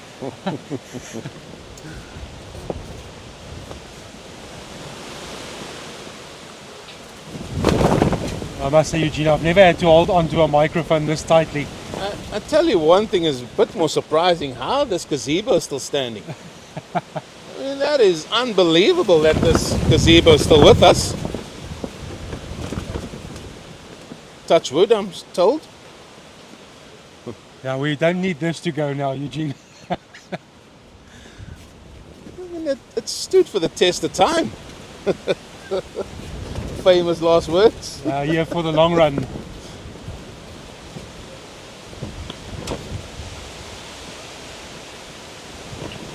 So only one run off this over, one ball to go. It's a bit of turn. Slowed the pace down as well. Good delivery by Farhan Ahmed to finish the over.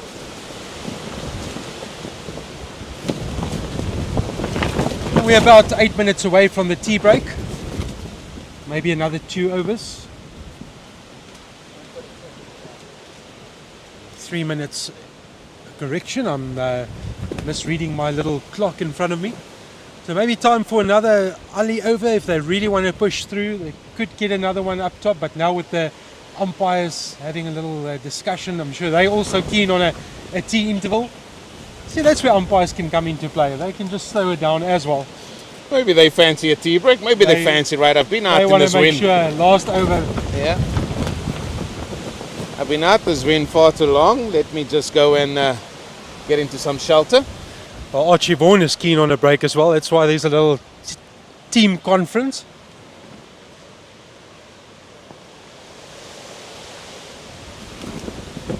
And now Ali will move the field around and a couple of adjustments.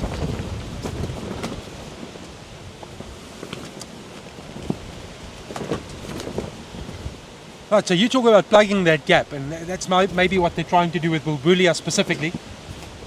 That ball that he gets past the short leg, that needs to be cut off.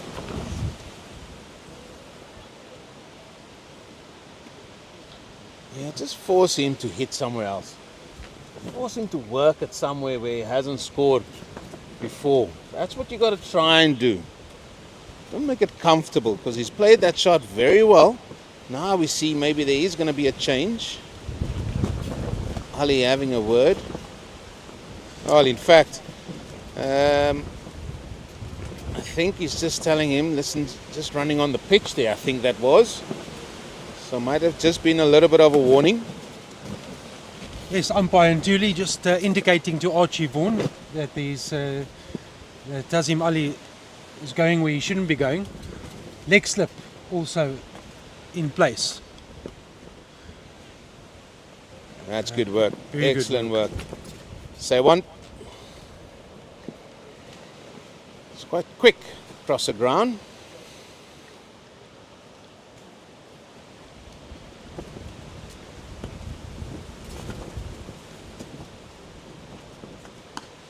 Lovely straight bat.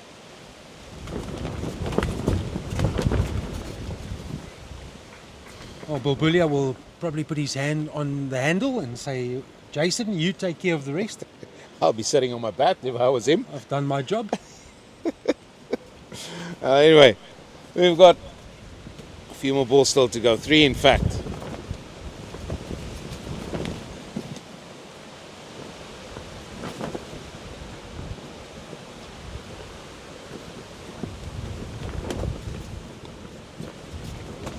Well, Papulia still got some work to do. Still 2 balls left. It's been a really good session for South Africa under 19s. 97 runs in the session. Just lost the 1 wicket. Can they take that just with them to tea? Another adjustment from Archie Vaughan. He comes out of that first slip region.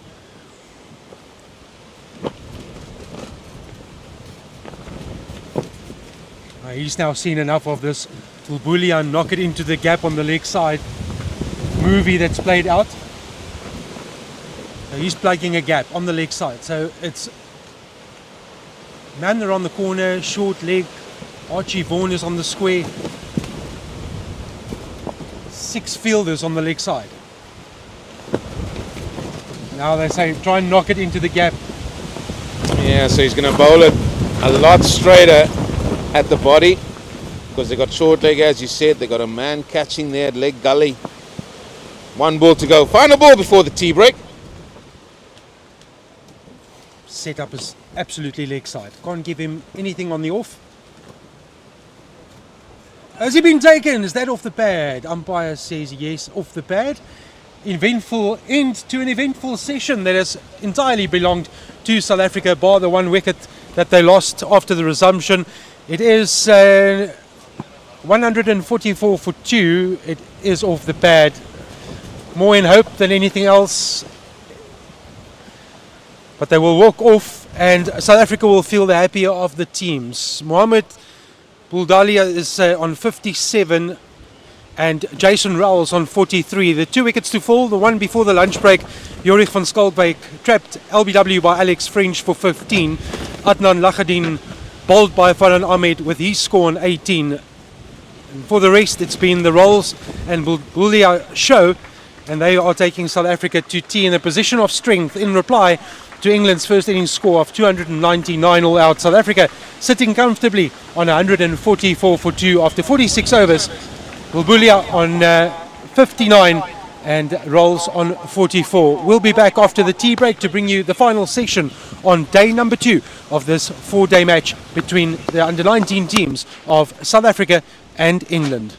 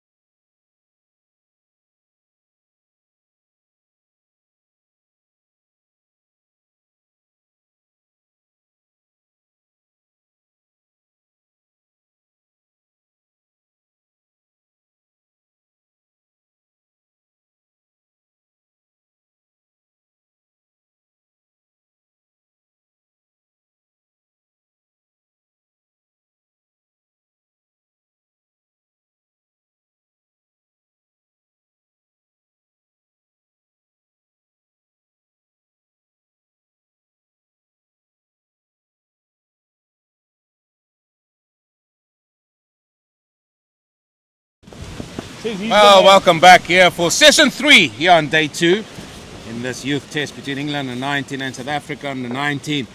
Before we get into the summary of the game thus far, we like to pay homage to our sponsors, Sisonke Tourism and Event Services. For all your tourism and leisure tours and logistics, get in touch with them. Sisonke Tours can put a package together, whether it is any sport code that you desire. Come and visit Southern Africa and enjoy the sights and sounds on and off the field, and they will definitely put a package together. But for here, South Africa under 19 find themselves in a very good position. Ezra Poole. Afternoon, Eugene. How are you doing? Yeah, I'm feeling much better. I had to go get a top, so we'll see how this goes, because the wind has not decided to go away whatsoever. It's been tough, Eugene, I have to admit. It's been tough for the England fielding unit and bowlers. It's been tough for the South African batsmen. I just got this little feeling that, if you know the Western Cape, tomorrow the sun will take its revenge. Well, that's nudged on to the onside and through they come for a single. And yeah, tomorrow the forecasters are saying 34 degrees, which you can add maybe 1 or 2 degrees more on top of that. And then we'll be hoping for this breeze tomorrow. Big session this for England. Massive, massive. Are they able to claw their way back into this game? I think it's a massive 32 overs left in this day. That's what it is for me. South Africa could find themselves in a very good position. So let us look at that. If they score at 3 runs and over, add 90 runs onto that total there, they're looking at 230.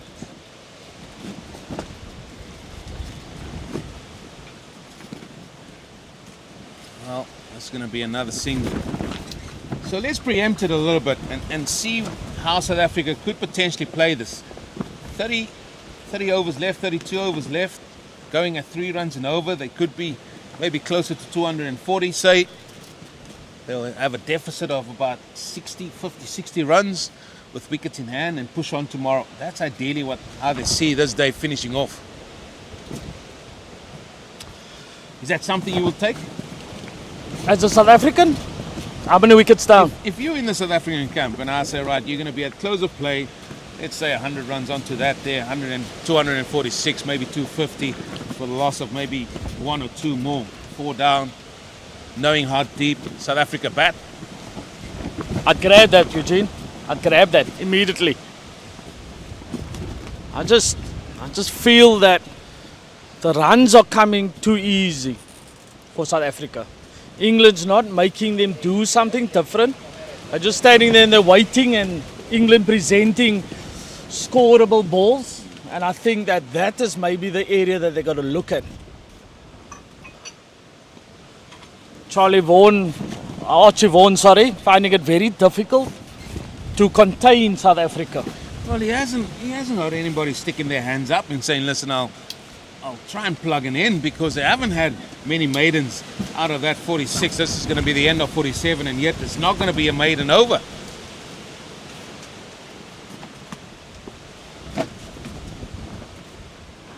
Ideally, you want your frontline spinner to be going less than 3, then you know that you can kind of control the game. I think at this moment in time, they're wrestling just to control the game. South Africa obviously playing well. Babulia is not going to play uncharacteristically. He's been really good since the new ball. There was probably one time where he sort of played a ball outside that off stump, and we were even shocked that he did that. It's not something that he does. He's very disciplined in his game plan.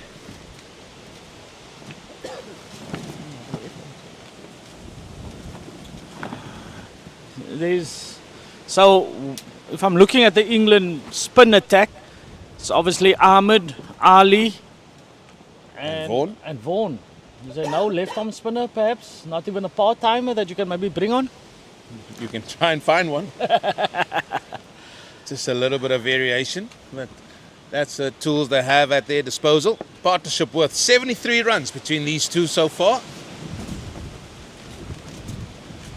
And then look how nicely and calmly he's even played that. Babulia using the pace I mean, he's just brimming with confidence out there, it seems. Babulia is not going to come and take the game away from me. So what I would like to do is I would like to bog him down. So I can, if I'm Ali, I'm taking leg slip out. I'm putting him at a 45 with a ring on either side and saying, right, I want you to go over the top here. If you want to score runs, you got to hit the ball in the air. And then maybe, just maybe, I can pick up a wicket like that. But I feel that the one that they should be attacking is Babulia. Even although he's on 61. Just feel that he's not that kind of batsman that's going to come down the wicket, hit you over the top. So you just want to block all his singles. He's the one that is actually keeping the glue together. If you have another attacking batsman in here with Roos, I just feel that you're going to see a lot more shots.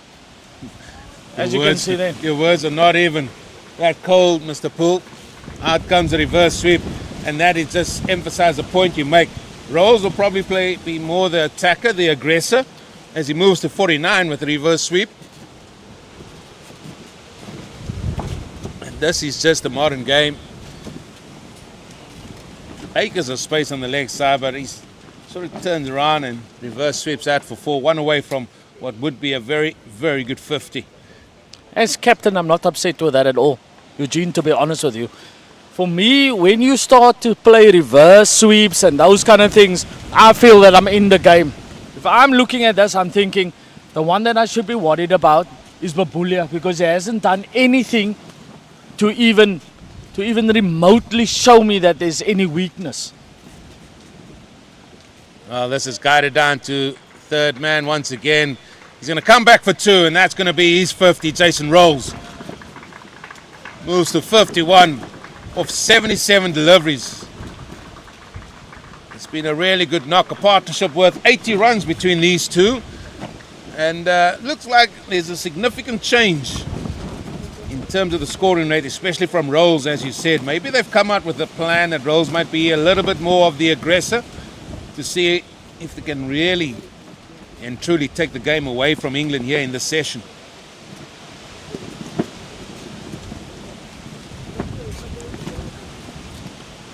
Oh, that's a beautiful drive. What a shot that is, all along the deck, and that's gone for papers. That's 4 runs.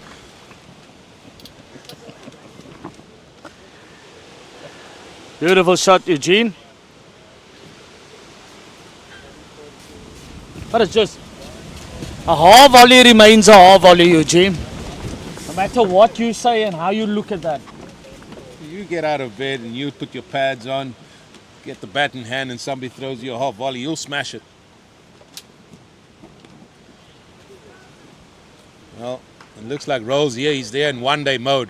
And if he's going to put the pressure on Ali, that's going to give more headaches here to Vaughan. Think, what can he do at this end?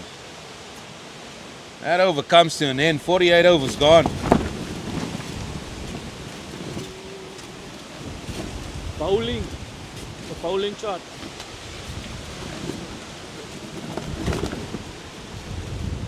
No, we weren't a fly on the wall, so we're not sure what the plans are. But certainly from what we can see, South Africa's point of view, especially Roos, they decided now we're going to be a little bit more attacking, more aggressive. As you said, rightly so, Mr. Poole, you said, listen, we can have sort of a normal feel to Mr. Roos, but to Mr. Babulia, we might be a little bit more attacking. 100%. And we just back our bowlers to be more consistent with their line and length and not giving any freebies away. Agree with you.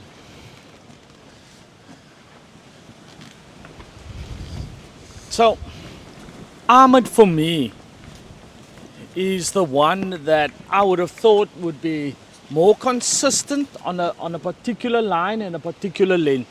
He's now bowled a fair few overs with a breeze, so you should understand that if I'm looking to have an offside field as it is now, I cannot get too straight. I cannot allow that shot to be played so easily. You can't build pressure that way. You cannot. However, you can see if you can get 4 dot balls here, bowling to Babulia.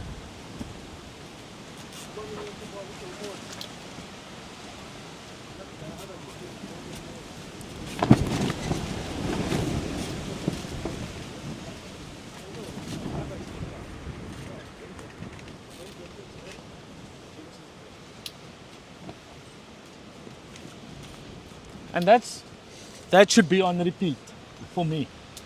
So as soon as I have a bully on strike, I gotta dot him up. I'm gonna make sure that he cannot rotate the strike. I want to see him play out of his bubble because he's been so well controlled to stay into certain shots. I'm only gonna play those, I'm gonna defend the rest.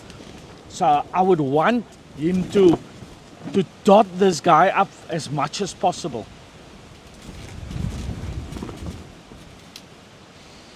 Well, you've got 2 dot balls there. No, it's okay. I mean, Babulia's thinking already. Listen, we've already got 1 in the over, so I'm happy with that. And I just like to see England bowl 2 consecutive maidens, if that is possible. That's what I would like to see, Eugene. Because any coach would tell you that I would like to see us go for bowl 6 overs. Let's see if we can bowl 3 maidens out of that 6. And that's how you start controlling the game. You're controlling the run rate. We cannot allow the run rate to just run away with us.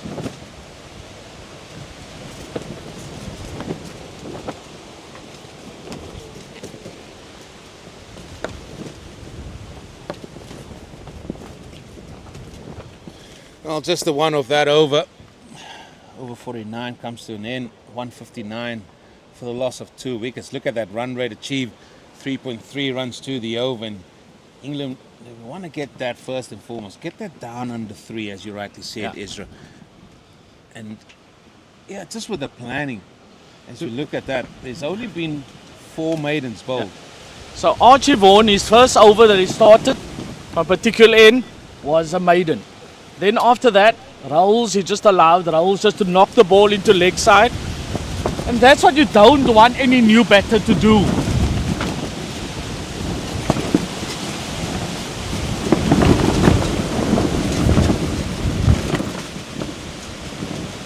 Wow.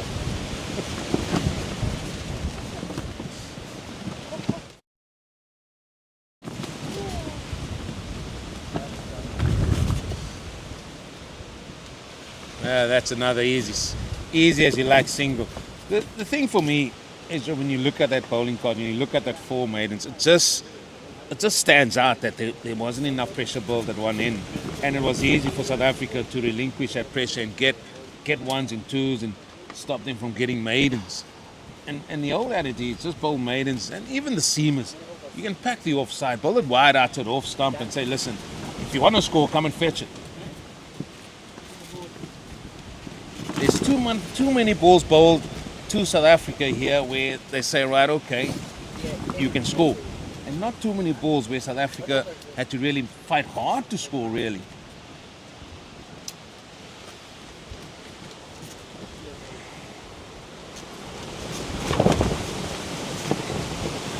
The only thing that's going to happen now, Eugene, is That England's going to lose control here. They picked up 2, but you can see by the body language and how they're fielding and how easily they're allowing 1s to be taken, that South Africa's only going to up the run rate the more they allow this to continue. And then you're struggling because then you're looking at, who do I bring back here? I haven't seen Minto come back yet. So I would like to see him maybe from the top end, coming around the wicket like we spoke about. We were asking for that.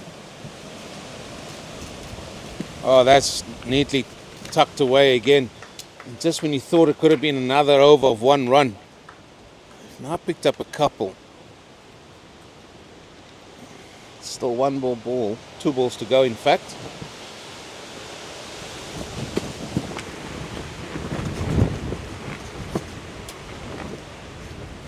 Who's going to get this breakthrough for the English under-19s?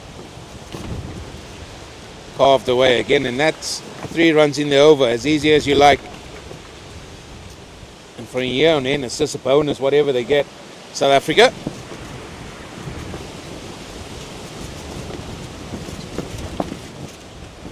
And I know what it feels like to be a bathroom window, Eugene.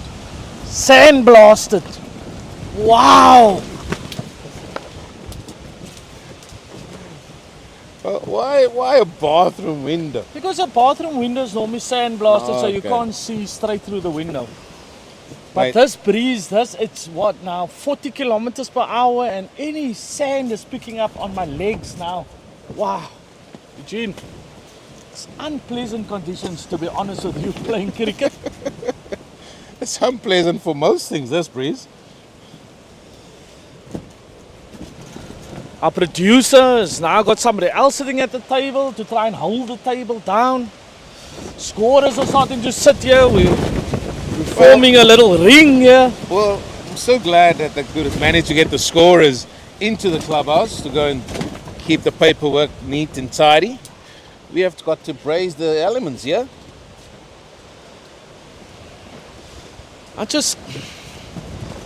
It's just the same for me. I would just like to see a different plan, a different tactic taking place. Oh, let's see if we can get 3 dot balls first and foremost here too. Still even the likes of Jason Roos. Because we know he's trying to tick it on. He's trying to take the game forward here.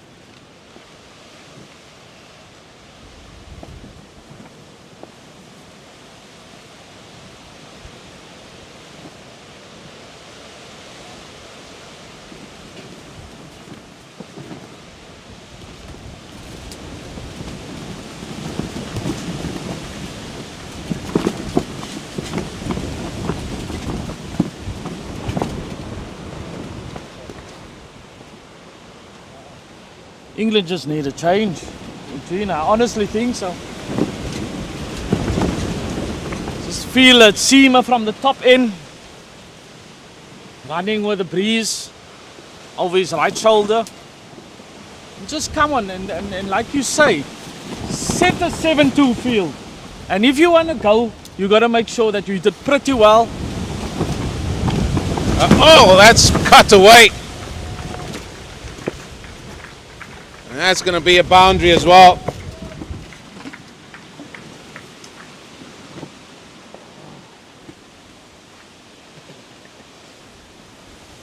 Beautiful, the wrist work. It's just taken that for 4. It's just a little bit of width there. But Bullia quick to pounce on that. He loves playing off the back foot.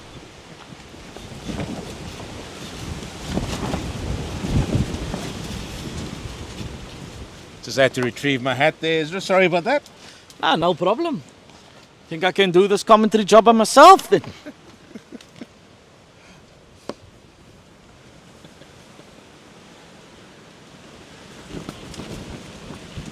Yeah, I just feel, look here, let's get the run rate down. How are we going to do that? Get a seam on, bowl it wide. Yeah, bowl it wide. Wide outside the off stump and say, listen, come and fetch me if you want.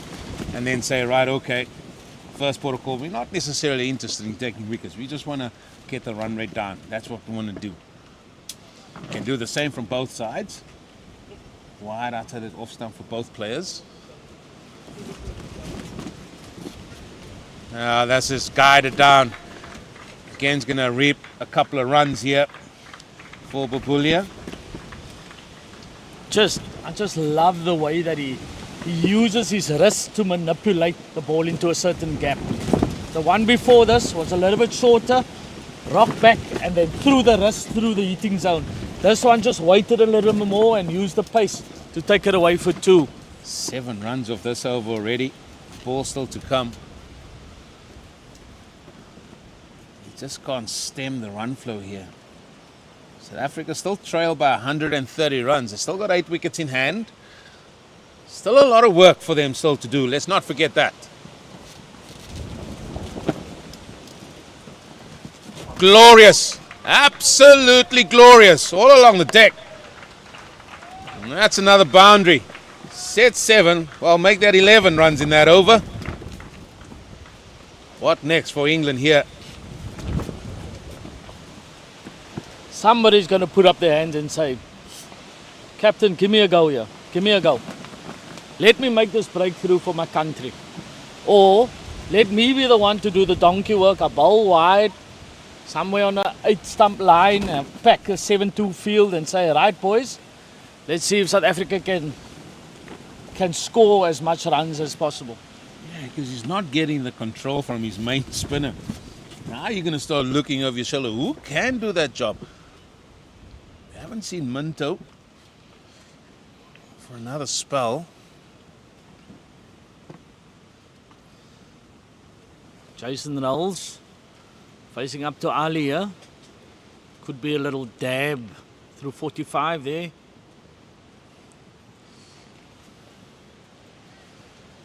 Lucky to get away with it. I'm struggling to find what the plan is. Sometimes when you do these games and you look at the game from the outside and you see, right, okay, you can identify the plan. I'm not seeing a plan at the minute. That's good. 2 dot balls.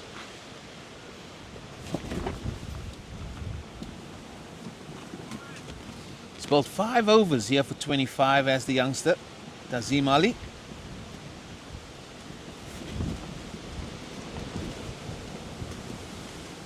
Oh, that's good from backward point. He saw that Roos went on the reverse and he already made some ground to his right. So that is good. So 2 dot balls led to that.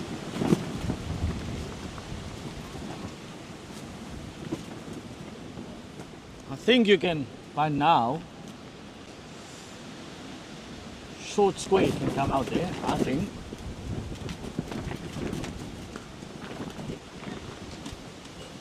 You can maybe go in at 45. We see that Jason Rolls is quite prepared to come down the wicket. Need the ball over the top.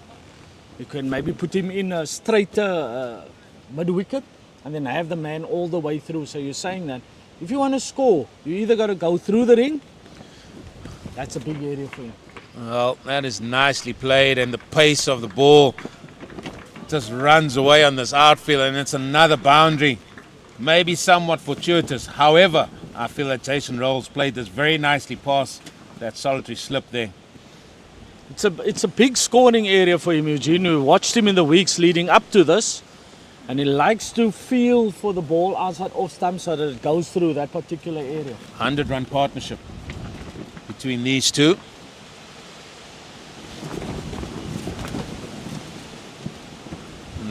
Just like that, job's done. It was a good over bowled by Tazim Ali. South Africa still managed to get 4 from it.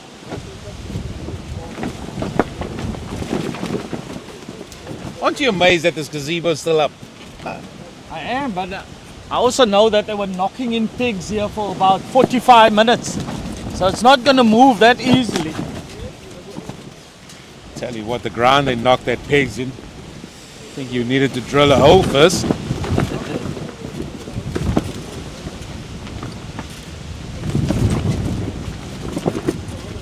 Even the doc came to me at tea time and asked me, do you have any high fever medication? The doc asked you. Doc asked me. Just the way that I walked in, he thought, wow, this guy's taking a beating out there. Here's Rapur, I can tell you one thing, come 9 o'clock, I'll be gone. This wind has drained me, fella. Oh, that's driven again through the offside. That ball is racing away across his outfield. It's going to be another boundary to South Africa. Another boundary to Babulia. And they just can't stem the run flow here.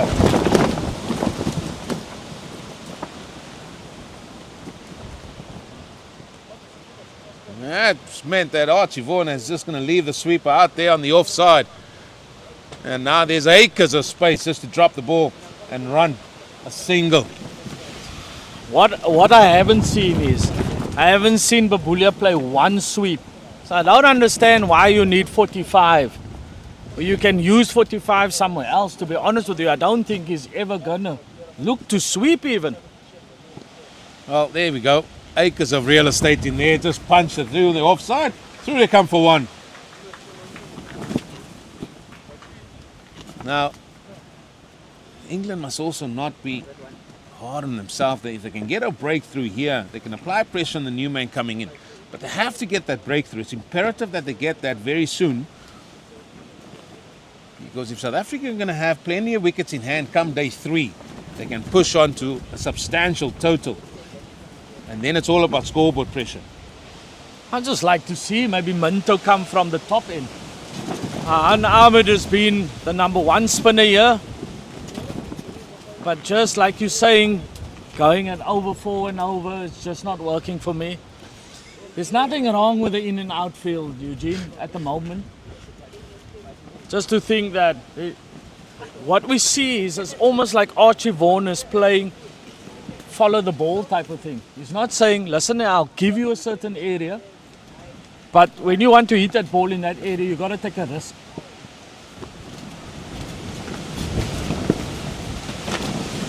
Yeah, so here's a time that short leg comes out though. You said it before. Maybe let's just try and tighten it up a little bit by not giving easy singles away.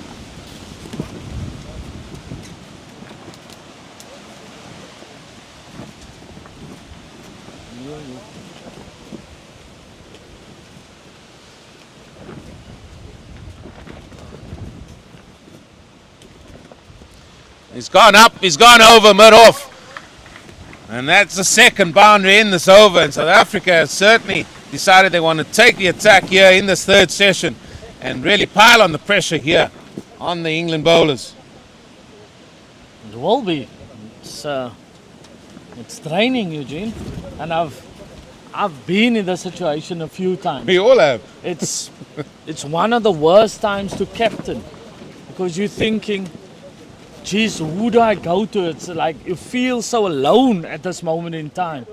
Because everybody is looking at you being the captain and thinking, okay, you're going to come up with a plan somehow. And we're going to get a breakthrough. But it's just not as easy as that. Yeah, and you can also dictate the pace of the game a little bit. So we see him rushing through the overs there. The over rate has been good. So you can dictate the pace, just maybe slow it down because England, South Africa are finding it very, very easy to score this. They still trail by 113 runs now.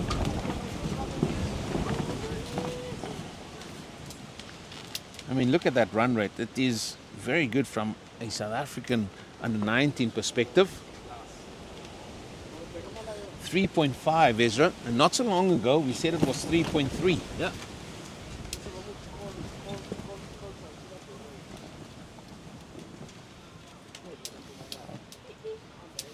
Great take again. What about even the leg spinner coming around the wicket? You block that leg side out like they had and just starve them from runs. So you can't get it out LBW, but I mean, we've seen that before as well.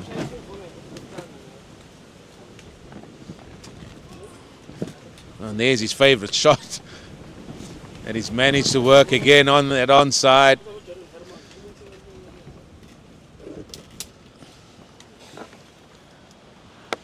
Well, it's something that you can discuss with Johan Ferreira again, as it's almost his time to come back on. I was hoping he would bring some calmer weather here. But it just seems like still gale force.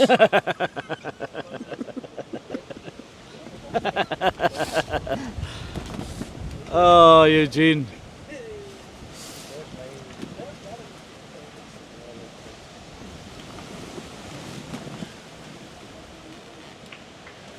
We can't but be impressed by the way South Africa, all of the South African batters, we have to say, have sort of applied themselves. Yes. They haven't had the experience of playing the longer format, but they've come out here with the game plan, and that is evident for everybody to see. And to have the likes of even Van Schalkwyk, who showed some good application, Babulia here, they knuckle down and they say, listen, we want to bat for a long time. Came out with a game plan and it's been good. Oh, trying to express himself, expand his game here. Still goes for one. So this innings of Jason Roos, let me tell you, it's down to Babulia. Babulia has taken the England bowlers into different spells, and it's then easy when you're coming in and you're thinking, oh, this guy's maybe lacking a bit of zip, lacking a bit of intensity. So for me, anywhere from 45 to say about cover is a massive area for Jason Roos, even if he's playing the reverse sweep.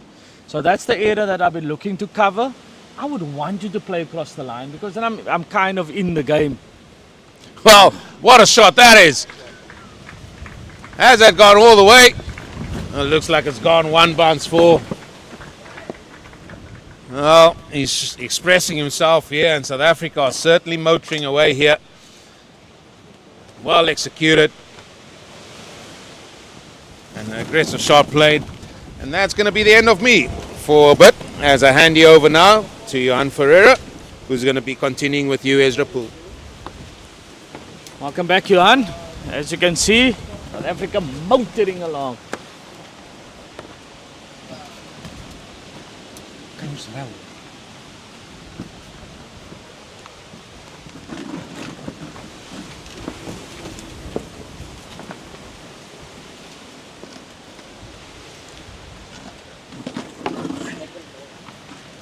Ezra, nice to be back, and Eugene leaked runs there, like he's bowling. I'll tell you what, I'm a bit in a catch-22 situation. I'm actually liking the way that South Africa is going about this. Really dominating the England attack. But I'm just also thinking, how would our host go about maybe trying to stem this flow of runs? We just look at the run rates of the bowlers, thinking that whenever England's brought on one of their spinners, they actually travelled. So I think that maybe there's now just that period in the game where you're saying, I've got to bring back maybe the quick from the top end.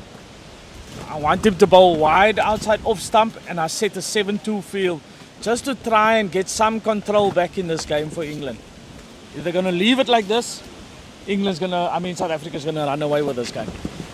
Well, there's been a clear discussion at the tea interval to come out firing in the last session, and South Africa has done fantastically well, 193 for 2. And how good has Roos been? 73 from 99. The anchor being played by Mohamed Bulbulia, 79 from 150 deliveries. It's been a South African show today. They've applied pressure to this entire England attack. So the concern for me is, so the two frontline spinners are going at 5.1 and 4.3 and over. So that for me is definitely a concern. So I'm thinking, who do I bring back now just to get some kind of control? Well, that second run wasn't on, so good from Roos to send back Bulbulia, who's certainly had a couple of moments. The most jittery he's looked is in the running. Is in the running, yeah. I was always looking for that extra run. Just got to think he's got a lot of time left in this game. In Jason Rolls, strike rate most probably in the 70s. There he's played the reverse again. Another boundary. For me, it's just so nice to see two young batters come to the crease, settle in, and now express themselves. They've done all the hard work, they're seeing the ball big, and now they're cashing in. Just look at that. So now he goes both sides. First the reverse and now the conventional. Roos has caught up with Bulbulia in the run department. He's only 3 runs shy of Bulbulia's 80 and 52 balls less faced. But that's the two differences in style. So absolutely expected. But the innings that Roos is playing now is down to the hard work that Bulbulia has put in against the new ball. Obviously England fancied themselves. They saw that South Africa picked up early wickets yesterday.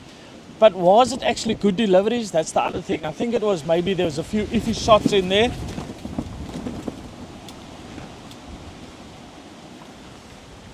Unfortunately, can't get that through. And these two, I will not say what I wanted to say because the commentator's curse does exist if you don't believe in it.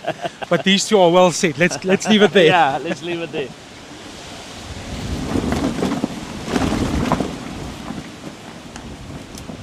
Again, can't pierce the gap.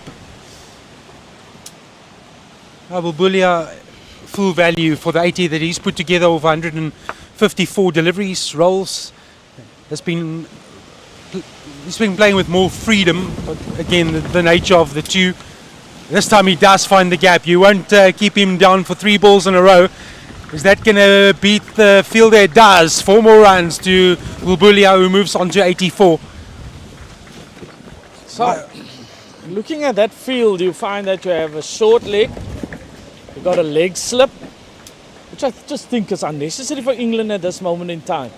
Centering, make them try and hit it over the top. Roos has shown us that he's prepared to do that, but Bulbulia, on the other hand, has just waited for a bad delivery. Put him under pressure by saying, you got to go through the ring. So that's your choice how you want to do that. Do you want to hit it in the air through there? Or you got to be really precise in how you want to play that cover drive of yours. I think that England has just got to, I just don't see short leg coming into play at all. I'd rather use him in the ring on the offside. Yeah, I can't agree with you more. 2 batters, 84, 77, and you're still playing with a short leg, and against the bowler that's conceding more than 5 to the over. Yeah. For me, that's a wasted position. At this stage of the innings, this stage of the match, that player would be worth more in a run-saving position. This one is swept around the corner, maybe just lapped around the corner, and it's going to be another boundary. And this is England's story after the tea interval. They're leaking boundaries in every over.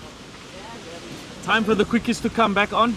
Has to be. Alex French needs to come from the one end and James Minto from the other. Minto's only bowled 6 overs.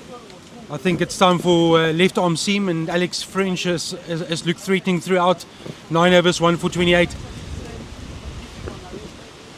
Well, they're having a little discussion, keeper and captain. But for now, you need to be mindful of the scoreboard as well. Otherwise, as you said earlier, this is going to race away from England. They scored 299. South Africa 93 runs shy of their total, and then they start building a lead. So you've got to make inroads, or you've got to break this partnership for starters, and then you've got to find a way to maybe put some pressure on that South African dressing room. But at this stage, they're making merry, and they're doing it both ways, at both ends. Yeah. So if you want to score, for me, you've got to be scoring on one side of the wicket. You can't be going at both sides of the wicket, for me. Yeah, and if you're going to be given freebies like that, they're going to keep cashing in. That's another 4. Rolls this time. He's into the 80s. Well, this innings has certainly turned into a one-day type format. But they've been allowed to play at freedom.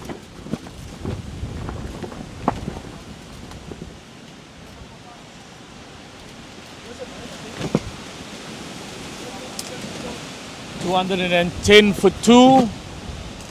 Run rate now 3.7. So when we came on air, it was 3.3.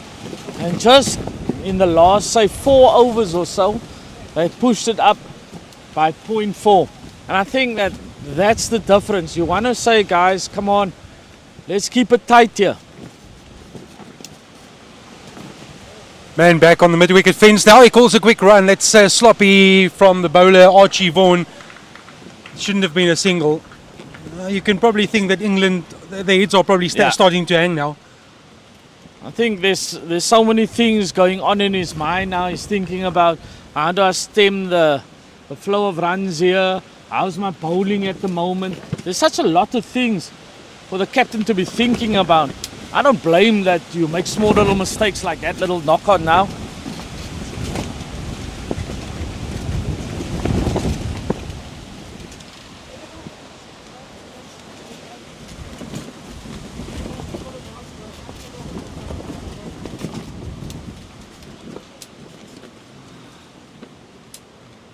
Using that leg side line. This time Bulbulia has none of it. You've got to pick a side. You've got to pick a side and say, that's the side that I'm going to defend now. So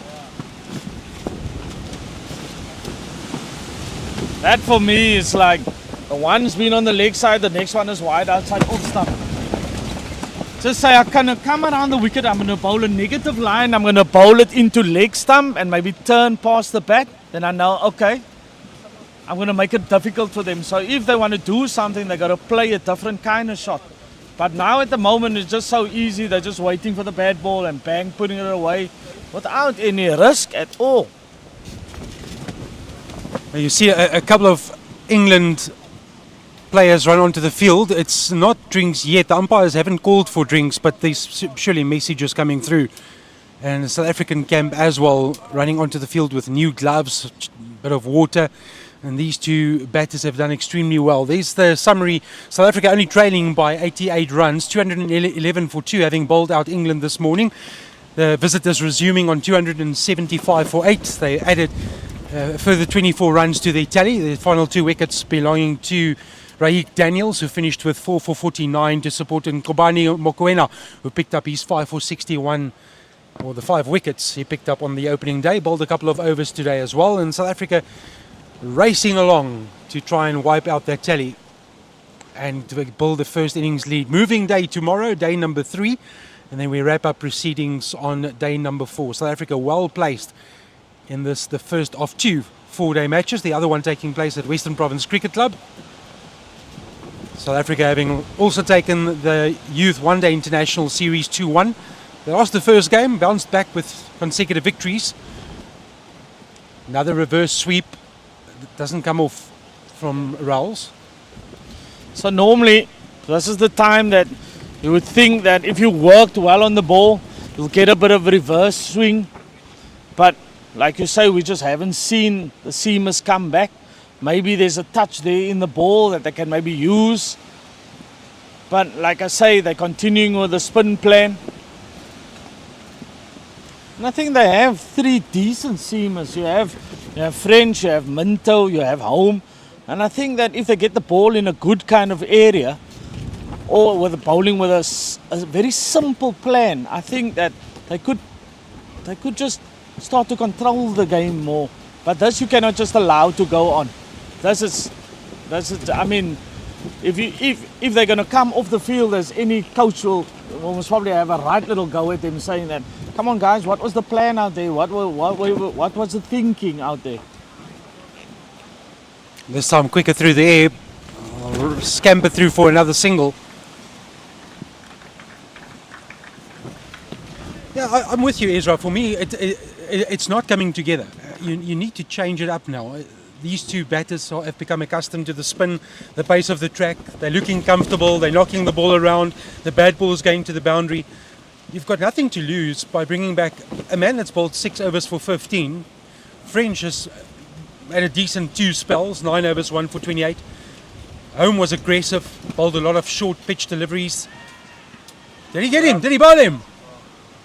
Bowled. Well, as we ask for the change, there's a wicket from Tazim Ali. He does break this valuable spell. What an innings from Mohamed Bulbulia. He will walk back, having contributed 88, occupied the crease for a long period of time. He's going to get the applause from the dressing room, but this is how it came about. Tazim Ali, just nice and flighted delivery, played around it, and it took off stump. You won't see bails fly because there's no bails on the stumps because of the wind. So you might be misled and think that he wasn't bowled, but there's no bails on the stumps. But what a knock from Mohamed Bulbulia. He deserves a standing ovation from the dressing room. They will rise now and welcome him back. Classy knock from the young man, and he's put South Africa in a position of strength along with Jason Rowles, and now it's the captain that walks to the crease, Benjamin Hansen.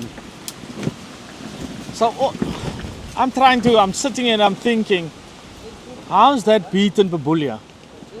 And the only conclusion I can come to now was that Ali, instead of being flat and quick, he's actually just flighted that one, and it's just drifted in with the breeze, and that's what you want. Drifted in with the breeze, hit the wicket, and just turned the looker. And Bulbulia was looking to go through the leg side. So maybe England, they should be, at this time of the game, should be playing with their pace a lot. See, I'll toss one up and see where you're going to go. Do I get something from the wicket with that particular pace? Do I get spin when it's a lot quicker? What lines do I get turned on? So it's just the small things like that. But I would still say that it's important that you bring a fast bowler from the top in. Well, he's just bought himself another couple of overs. He's given Archie Vaughan something to think about. Runs to Benjamin Hansen. That's a big appeal as well. That's very tight. England disappointed again, not for the first time in South Africa's innings. They've got hands on hips, hands on the head, pleading with the umpire, and look at the keeper's body language. He's got the teapot going and now starts to walk. They want to know more from the umpire why he didn't give that. Oh, there's a bit of a lecture going on now. James Roos having a look at that.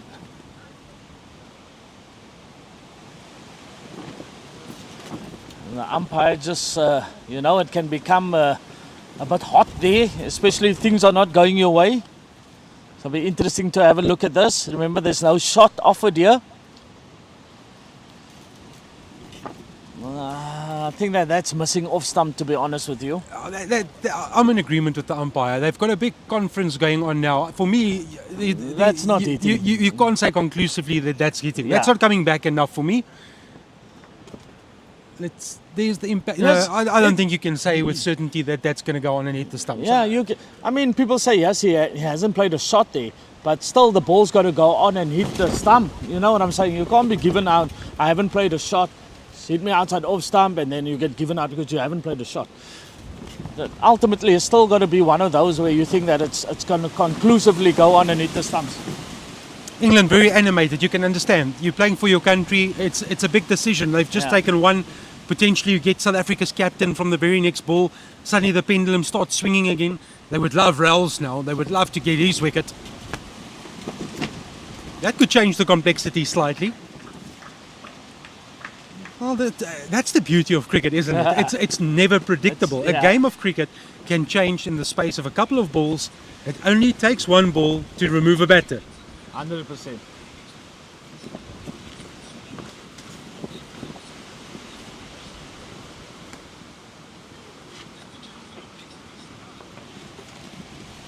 I don't want to give Benjamin Hansen an easy start, so bring in the fielders.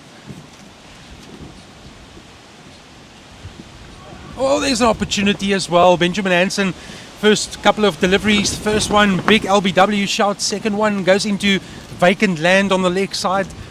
They'll be reminding him, they'll be talking in his ear. This is where the mental aspect comes into play. You need your team to be verbal. Yeah.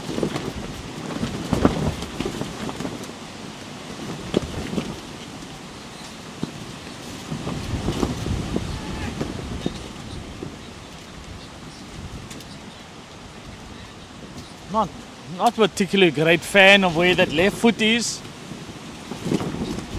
So Benny Hansen has been done by the offie on occasions in the ODI, just not getting far enough outside off stump. So if they're clever here, the line would be just outside off stump, looking to go through the gate.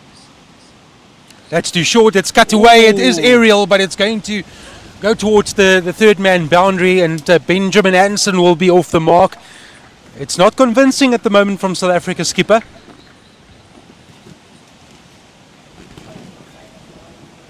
England should recognise that the opportunity, if ever there is one, it's now. Both these batsmen are not going to stick around and try and bat long. They're going to rather look to be positive and play a lot of shots. Well, he's quickly into the reverse sweep. Massive appeal once again from England. Again, they don't get the favourable result that they're after. Archie Vaughan is almost all the way to the other side. England won't be too happy. They've had two massive appeals in the last 2 overs. Again, the team get together. They talk amongst one another.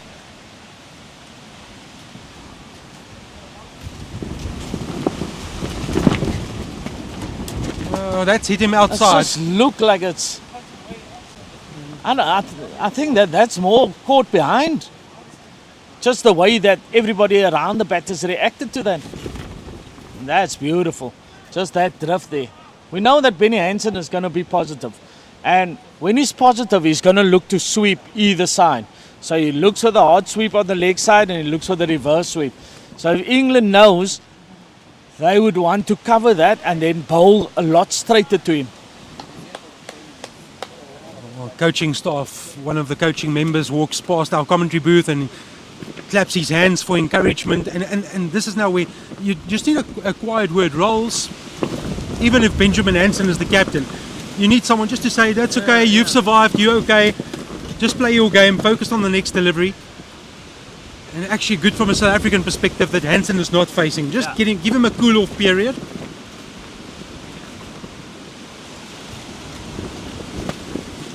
Ali has some momentum on his side, having just picked up a wicket. No, it's just come alive in the last couple of overs, Ezra. Yeah. Just looking at it now, I mean 215 for 3. The batter that's on 84. Nothing wrong with dropping somebody onto the boundary. It's not a negative ploy. They must see it actually as a positive ploy, because then you're allowed, okay, he's off strike, I've got Benny Hansen, that's the one that I want to bowl to. So there's nothing wrong with having somebody in the deep just covering a particular boundary. Now, gamesmanship, I would do the same. If I was Archie Vaughan, I would be quite happy. Spread the field, give the one, bowl to Benjamin Hansen. He's still new at the crease, hasn't made the best of starts. Well, there is the single. England quite happy and deep enough for that single to be taken. The rolls will tick over to 85. Now, important, from Ali's perspective, he needs to apply the pressure. No loose deliveries. He's going to put a man back onto the square leg fence. He has a slip and a man around the corner on the leg side. It's short, it's wide, it's cut. Beautiful shot from Hansen.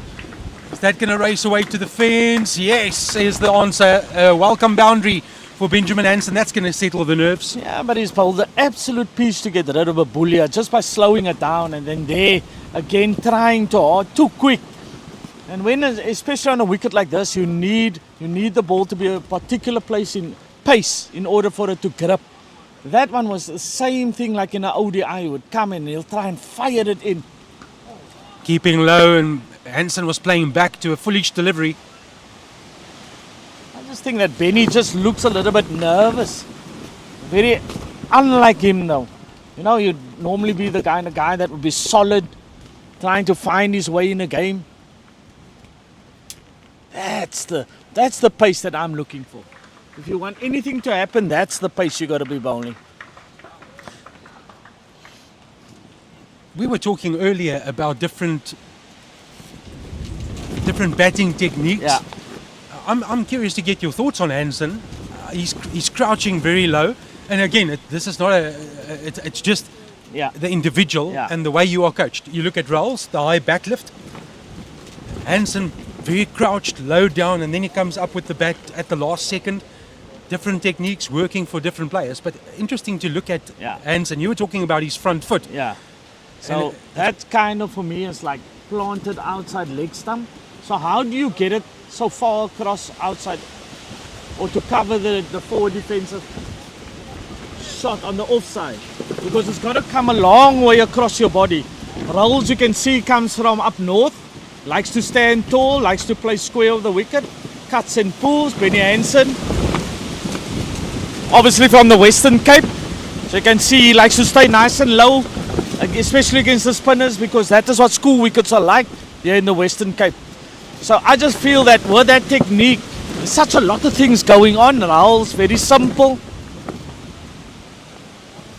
So it just looks like anything that is going to present itself on middle and leg, Benny Hansen is going to look to sweep. He's not the kind of guy that is going to knock one there.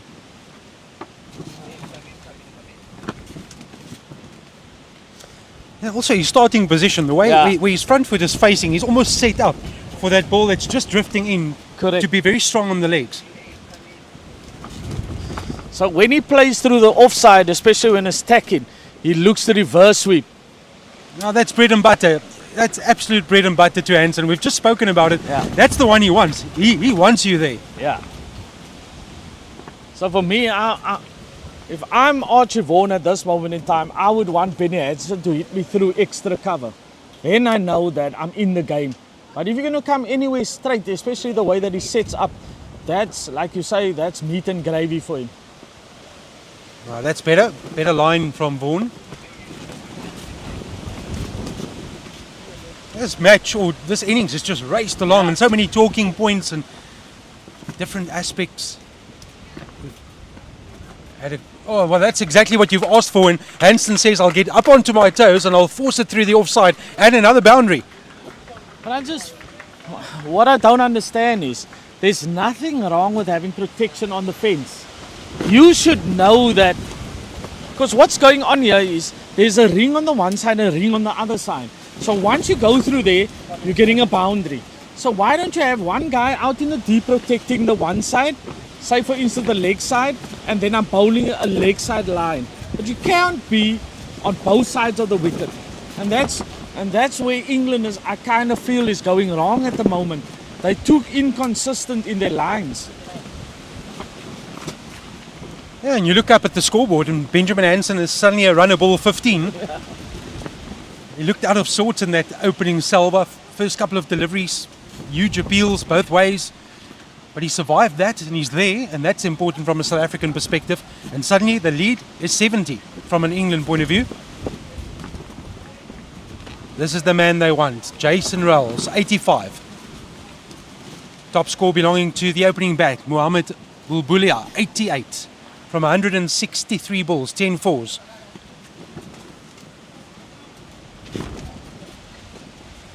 Rest of the scorecard, Jorik van Schalkwyk 15, Adnan Lagadin 18. Another important partnership in the context of the South African innings, as I see right in front of our commentary position, Alex French is doing some stretches.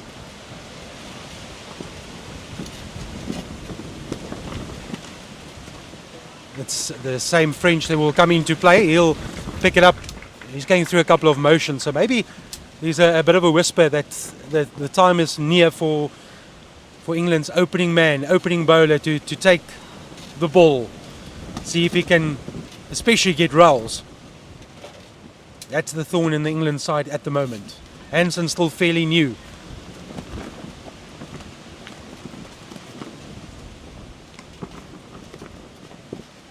Just tell you what, I'm watching Benny Hansen and I'm thinking it's like a ODI that I'm watching here. He hasn't left anything so far. He's been, as soon as he's seen something, he's gone for it. Just think you gotta take your time, my boy. Just play yourself in first. That's much better. Important to get the wood onto the ball. He's just got to be mindful of that one that's straight to the stumps. Good tussle between these two, Ali and Hansen.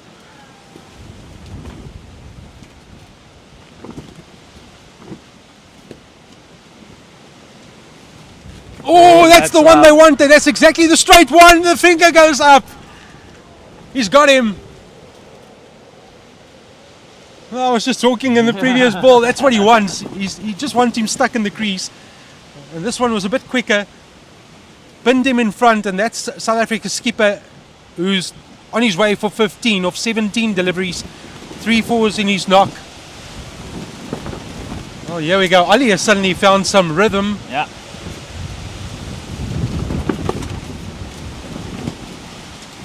Should have been forward to that one. Big decision, big moment for England. Oh, hasn't this match come alive in the last half an hour, 45 minutes? First, South Africa's attack after tea, where they scored at will. And as it looked that South Africa would force the change, Mohamed Bulbulia was dismissed by Tazim Ali, bowled for 88. Now the big wicket of Benjamin Hansen for 15, both belonging to Tazim Ali. Rolls still untroubled at the crease. He has 86. Is this the keeper, Letando, in now? Yeah, Letabo, sorry. Pathamotlaka. He comes to the wicket. So this is also going to be interesting, because in the last ODI, I think it was also Ali that did him with one of those skidder-ons. Strings.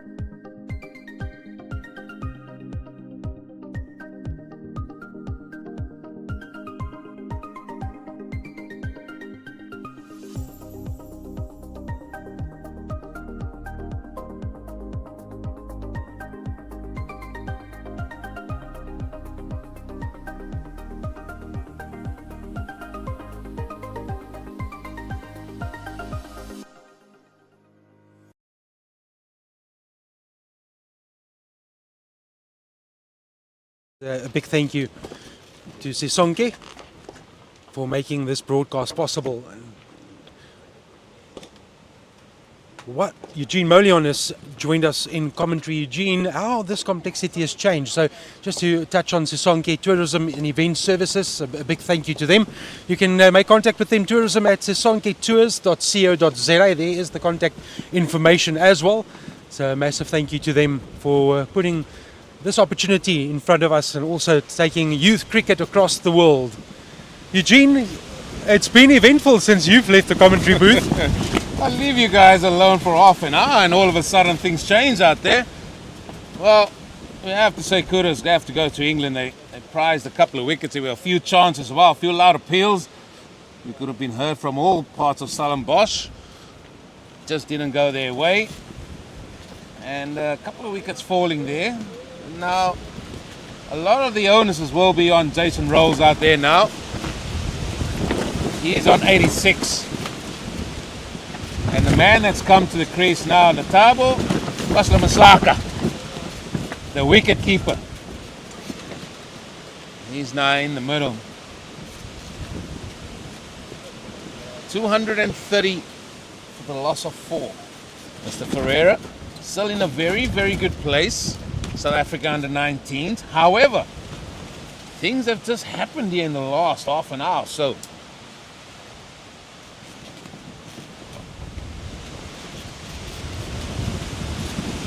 Vaughan, 2 runs. Yeah, Eugene, you add another wicket into that column and suddenly it's a different complexion. South Africa trailing by 69, 6 wickets in hand. The man they want is the man that's on strike. yeah, if they get Roos, they would really be in the driving seat. There's still 16 overs left in the day. Let's not forget that as well. So we're into the last hour. And from an England perspective, they will only get a couple more wickets. If one of them is Roos, they'll certainly feel that they fought back well once again. Cut away and it beats the man in the inner ring as it's going to race to the boundary. It's got enough wheels on it. Rolls helps himself to another 4 and that means he enters the nervous 90s. Oh, nothing nervous about it. Don't even say those type of things. But again, a ball that's slightly wide. And once it beat that fielder at that point, it just runs away. Youth cricketers don't have nerves at all. They play reverse sweeps from opening bowlers. They just play it as it comes. Yeah, they call them the modern day cricketers. Did you ever have the nervous 90s? And well, I can't say I've been there. At any level? I can't say I've been there for too long. I've got a few hundreds at club level. I'm not going to say that. I'm just going to say that. I've got first class 50s, but the reverse sweep was never something that I would go to. Same here. I was too selfish. Every run mattered. Oh, is that a stumping? Is that a stumping? Did he just dream down leg? No, says the umpire. I think he got back in time. And looking at just the body language of the keeper there, Roos, looks like even himself looks like he felt that the batter got back. Ooh, it's close. Brilliant stuff by Roos and good decision by the umpire. Oh, no. He's thrown it away. He's thrown it away. He's thrown it away. Jason Roos out with his score on 90. That's the big fish that England were after. He's just looked for, well, he was just done down the leg side, survived that stumping appeal. Very next ball, the pressure built. Maybe he thought he's going to cut loose, put pressure on Vaughan, oh, he's just done him. Well, that has put a totally different perspective on this game. South Africa under 90 seamlessly going perilously along, 2 down, all of a sudden have lost 3 wickets in the space of no time here. And what's more, we're going to find 2 new batters in the middle. But that was a good knock from Jason Roos. Gone for 90. South Africa 234 for 5. He's going to be kicking himself, Eugene. He's going to walk into that change room. He's done so much good things at the crease. Looked in control throughout, and just the one false stroke. You could probably argue and say the ball before, small opportunity, small window, and then this shot. Keeper called it, keeper took it in blustery conditions. You have to acknowledge that was a very good catch. That wasn't easy. No. Don't think that just came straight down into the gloves. I'll have to agree with you there. It was a very, very good catch in swirling conditions. However, what Jason Roos should have said to himself there, he's got a new man out batting with him. He's just going to see it out, let him settle in for a couple of overs. He's decided to take it on, and that has certainly now put the cat amongst the proverbial pigeons here. Now 2 new men. 2 men that haven't faced the ball yet, Johan Ferreira. Yeah, absolutely. Oh my goodness, how this game, cricket, has just changed and turned on his head here. Now we're going to see a few men around the bat. So 212 for 2. Let me remind you, 212 for 2. In good conditions, South Africa in control, suddenly 234 for 5. And that's why you love this game. You can never call it until it's over. Let's just remind you, if you don't remember, I'll just recall the 438 game. Who would have thought, be honest now, if you're listening to this broadcast, at the halfway point, Australia at 434. How many of you got up and said, that's it, I'm not watching this? There's no way South Africa will win this game.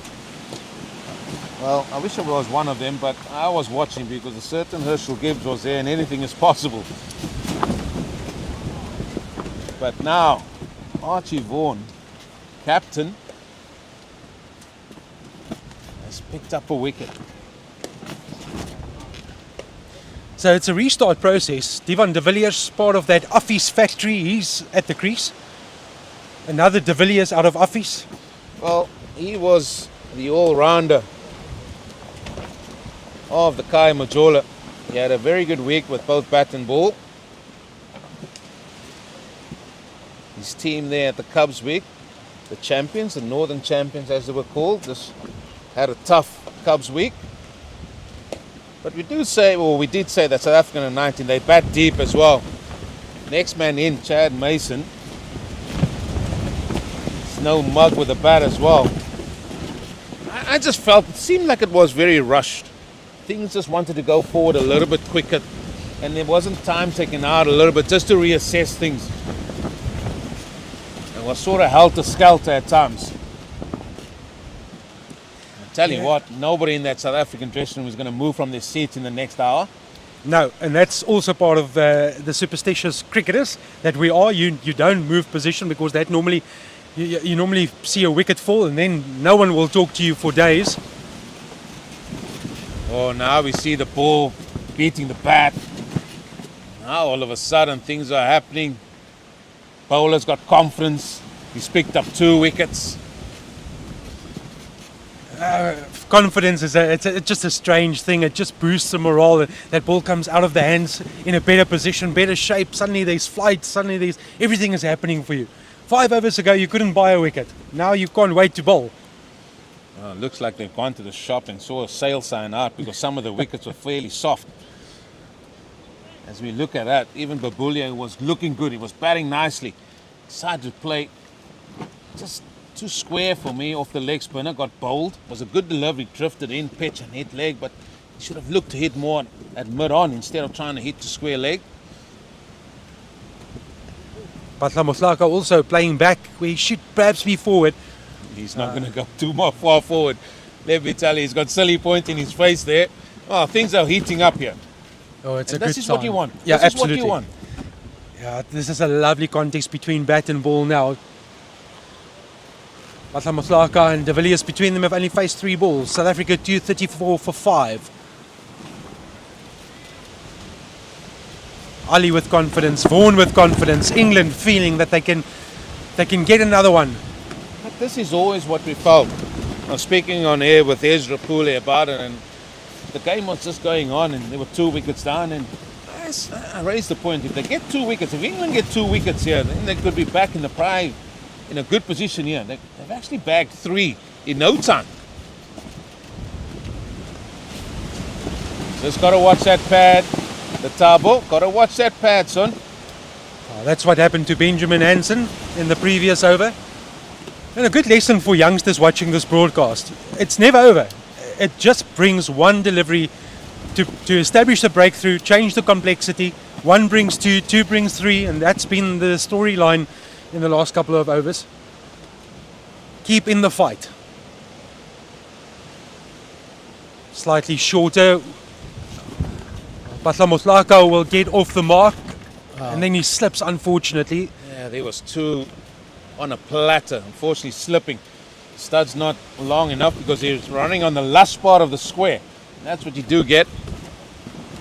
I always look at these things and think, oh, something's going to happen here as well, because that should have been 2 and he should have still been on strike. Maybe that's me being superstitious.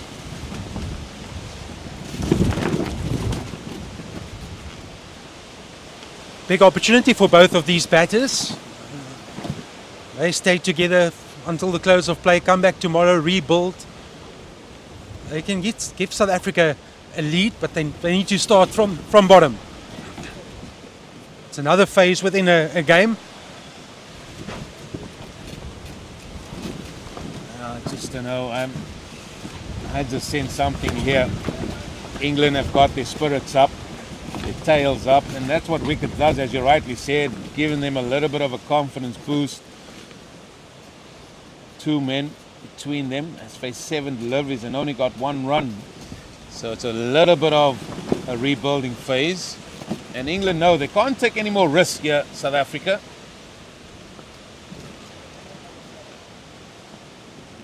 So Archie Vaughan will start his 13th over, 1 for 43. He picked up the big wicket of Jason Rowles in the previous over. Rowles on his way for 90.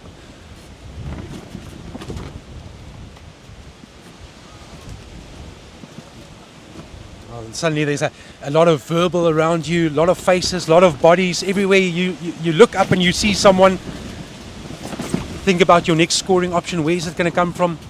How can you get off strike, get to the other end? Best position to be is at the other end. Well, this is a big knock for Matlamotlaka, because he's had an indifferent day with the gloves on, or indifferent game, I should say, with gloves on, and he wants to start contributing here. He knows he's got a big innings ahead of him, and hopefully this will give him that confidence he needs to take back into that second innings when he's keeping again. Nice flighted delivery, trying to get him out of his crease, lure him onto his front foot and then drag that back foot out with him, but not working on this occasion. Matlamotlaka getting a working over from Archie Vaughan. Yeah, why not? Why not?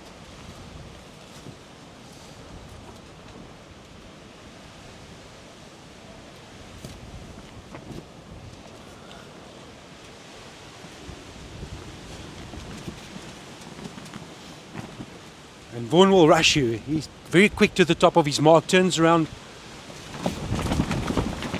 It's amazing, Eugene. You look up and a cricket field, it's a big place. It's a big real estate.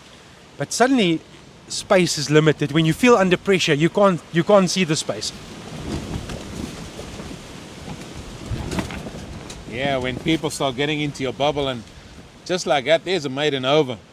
They've been few and far between, but right now England are enjoying a very good spell here. Only the 5th maiden of the South African innings. And that after 65 overs. So just to your point, Maidens have been few and far between. Well, that's a good over from Vaughan.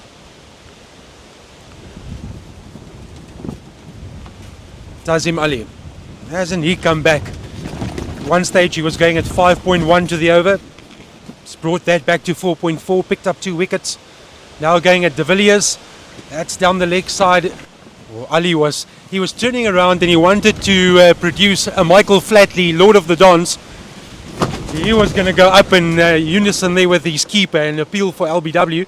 And just as he warmed up the vocal cords, there was a bat.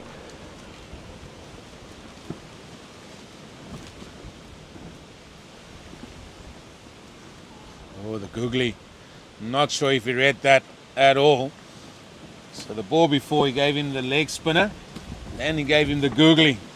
Now he's showed his hand here a little bit as Ali.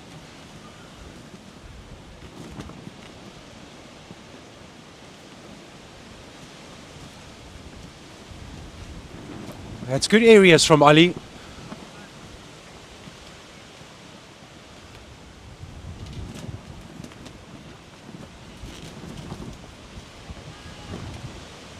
Batla Motlaka, 1 from 11 deliveries. De Villiers still to get off the mark.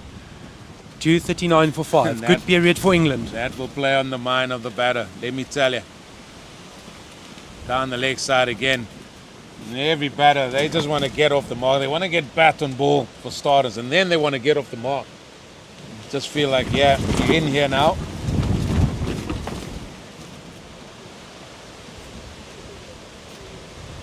Again, that persistent line down the leg side from Ali.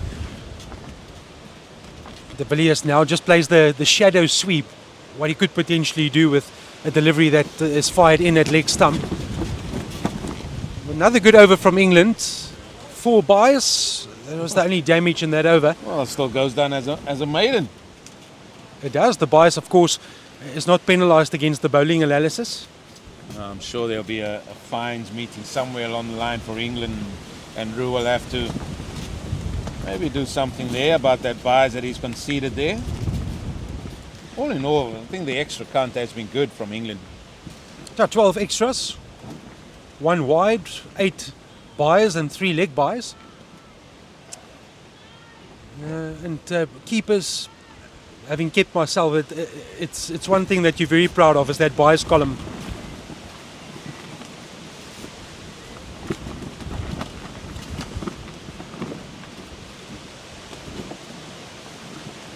We've seen it yesterday when things got a little bit tight. We didn't see the supporting staff of England. Now a few smiles on the faces. Bowling coach walking behind us. He's happy. Bagged the He's behind us and he says cricket's a funny game, and it's funny, but it's brilliant. It's what we all want to see, the contest between bat and ball. Great to have England here. Great to see the support staff out, the spectators, the fans that have made the trip from England to South Africa. Lovely to have them in South Africa as well. Just going across him here. I feel they should just be at him. They should be at the new ball batter, make him play, even if you get it straight. Just allow him to play more balls. This time flighted and well left outside the off stump. Good appreciation of where his off stump is from Letabo Patlamotlaka. What did you say about the wind disappearing? Where's that? Never said that. It wasn't me. That definitely wasn't me, Mr. Pereira. All we know is that's another maiden over. That's all we know. I mean, I'm counting down the minutes. I'm not actually exaggerating here. I'm counting down the overs and the minutes. I want to be that guy. Wherever he's going, there's no breeze up there. Today I will venture up there to Snakeville up there. Oh, you got stabbed in the back there by a thorny bush. But he's venturing up there. I mean, that's where there's no breeze up there, I think. Yeah, that's where you want to be.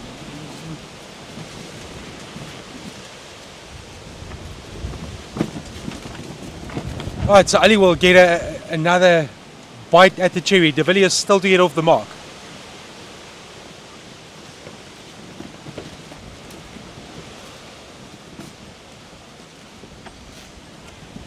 They'll have another appeal. Is there any bad? Yes! The umpire says yes. De Villiers can't believe it.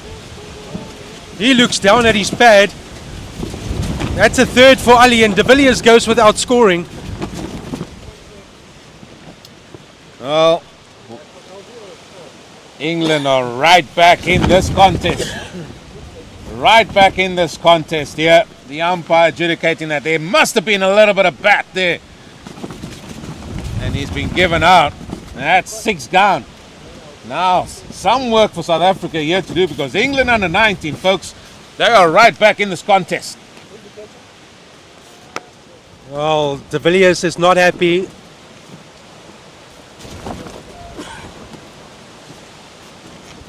Would love to see that again.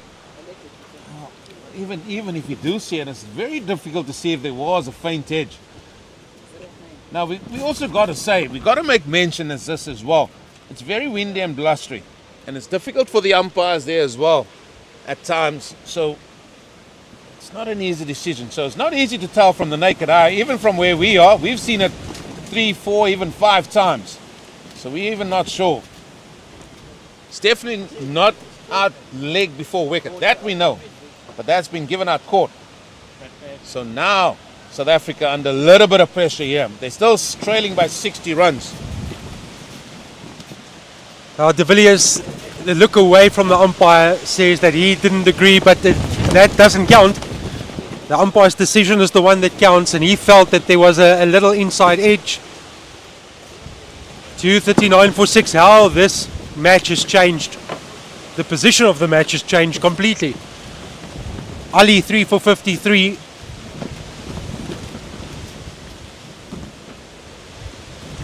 Well, Mr. Ferreira, you said cricket is a funny old game.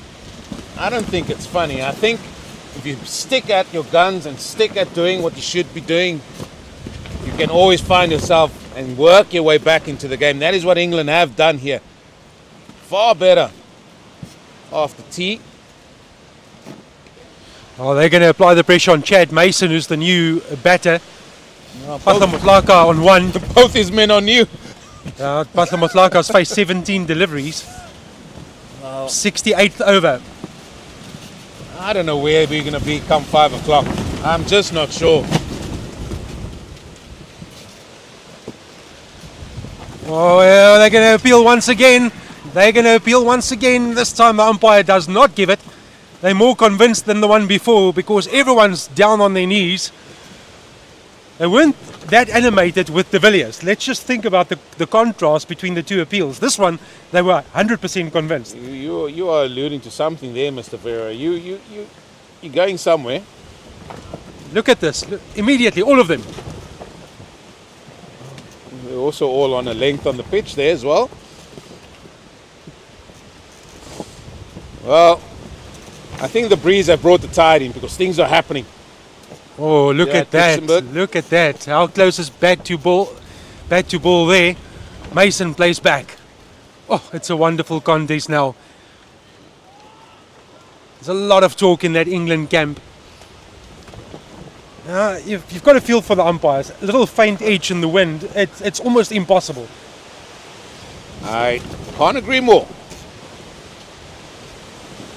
Well, brings to an end another eventful over. It's 2:39 for 6. South Africa in reply to England's 299 all out, as Mason survived a little faint edge that went onto pad into the hands. He was not even looking at the umpire, and then suddenly turned around, waiting for a potential finger to go up. It didn't come. He lives to fight another day. Mason still to get off the mark. Patla Motlaka on 1. 2:39 for 6. South Africa still trailing by 60. I hand over to Ezra. Thank you, Ms. Ferreira. As in comes Ezra Poole. And Ezra Poole, things are happening out here at Kutsenberg Oval. And I'm not talking about the wind. I'm talking about England fighting their way back into this game. Good afternoon, sir. When I left, South Africa in a very good position. 3 down. 3 down. Come back, and then all of a sudden, 6 down. It just seemed like it was a little bit helter-skelter at times. Yes, the runs were flowing when it was 2 down. Babulia and Roos were going merrily on their way. Babulia tried to play a ball to square leg of the leg spinner, got bowled. Benny Hansen came in, started looking to play a little bit quickly. And then wicket started to fall there in no time. Thing then, Roos kind of threw it away, tried to hit the ball over the top, skied one. You just got to take time out and look who's on the other end. Yeah. It's a new man at the other end has had us played down to third man, and the ball is still racing across his outfield. Let me tell you, it's going to be it's going to be 3. That's good running from Chad Mason, because Pashla Maslaka, he wasn't interested in the third.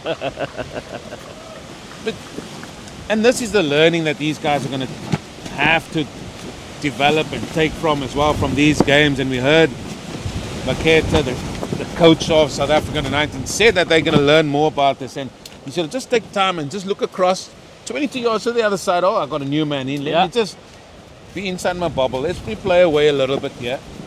No, he played a rash shot. He was nearly out the ball before of a leg side stumping. Made his ground back.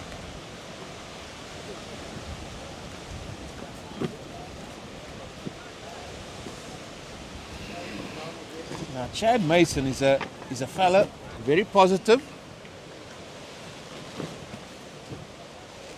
Will he show that with a bat?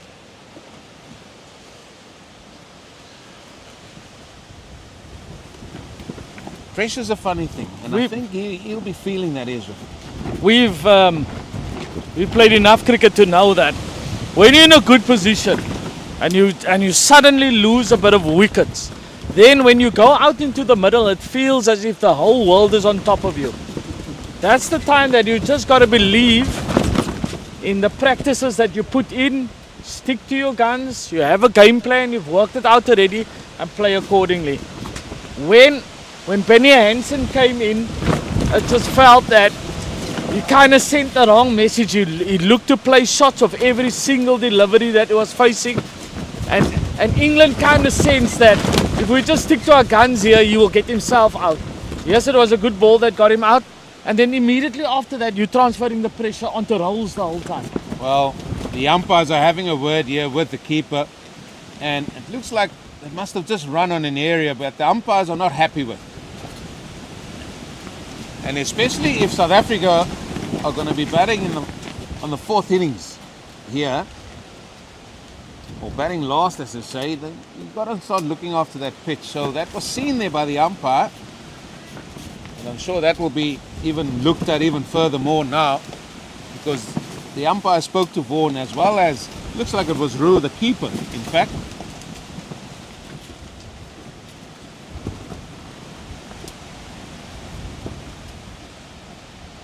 Ali just, I think, took him a bit of, yes, he has bowled many overs, but it just took him a little time. You can see that he's in a rhythm.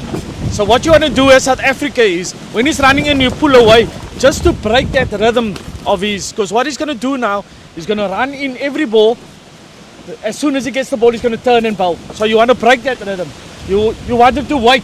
You make him wait, and then you face up. You don't want to be rushed into playing. And that's what England is doing to South Africa right now. So Chad Mason, if he's clever, he will just kind of take a break there, knock one there. If I was Letaba, take my gloves off, take my time. You want to break that speed that England is in now, that great feeling. Israel, this is an important innings for Pashla Maslaka. We saw him in that first innings with the gloves in. And certainly he needs to just contribute here with the bat, but he's got time.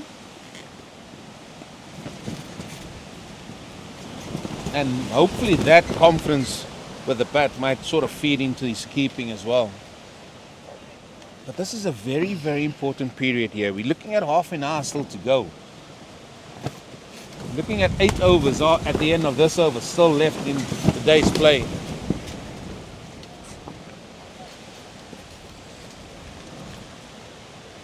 I tell you, not one of the South Africans are going to move from their seats now for the remaining of the next 30 minutes. And we were asking for maidens, and it just looks like England's hit that purple patch now.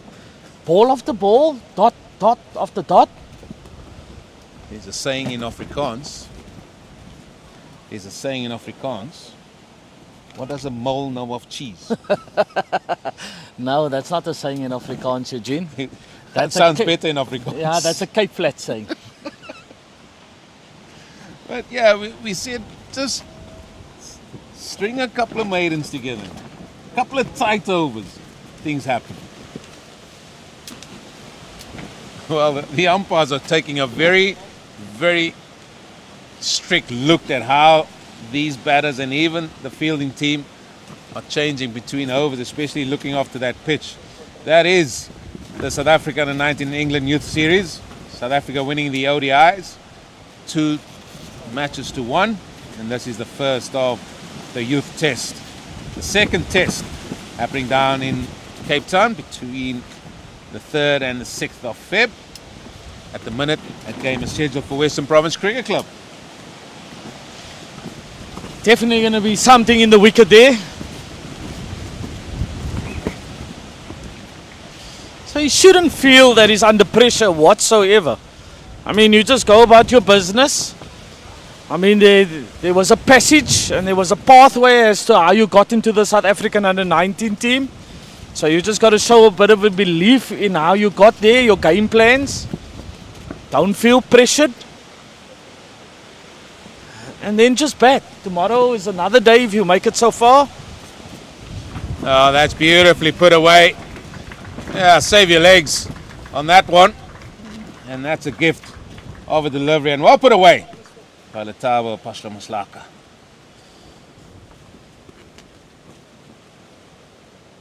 I've enjoyed today, I really have. Innings coming to an end on 299 for England. And then the way the top order of South Africa came out really pleased me with the game plans that they had. And they've just thrown it away a little bit here. I take it you're talking about the cricket, Eugene. Because we've seen a few gazebos break through the middle. Yes, I'm talking about the cricket. I'm not talking about gazebos because let me tell you, folks, oh, my ears are going to be zinging, especially my left one. So for me, the learnings has got to be yesterday, South Africa on top with the new ball. Had the opportunity to break England. More than 150 partnership. England ended up 299. South Africa today batting, great second wicket partnership. And then kind of just went on to throw it away. So like you say, Malabongo is most probably thinking, yes, he's right. It's a way of learning. But you also expect that the cricketer of this particular stature would understand the different situations that they are in. And that's what I liked about Babulia. He understands that in order to be an opening batsman, I've got to be tight, I've got to leave, I've got to be able to defend. He's done that. And then when he's lost his wicket, there was just a kind of a period where Benny Hansen came in and I just thought South Africa just looks they just look rushed. It's just a bit of deja vu. We've seen the same things happen yesterday what we're seeing today. We saw a batter get 90 yesterday, you're seeing that today. You saw another batter getting a good 50. We saw that today again. It's almost deja vu. There hasn't been much to choose from between these two sides.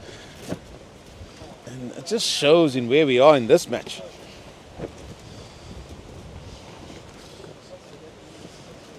So South Africa can build a bit of a partnership with this particular two batters.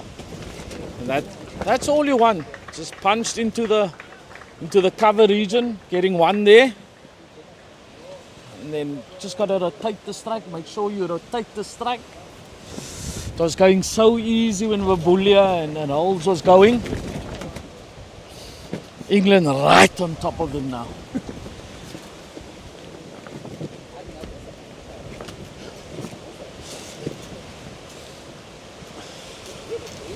The one I feel for the most, Eugene.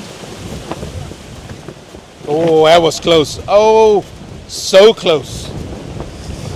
There's our friend sitting next to us here, Frikkie, holding onto his laptop for dear life. I'm not sure how many days or how often Frikkie has had to do such a thing. Holding on to his laptop as if his life depended on it. The one thing that surprised me, the cap hasn't fallen off. I've got this thing about caps. My cap flew off. Mervin says he's still out there with the big wide brim. Nothing wrong with the big wide brim there. Eugene?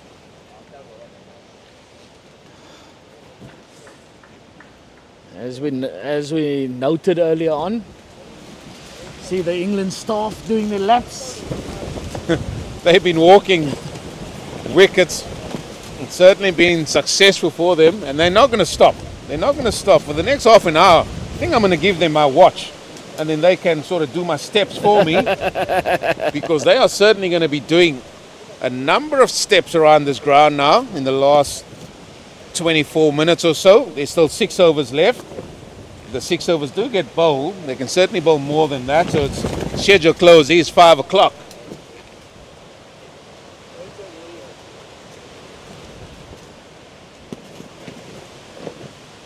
Well, Ezra, will we see you on day 4? Well, the way the game's going, it looks that way.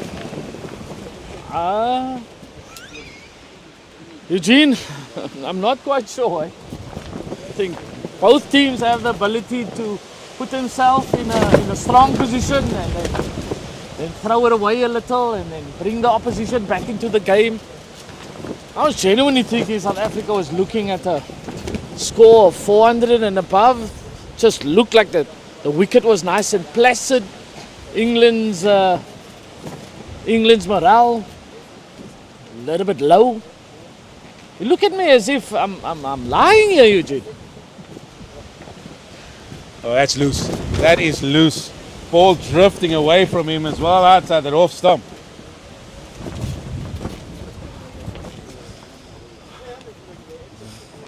Ahmed back into the attack. 1 for 64. He's going just above 4s. He's got a wicket to his name. So what's going to be interesting here, at the end of the day's play, England is going to be close to the second new ball. If there's no breeze tomorrow, or just a slight breeze, I think their opening bowlers are going to fancy a little run in here. Why not? With the sun baking on you. Don't even need to warm up tomorrow. 34 degrees.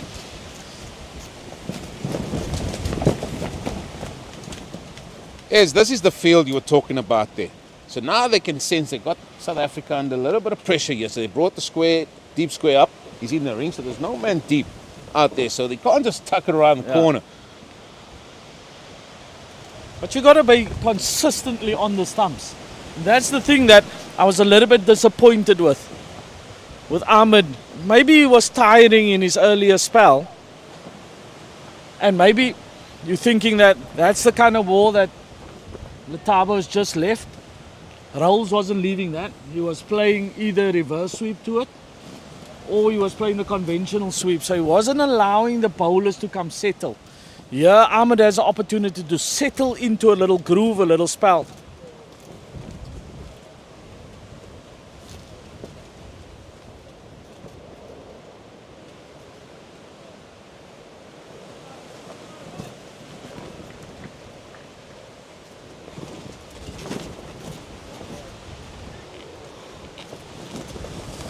See, the sprayers are on there at the bottom. I think it's only going to become wet on the one side, Eugene.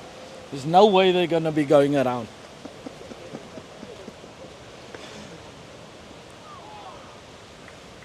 Oh, I would have loved to have seen that delivery.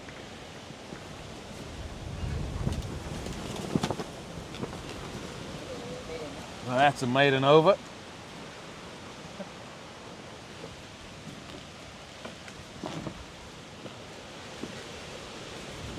Where's the score bowling card? Bowling card.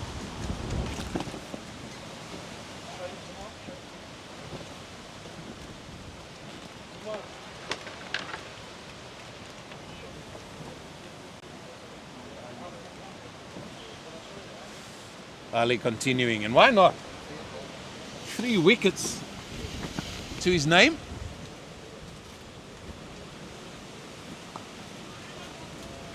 Well, if there's one person that should play the leg spinner well, it is Chad Mason.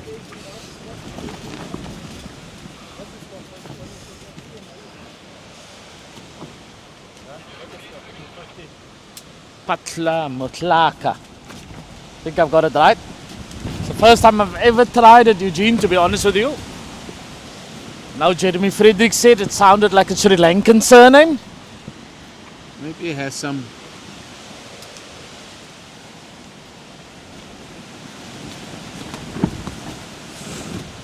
It's down the leg side. What's the running going to be like?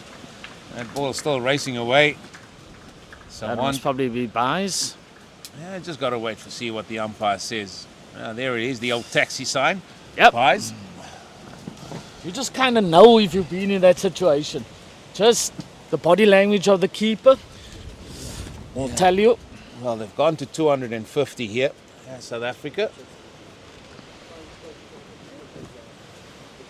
Should be a couple of runs and not just the one.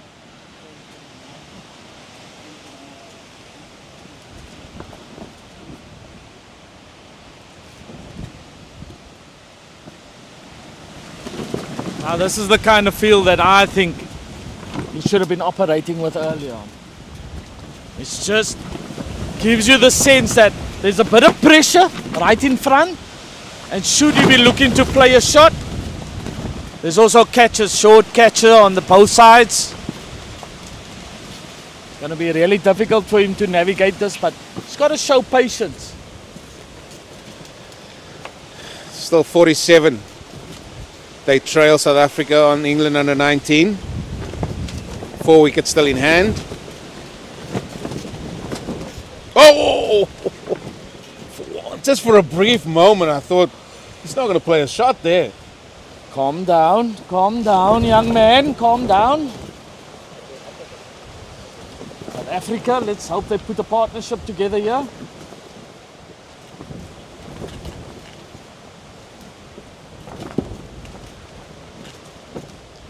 But quicker through the air.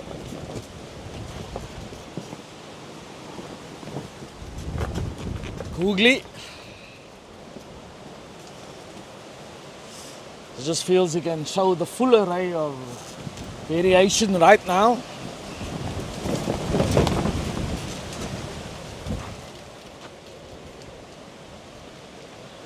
It's definitely too high. Another over comes to an end. So I just wanted to ask you, what was Michael Yardy's thought this morning when you did the interview? Well, the first port of call, they wanted to bat for as long as they could.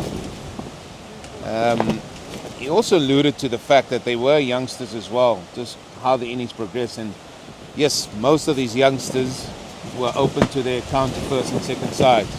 Because I did ask if he felt he expected a lot more from them, having that experience. And he sort of alluded to, not 100%, but he said, we've got to also understand that these guys are still young in their development as well, and the conditions as well. So they've got to learn how to play, and that's the importance of the tour for them.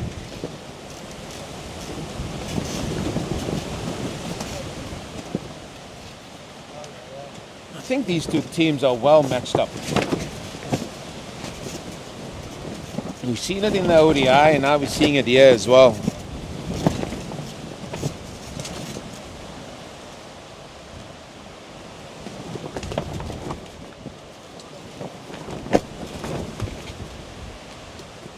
Just tossed up nicely there. I think there is this understanding that, okay, there's not much time left. There's still 4 overs left, 3 left after this over, but I think it's going to go down to time, so 15 minutes still left. And there you see the maiden counts have really upped. 3 from Vaughan, 2 from Ali. It's up to 8 now. We saw that Ahmed was going at 5 to the over. He's now brought that down to under 4s. Ali as well, over 5. Now less than 4. It just shows how the game has then swung back into England's favour. What's the other umpire's name? This one. Cheesy and Ntuli. We also got a feel for the umpires out there. Shazy and umpire Ntuli. They've been out there in the elements as well. I think they've done a really good job, and there were some pressurized moments as well. I was saying early on, it is so difficult to hear Nick out there. It's even worse the back pad, to be honest with you. With this breeze, I mean, I'm pretty sure that they'll have earache tonight because of that breeze that is pumping through here. Hasn't been easy conditions for both sides. Well, if the forecasters are right, there's going to be a very much a sharp contrast today. If there's no breeze tomorrow, it's going to be chalk and cheese from what we've seen over the first 2 days.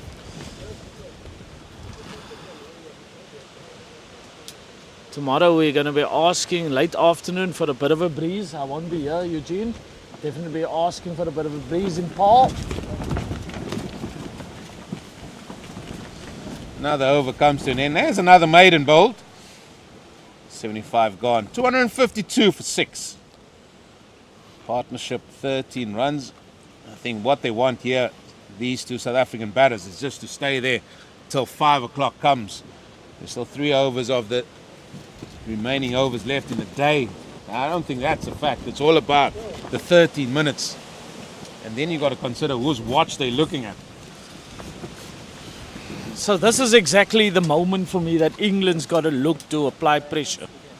They know that the South African batters are just going to look to defend. They're just going to look to defend so they can come back tomorrow again.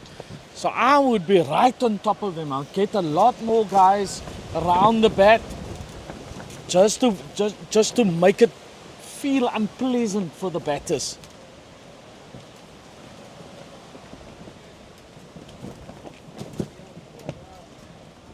Oh, that's hits him sort of on the outside of that front pad. And he's going to come back for 2. Should be leg buys. We're going to see the old flamingo here from umpire Ntuli. There it is. 1 leg up. The old tap just 1 or twice on the leg. He's donning the collar up version. Leg slip. Maybe come on to the offside in front of the bat. Silly point. Same like Benny Hansen should have come forward to that one. Some batters prefer to play it off the back foot. You saw Babulia being really good, waiting for it off the back foot. I've seen that as a consistent with most batters.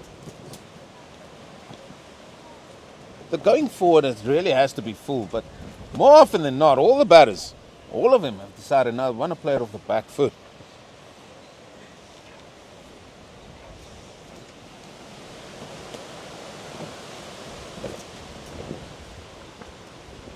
Well, that's cut away. You've got to save your legs, is it?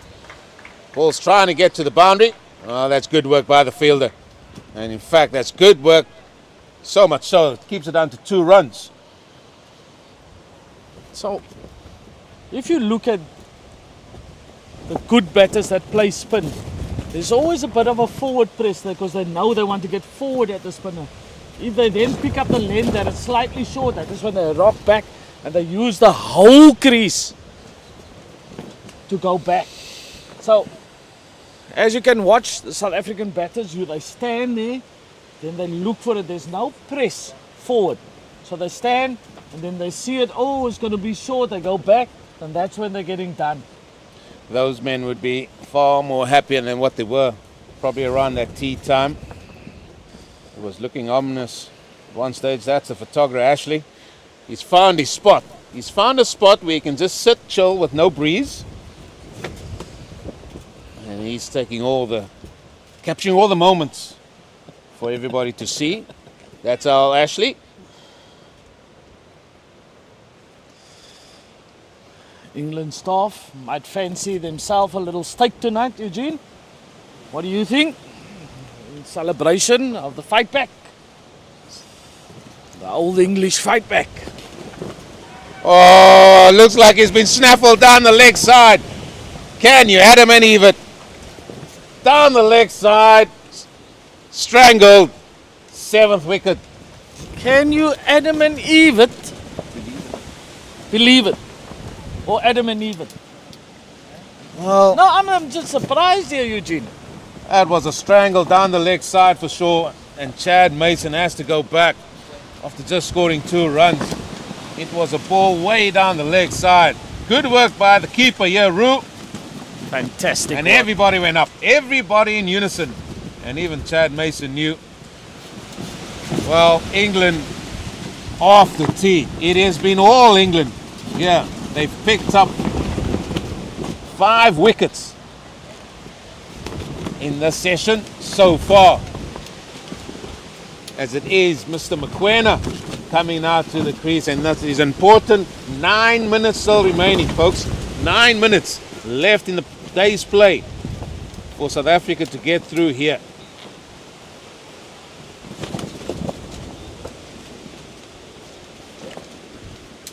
How things have changed, Eugene. How things have changed.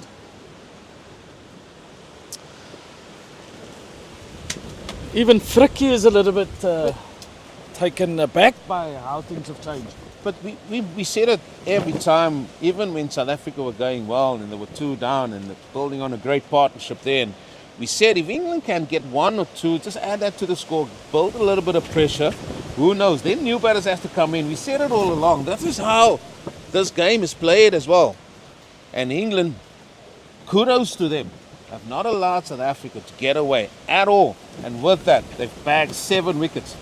Now are they sniffing a little bit of a lead even? Who knows? But now a lot of pressure is on these two, especially Pashla Maslaka and Mokoena to first see out this day.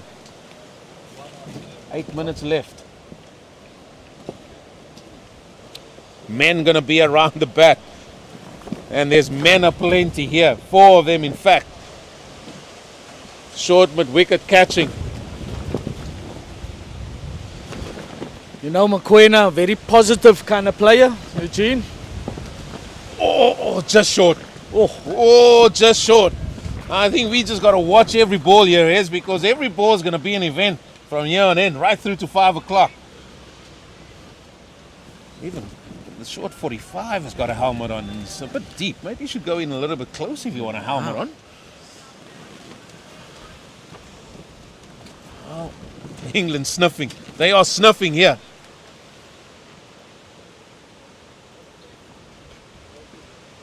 Well, that is driven, and that's going to be 4.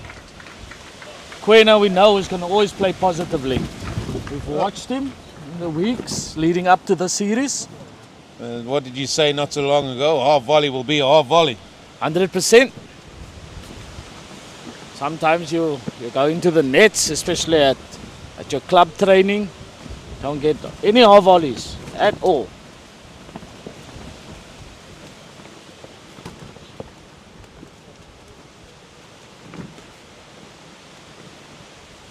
Ooh.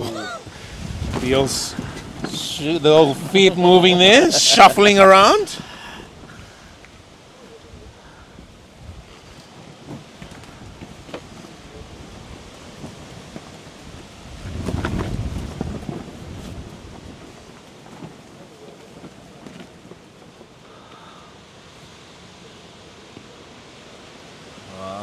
Got to stick to what you do best. Trying to go for the old quicker delivery there. Ahmed. You know, with Mokoena, if you're going to toss it up, he's going to fancy having a go.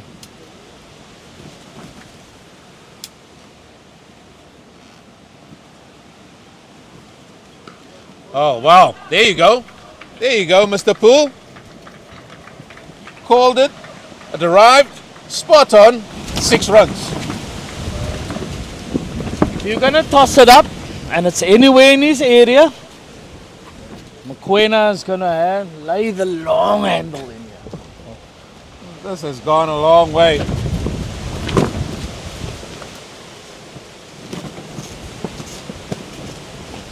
not the kind of batter that likes to be dictated to. So he always backs. He's got a very good eye, backs himself. If he had to hit that ball this way, let me tell you, It's in the river. yeah, we have to get new balls. And that is into the breeze. He has smoked that. Ali going to continue. Well, I make it 4 minutes. This is where you got to go do the old gardening, do the old shoelace, the glove.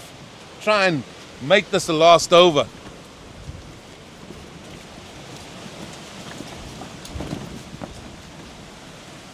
Beats him outside the off stump.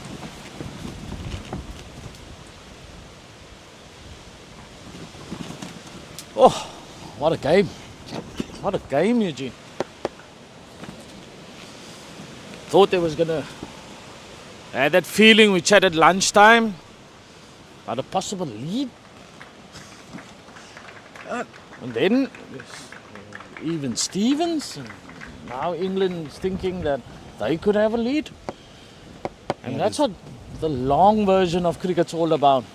Sort of gone up and down. It's ebbed and flowed one day, then the next. South Africa well and truly up at tea. Well and truly up. And they're going to look at the session. And it only takes one session. That's it. Through the offside for one. It only takes one session To change the game. to change that game. And I think that has happened here on day 2. We're going to look back at the session. And South Africa were well placed and they lost 5 wickets on day 2, session number 3.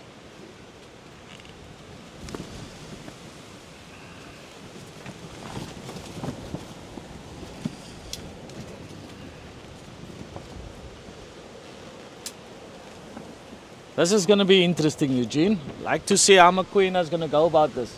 Is he still going to be positive? Don't think he's a batter that likes to be put under pressure with all these close catches.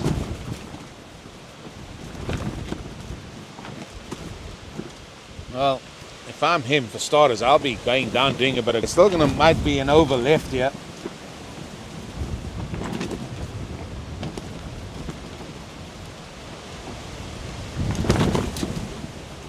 It's the old back foot Defensive. forward defensive.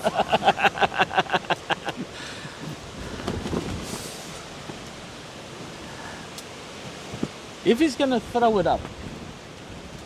If he's going to throw it up, Eugene. He's got better minds than that, Ezra Poole. Well, let's see how quickly they can get round. It looks like we are going to have that one over. Umpire shares. He's taking his time as well. He's walking into the window, so let's forgive him for that. So it's going to be Ahmed to bowl the final over of the day. A day that's ebbed and flowed. South Africa well and truly up by tea. And now England fighting back hard. And almost finding themselves maybe level pegging now. And I think we can say that this match is evenly poised.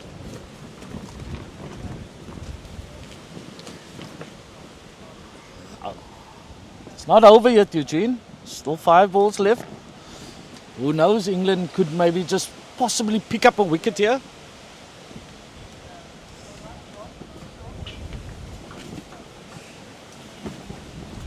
You reckon McQueen's not even moving outside his crease? He's saying, listen, Pastor Maslaka, you're right there. You face the rest of the 4 balls, mate.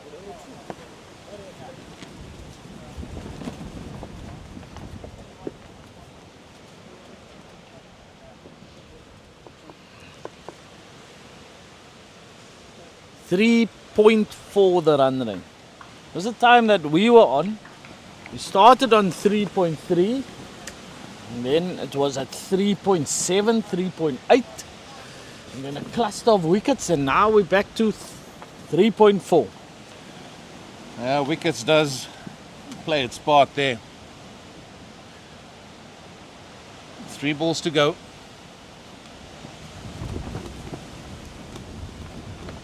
Make that 2 now. Solid defense, solid. Applauded by his team, and that's another sign, you know, when the team just want to get through the day. The hand claps come out from the sidelines, just saying, yeah, keep going, mate. We're backing you. Coming around the wicket. Now this is where the slip comes into play. That's Dawkins there.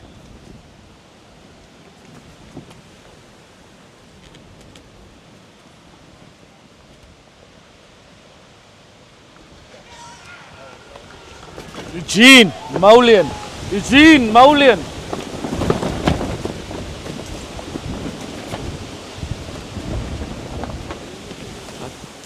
I don't know whether I should be happy or sad. You called it. You called it absolutely right. Just saw this, and he gets it on the money from around the wicket, drifting across, feeling outside that off stump. Good take by the tall Dawkins, right at the ankles. And that 8 wicket gone. And I think that's going to be the end of play as well. And what a comeback it has been from England under 19 here in session number 3 on day 2. It's been quite magnificent from them. South Africa were going swimmingly along at tea time.